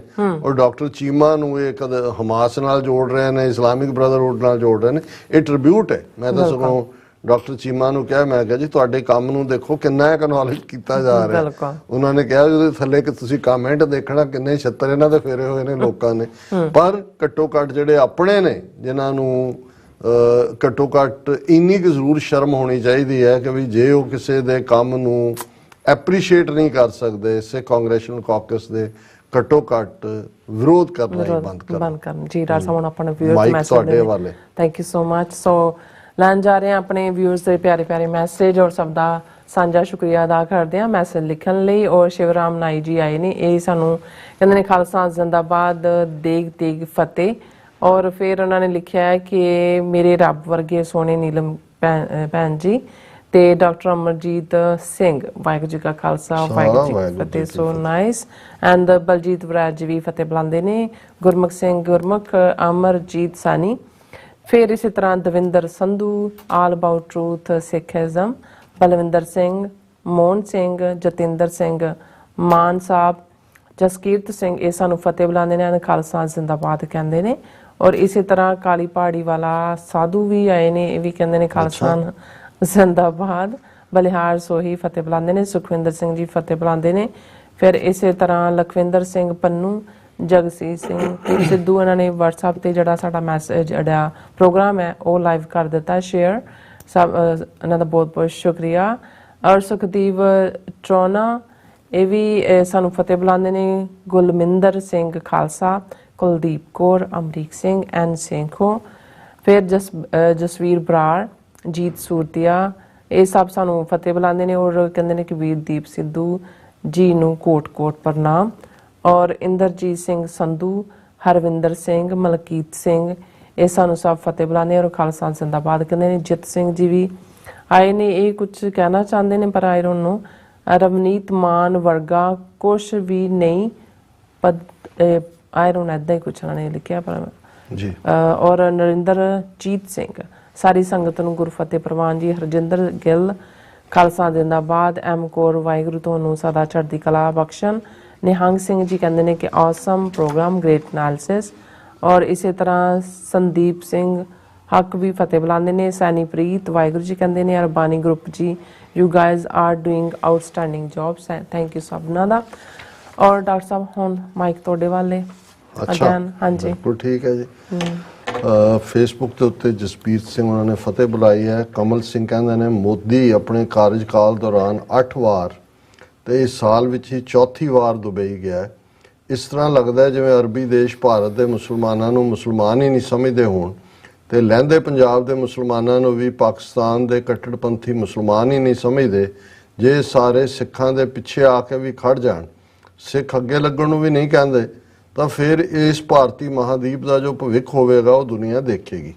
ਉਹਨਾਂ ਇਹ ਬਿਲਕੁਲ ਠੀਕ ਕਿਹਾ ਉਹਨਾਂ ਨੇ ਕਿ ਵੀ ਇਹ ਆਲਰੇਡੀ ਇੱਕ ਪਾਕਿਸਤਾਨੀ ਜਰਨਲਿਸਟ ਨਾਲ ਵੀ ਗੱਲ ਹੋ ਰਹੀ ਸੀ। ਉਹ ਕਹਿੰਦਾ ਜੀ ਅਸੀਂ ਇਸਲਾਮਿਕ ਹਿਸਟਰੀ ਤੇ ਉਹਦਾ ਪ੍ਰਾਈਡ ਲੈਂਦੇ ਆ। ਅਰਬਾਂ ਨਾਲ ਜਦੋਂ ਤੁਸੀਂ ਗੱਲ ਕਰੋ ਜਾਂ ਦੂਜੇ, ਉਹ ਤਾਂ ਸਾਨੂੰ ਸ਼ੂਦਰ ਹੀ ਸਮਝਦੇ ਨੇ, ਉਹ ਆਪਣੇ ਆਪ ਨੂੰ ਹੀ ਮੁਸਲਮਾਨ ਸਮਝਦੇ ਨੇ। ਔਰ ਜੋ ਵਰਤਾਰਾ ਇਹ ਕਰ ਰਹੇ ਨੇ ਇਸ ਵੇਲੇ, ਇਹਦੇ 'ਚ ਕੋਈ ਇਸਲਾਮ ਜਿਹਦੇ 'ਚ ਬ੍ਰਦਰਹੁੱਡ ਦਾ ਕਨਸੈਪਟ ਹੈ ਉਹਨੂੰ ਛੱਡ ਕੇ ਤਾਂ ਪੈਸੇ ਦੇ ਪਿੱਛੇ, ਰਿਹਾਇਸ਼ੀ ਦੇ ਪਿੱਛੇ ਪਏ ਹੋਏ ਨੇ। ਅੱਛਾ। ਦੂਜੀ ਗੱਲ, ਸਾਨੂੰ ਦੁਸ਼ਮਣ ਦੀ ਇਕੱਲੀ ਆਲੋਚਨਾ ਹੀ ਕਰਨ ਦੀ ਬਜਾਏ ਕੁਝ ਸਿੱਖਣ ਦੀ ਲੋੜ ਹੈ ਕਿ ਕਿਵੇਂ ਉਹਨਾਂ ਦੀ ਵਿਉਂਤਬੰਦੀ, ਦ੍ਰਿੜਤਾ, ਸਮਰਪਣ ਤੇ ਆਪਣੇ ਉਦੇਸ਼ ਦੀ ਪੂਰਤੀ ਲਈ ਕੁਝ ਵੀ ਤਿਆਗ ਦੇਣ ਦਾ ਸੁਭਾਅ ਹੈ।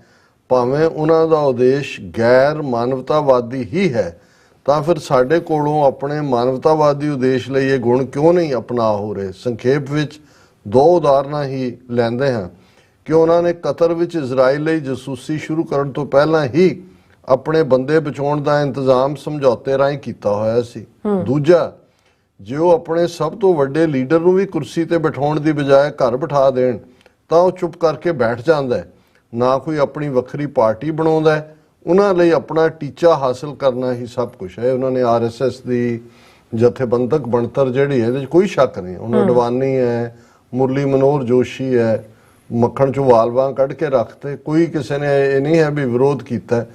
ਇਹੀ ਹਾਲ ਮੋਦੀ ਦਾ। ਜਿਵੇਂ ਉਹ ਸੁਬਰਾਮਨਿਅਮ ਸਵਾਮੀ ਨੂੰ ਕਹਿੰਦਾ ਜੀ ਮੋਦੀ ਤਾਂ ਅੱਜ ਆਪਣੇ ਆਪ 'ਚ ਤਾਕਤ, ਕਹਿੰਦਾ ਜਿੱਦਾਂ ਨਾਗਪੁਰ ਵਾਲਿਆਂ ਨੇ ਕਿਹਾ ਨਾ ਵੀ ਪਾਸੇ ਹੋ ਜਾ, ਕੋਈ ਨਾਲ ਨਹੀਂ ਖਲੋਏਗਾ, ਜਿਹਨੂੰ ਉਹ ਐਂਡੋਰਸ ਕਰਨਗੇ ਉਹਦੇ। ਇਹਦੇ 'ਚ ਕੋਈ ਸ਼ੱਕ ਨਹੀਂ ਹੈ ਕਿ ਉਹਨਾਂ ਨੇ ਜਥੇਬੰਦਕ ਡਿਸਿਪਲਿਨ ਔਰ ਢਾਂਚੇ ਨੂੰ ਮਜ਼ਬੂਤੀ ਦੇ ਨਾਲ ਖੜਾ ਕੀਤਾ। ਮੁਹੰਮਦ ਅਨਵਰ, ਦਵਿੰਦਰ ਸੰਧੂ, ਰੰਧਾਵਾ ਗੁਰਵਿੰਦਰ, ਰਾਜਵਿੰਦਰ ਸਿੰਘ, ਰੰਧਾਵਾ ਗੁਰਵਿੰਦਰ ਸਭ ਨੇ ਸਤਿ ਸ਼੍ਰੀ ਅਕਾਲ ਬੁਲਾਈ। ਰਾਜਵਿੰਦਰ ਸਿੰਘ ਉਹਨਾਂ ਨੇ ਫਤਿਹ ਬੁਲਾਈ ਹੈ। What would you call this other than ਕਲਾ ਵਰਤ ਰਹੀ ਹੈ when a Sikh is hit with bullet and still determined to go to Delhi, and people getting hurt with enemy bullets getting first aid and going back to the field. Even ਬਾਹਰਲਾ media ਵੀ report ਕਰ ਰਿਹਾ ਵੀ ਕਿਆ spirit ਹੈ। ਅੱਖ 'ਚੋਂ ਰੋਸ਼ਨੀ ਚਲੀ ਗਈ ਹੈ। ਉਹ ਕਹਿੰਦਾ ਕੋਈ ਨਹੀਂ, ਪੱਟੀ ਬੰਨ੍ਹ ਦਿਓ, ਮੈਂ ਦਿੱਲੀ ਨੂੰ ਜਾਣਾ। ਔਰ ਉਹ ਜ਼ਖਮੀ ਹਾਲਤ ਦੇ ਵਿੱਚ ਵੀ ਵਾਪਸ ਉੱਥੇ ਜਾਣਾ ਚਾਹੁੰਦੇ ਨੇ। ਔਰ ਮੇਘਰਾਜ ਸਿੰਘ ਉਹਨਾਂ ਨੇ ਇਹ ਕਿਹਾ ਕਿ ਜੀ ਮੈਂ ਇਹ ਜਿਹੜਾ सॉन्ग है बहादुर किसानों के नाम, किसान बन गए हैं देश के रखवाले, नहीं बच सकेंगे जुल्म करने वाले, ना गुलाम बना है ना गुलाम बनेगा, आज़ाद है पंजाब आज़ाद ही रहेगा, जुल्म करने वालों का निशान तक मिटेगा, गुरु की कृपा से पंजाब सुरक्षित रहेगा, ज़मीर कर दी है किसानों ने सच के हवाले, किसान बन गए हैं जड़ा देश के रखवाले। So nice. किसान बब्बर शेर है, ये कभी नहीं रुकेंगे, हक लेने आए हैं हक लेकर ही रहेंगे, जंजीर गुलामी की सब मिलकर तोड़ेंगे, जीत हासिल करके ही वापस घर मुड़ेंगे, इस लड़ाई में आ गए हैं गांव शहर वाले, किसान बन गए हैं देश के रखवाले। वैसे देश खालिस्तान है, भारत नहीं।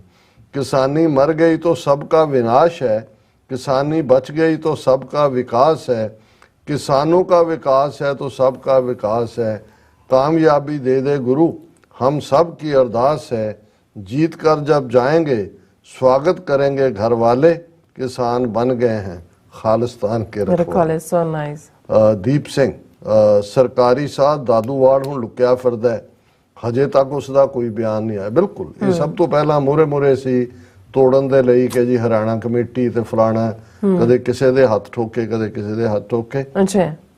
ਜਗਤਾਰ ਸਿੰਘ ਜੌਹਲ ਕਹਿੰਦੇ ਨੇ ਡਾਕਟਰ ਸਾਹਿਬ ਸ਼ਰਮ 'ਚ ਡੁੱਬ ਮਰਨਾ ਚਾਹੀਦਾ ਹੈ, ਜਿਹੜੇ ਬਾਦਲ ਕਰਦੇ ਸੀ SGPC ਦੇ ਅਜੇ ਵੀ ਅੱਧੇ ਮੈਂਬਰ ਬਾਦਲਾਂ ਦੇ ਖਿਲਾਫ ਨੇ, ਪਰ ਸੈਂਟਰ ਚਾਹੇ ਤਾਂ ਹਜ਼ਾਰਾਂ ਬਾਦਲ ਪੈਦਾ ਕਰਦੇ, ਪਰ ਅਸੀਂ ਬਾਦਲ ਕਰਦੇ 2 ਕਮੇਟੀਆਂ ਗਵਾ ਲਈਆਂ, ਗੁਆਉਣੀ ਅਸੀਂ SGPC ਵੀ ਹੈ, ਚਲੋ ਮਹਾਰਾਜ ਕਿਰਪਾ ਕਰਨ ਪੰਥ ਤੇ। ਇਹਦੇ 'ਚ ਕੋਈ ਸ਼ੱਕ ਨਹੀਂ ਹੈ ਕਿ ਕਿਵੇਂ ਉਹਨਾਂ ਨੇ ਇਹਨਾਂ ਨੂੰ ਵੀ ਵਰਤਿਆ।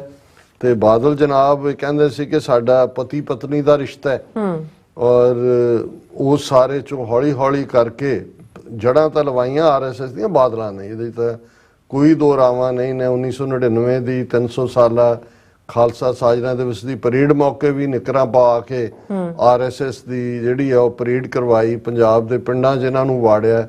ਔਰ ਜੇ ਇਹਦੇ ਬਾਵਜੂਦ ਕਿ RSS ਦੇ ਖਿਲਾਫ ਅਕਾਲ ਤਖਤ ਸਾਹਿਬ ਦਾ ਹੁਕਮਨਾਮਾ ਵੀ ਹੈ, ਲੇਕਿਨ ਜਿਵੇਂ ਪੰਜਾਬ ਦੇ ਵਿੱਚ ਫਿਰ ਇਹਨਾਂ ਦੇ ਦਬਾਅ ਦੇ ਥੱਲੇ ਜਿਵੇਂ ਮੂਲ ਨਾਨਕਸ਼ਾਹੀ ਕੈਲੰਡਰ ਦਾ ਬੇੜਾ ਗਰਕ ਕਰਕੇ ਉਹਨੂੰ ਹਿੰਦੂ ਤੋਂ ਵੀ ਕੈਲੰਡਰ ਬਣਾਇਆ ਗਿਆ।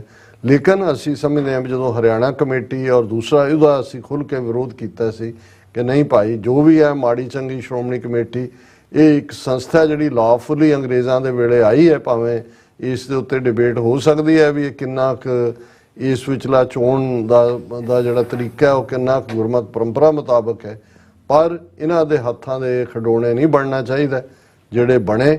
ਅੱਜ ਹਾਲ ਇਹ ਹੈ ਕਿ ਭਾਈ ਹੁਣ ਅਲਟੀਮੇਟਲੀ ਫਾਈਨਲ ਸਟੈਪ ਰਹਿੰਦੀ ਹੁੰਦੀ SGPC ਹੈ, ਉਹਦੀਆਂ ਵੀ ਚੋਣਾਂ ਦੇ ਨੇੜੇ ਤੇੜੇ ਆ ਕੇ ਕੁਛ ਨਾ ਕੁਛ ਇਸ ਕਿਸਮ ਦਾ ਕਰਨਗੇ। ਹਾਲਾਂ ਉਹ ਸੁਖਦੇਵ ਸਿੰਘ ਢੀਂਡਸਾ ਹੋਏ ਜਾਂ ਬੀਬੀ ਜਗੀਰ ਕੌਰ ਹੋਏ ਜਾਂ ਦੂਜੇ ਹੋਣ, ਇਸ ਕਿਸਮ ਦੇ ਜਿਹੜੇ ਨੇ ਪਹਿਲਾਂ ਹੀ ਉਹਨਾਂ ਨੇ ਪੱਟ ਕੇ ਪਾਸੇ ਰੱਖੇ ਹੋਏ ਨੇ। ਔਰ ਅਸੀਂ ਕਲੋਜ਼ਿੰਗ ਦੇ ਵਿੱਚ ਜਿਵੇਂ ਵਿਚਾਰ ਕਰਦੇ ਹਾਂ ਗੁਰਬਾਣੀ ਦੀ, ਦੂਸਰੇ ਪਾਤਸ਼ਾਹ ਦਾ ਸ਼ਲੋਕ ਹੈ, ਸ਼ਲੋਕ ਮਹੱਲਾ ਦੂਜਾ, ਜੋ ਸਿਰ ਸਾਈ ਨਾ ਨਿਵੈ ਸੋ ਸਿਰ ਦੀਜੈ ਡਾਰ, ਨਾਨਕ ਜਿਸ ਪਿੰਜਰ ਮੈਂ ਬਿਰਹਾ ਨਹੀਂ ਸੋ ਪਿੰਜਰ ਲੈ ਜਾ। ਅਸੀਂ ਬਸ ਅੱਜ ਇਸ ਸ਼ਲੋਕ ਦੇ ਵਿਚਾਰ ਹੀ ਕਰਾਂਗੇ। ਹੁਣ ਕਈ ਵਾਰ ਜਦੋਂ ਅਸੀਂ ਇਸ ਕਿਸਮ ਦੀ ਗੁਰਬਾਣੀ ਦੀ ਤੁਕ ਜਾਂ ਫਰਮਾਨ ਦਾ ਜ਼ਿਕਰ ਕਰਦੇ ਹਾਂ, ਔਰ ਮੇਰੇ ਮਨ 'ਚ ਇੱਕਦਮ ਬਾਬਾ ਫਰੀਦ ਜੀ ਦਾ ਵੀ ਉਹ ਸ਼ਲੋਕ ਆਇਆ ਜਿਸ 'ਚ ਉਹਨਾਂ ਨੇ ਇਹ ਕਿਹਾ ਕਿ ਭਾਈ ਜਿਹੜਾ ਸਿਰ ਨਹੀਂ ਝੁਕਦਾ ਰੱਬ ਦੇ ਅੱਗੇ ਉਸ ਨੂੰ ਜਿਹੜਾ ਹੈ ਉਹ ਕੱਟ ਦਿਓ, ਕਿ ਭਾਈ ਜਿਹੜਾ ਨਮਾਜ਼ ਪੜ੍ਹਨ ਨਹੀਂ ਆਉਂਦਾ, ਜਿਹੜਾ ਰੱਬ ਦੇ ਅੱਗੇ ਸਿਜਦੇ ਦੇ ਵਿੱਚ ਨਹੀਂ ਝੁਕਦਾ, ਉਹ ਕੱਟੇ ਜਾਣ ਦੇ ਕਾਬਲ ਹੈ। ਹੁਣ ਇਹ ਜਦੋਂ ਤੁਸੀਂ ਇੱਕ ਪੋਇਟੀਕਲ, ਹਾਲਾਂਕਿ ਇਹ ਰੂਹਾਨੀ ਗੀਤ ਹੈ, ਰੂਹਾਨੀ ਪੋਇਟਰੀ ਹੈ, ਰੂਹਾਨੀ ਬਾਣੀ ਹੈ, ਰੂਹਾਨੀ ਕਲਾਮ ਹੈ, ਅਸੀਂ ਐਕਸਪਲੇਨੇਸ਼ਨ ਦੇ ਲਈ ਲਫ਼ਜ਼ ਕਹਿ ਰਹੇ ਹਾਂ, ਜਿਹੜੀ ਇੱਕ ਭਾਵਨਾ ਦੇ ਨਾਲ ਜਿਹੜੀ ਇੱਕ ਤੁਸੀਂ ਉਸ ਨੂੰ ਇਸਤੇਮਾਲ ਕਰਦੇ ਹੋ। ਜਿਵੇਂ ਅਸੀਂ ਅਕਸਰ ਗੁਰੂ ਸਾਹਿਬ ਦਾ ਇਹ ਫਰਮਾਨ ਜਦੋਂ ਕਹਿੰਦੇ ਹੈ ਕਿ ਭਾਈ ਤੈਂ ਸਾਹਿਬ ਕੀ ਬਾਤ ਜੋ ਆਖੈ ਕਹੁ ਨਾਨਕ ਕਿਆ ਦੀਜੈ, ਸੀਸ ਵੱਡੇ ਕਰ ਬੈਸਣ ਦੀਜੈ, ਵਿਣ ਸਿਰ ਸੇਵ ਕਰੀਜੈ, ਕਿ ਹੇ ਮੇਰੇ ਵਾਹਿਗੁਰੂ ਜਿਹੜੀ ਕੋਈ ਤੇਰੀਆਂ ਪਿਆਰੀਆਂ ਬਾਤਾਂ ਮੈਨੂੰ ਸੁਣਾਏ ਤੇ ਉਸ ਨੂੰ ਮੈਂ ਕੀ ਦਿਆਂ। ਤੇ ਫਿਰ ਆਪ ਹੀ ਇਹ ਸਵਾਲ ਹੈ ਤੇ ਜਵਾਬ ਹੈ, ਸੀਸ ਵੱਡੇ ਕਰ ਬੈਸਣ ਦੀਜੈ, ਕਿ ਮੈਂ ਸਿਰ ਵੱਢ ਦਿਆਂ, ਆਪਣਾ ਸਿਰ ਵੱਢ ਲਾਂ, ਉਹਨੂੰ ਬਹਿਣ ਲਈ ਦੇ ਦਿਆਂ ਕਿ ਇਸ ਦੇ ਉੱਤੇ ਬੈਠ, ਤੇ ਮੈਂ ਬਿਨਾਂ ਸਿਰ ਤੋਂ ਭੱਜ ਕੇ ਸੇਵਾ ਕਰਾਂ। ਹੁਣ ਜੇ ਤਾਂ ਇਸ ਦੀ ਲਿਟਰਲ ਇੰਟਰਪ੍ਰੀਟੇਸ਼ਨ ਕਰਨੀ ਹੈ ਤੇ ਫਿਰ ਉਹ ਸਮਝਣਾ ਵੀ ਔਖਾ ਹੋਏਗਾ ਕਿ ਸਿਰ ਕਿਵੇਂ ਵੱਢ ਕੇ ਦਿੱਤਾ ਜਾਂਦਾ ਹੈ, ਕਿਹੜਾ ਉਹ ਸਿਰ ਦੇ ਉੱਤੇ ਬੈਠੇਗਾ।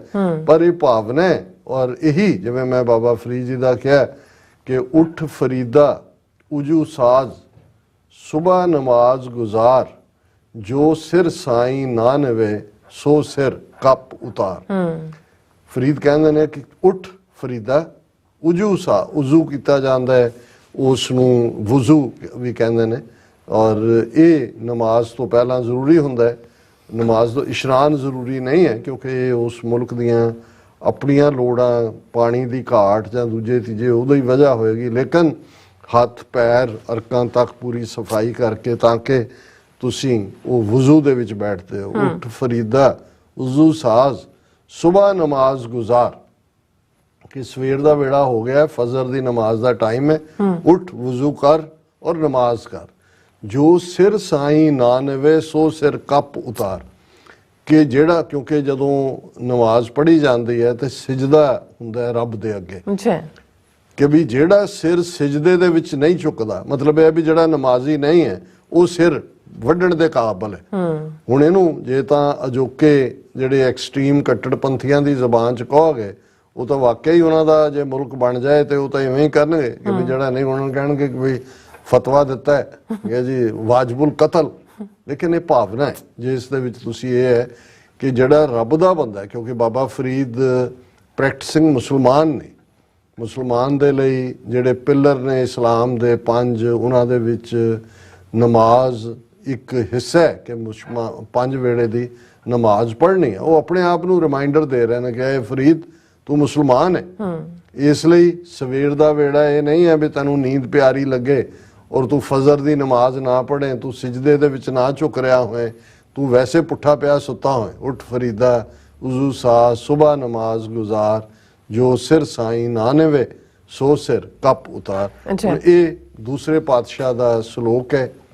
ਔਰ ਜੋ ਸਿਰ ਸਾਈਂ ਨਾ ਨਿਵੈ ਸੋ ਸਿਰ ਦੀਜੈ ਡਾਰ, ਕਿ ਵੀ ਜਿਹੜਾ ਸਿਰ ਰੱਬ ਦੀ ਯਾਦ, ਰੱਬ ਦੇ ਪਿਆਰ ਦੇ ਵਿੱਚ ਝੁਕਦਾ ਨਹੀਂ ਹੈ, ਉਹ ਸਿਰ ਕੱਟ ਦੇਣਾ ਚਾਹੀਦਾ।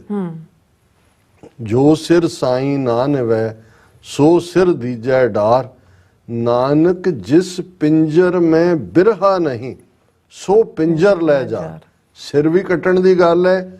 ਹੁਣ ਪਿੰਜਰ ਕੀ ਹੈ? ਸਾਡੀ ਬਾਡੀ ਹੈ, ਵਜੂਦ ਹੈ, ਮਨ ਜਿਸ ਦੇ ਵਿੱਚ ਰੱਬ ਦੀ ਤੜਪ ਹੈ, ਪਿਆਰ ਹੈ। ਵਸਲ ਦਾ ਆਨੰਦ ਲੈਣ ਤੋਂ ਪਹਿਲਾਂ ਜਾਂ ਵਸਲ ਦਾ ਆਨੰਦ ਮਿਲਣ ਤੋਂ ਪਹਿਲਾਂ ਬਿਰਹਾ ਦੀ ਪੀੜ ਵੀ ਤੁਹਾਨੂੰ ਜਿਹੜੀ ਹੈ ਉਹ ਬੇਚੈਨ ਕਰਦੀ ਹੈ, ਕਿਉਂਕਿ ਬਿਰਹਾ ਵਿਛੋੜੇ ਦਾ ਨਾਂ ਹੈ। ਜਦੋਂ ਤੱਕ ਵਿਛੋੜੇ ਦੀ ਸੱਲ ਨਹੀਂ ਹੋਏਗੀ, ਵਸਲ ਦਾ ਆਨੰਦ ਨਹੀਂ ਹੋਏਗਾ। ਔਰ ਇਸੇ ਲਈ ਜਦੋਂ ਬਾਬਾ ਫਰੀਦ ਨੇ ਯਾਦ ਦਹਾਨੀ ਕਰਾਈ ਕਿ ਬਿਰਹਾ ਬਿਰਹਾ ਆਖੀ ਹੈ, ਬਿਰਹਾ ਤੂੰ ਸੁਲਤਾਨ, ਫਰੀਦਾ ਜਿਸ ਤਨ ਜੈ ਤਨ ਮੈਂ ਬਿਰਹਾ ਨਹੀਂ ਸੋ ਤਨ ਜਾਨ ਮਸਾਨ, ਕਿ ਵੀ ਜਿਹਦੇ ਚ ਉਹ ਪੀੜ ਨਹੀਂ ਹੈ, ਵਿਛੋੜੇ ਦੀ ਸੱਲ ਨਹੀਂ ਹੈ, ਉਹ ਸਮਝ ਕੇ ਸ਼ਮਸ਼ਾਨ ਘਾਟ ਹੈ, ਕਬਰਿਸਤਾਨ ਹੈ। ਔਰ ਬਿਰਹਾ ਬਿਰਹਾ ਆਖੀਏ ਕਿ ਬਿਰਹਾ ਹੀ ਅਸਲ ਦੇ ਵਿੱਚ ਕਿੰਗ ਹੈ, ਕਿਉਂਕਿ ਜੇ ਵਿਛੋੜੇ ਦੀ ਪੀੜ ਨਹੀਂ ਹੈ ਤੇ ਵਸਲ ਦਾ ਸੁੱਖ ਨਹੀਂ ਹੋਏਗਾ।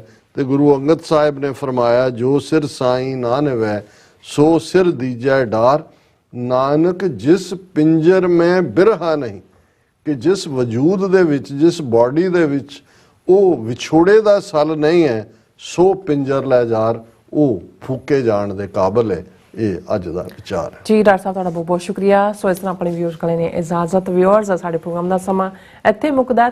ਅਸੀਂ ਆਪਣੇ ਵਿਚਾਰ ਤੇ ਜਿਹੜੇ ਖਬਰਾਂ ਨੇ ਉਹ ਲੈ ਕੇ ਦੁਬਾਰਾ ਤੁਹਾਡੇ ਸਨਮੁਖ ਹੋਵਾਂਗੇ। ਤਦ ਤੱਕ ਲਈ ਮੈਨੂੰ ਤੇ ਆਪਣਾ ਸੁਣਾ ਗਿਆ ਦਿਓ। ਦੇਖਦੇ ਰਹੋ TV 84 ਫਤਿਹ। ਵਾਹਿਗੁਰੂ ਜੀ ਕਾ ਖਾਲਸਾ, ਵਾਹਿਗੁਰੂ ਜੀ ਕੀ ਫਤਿਹ। ਰੱਬ ਰਾਖਾ।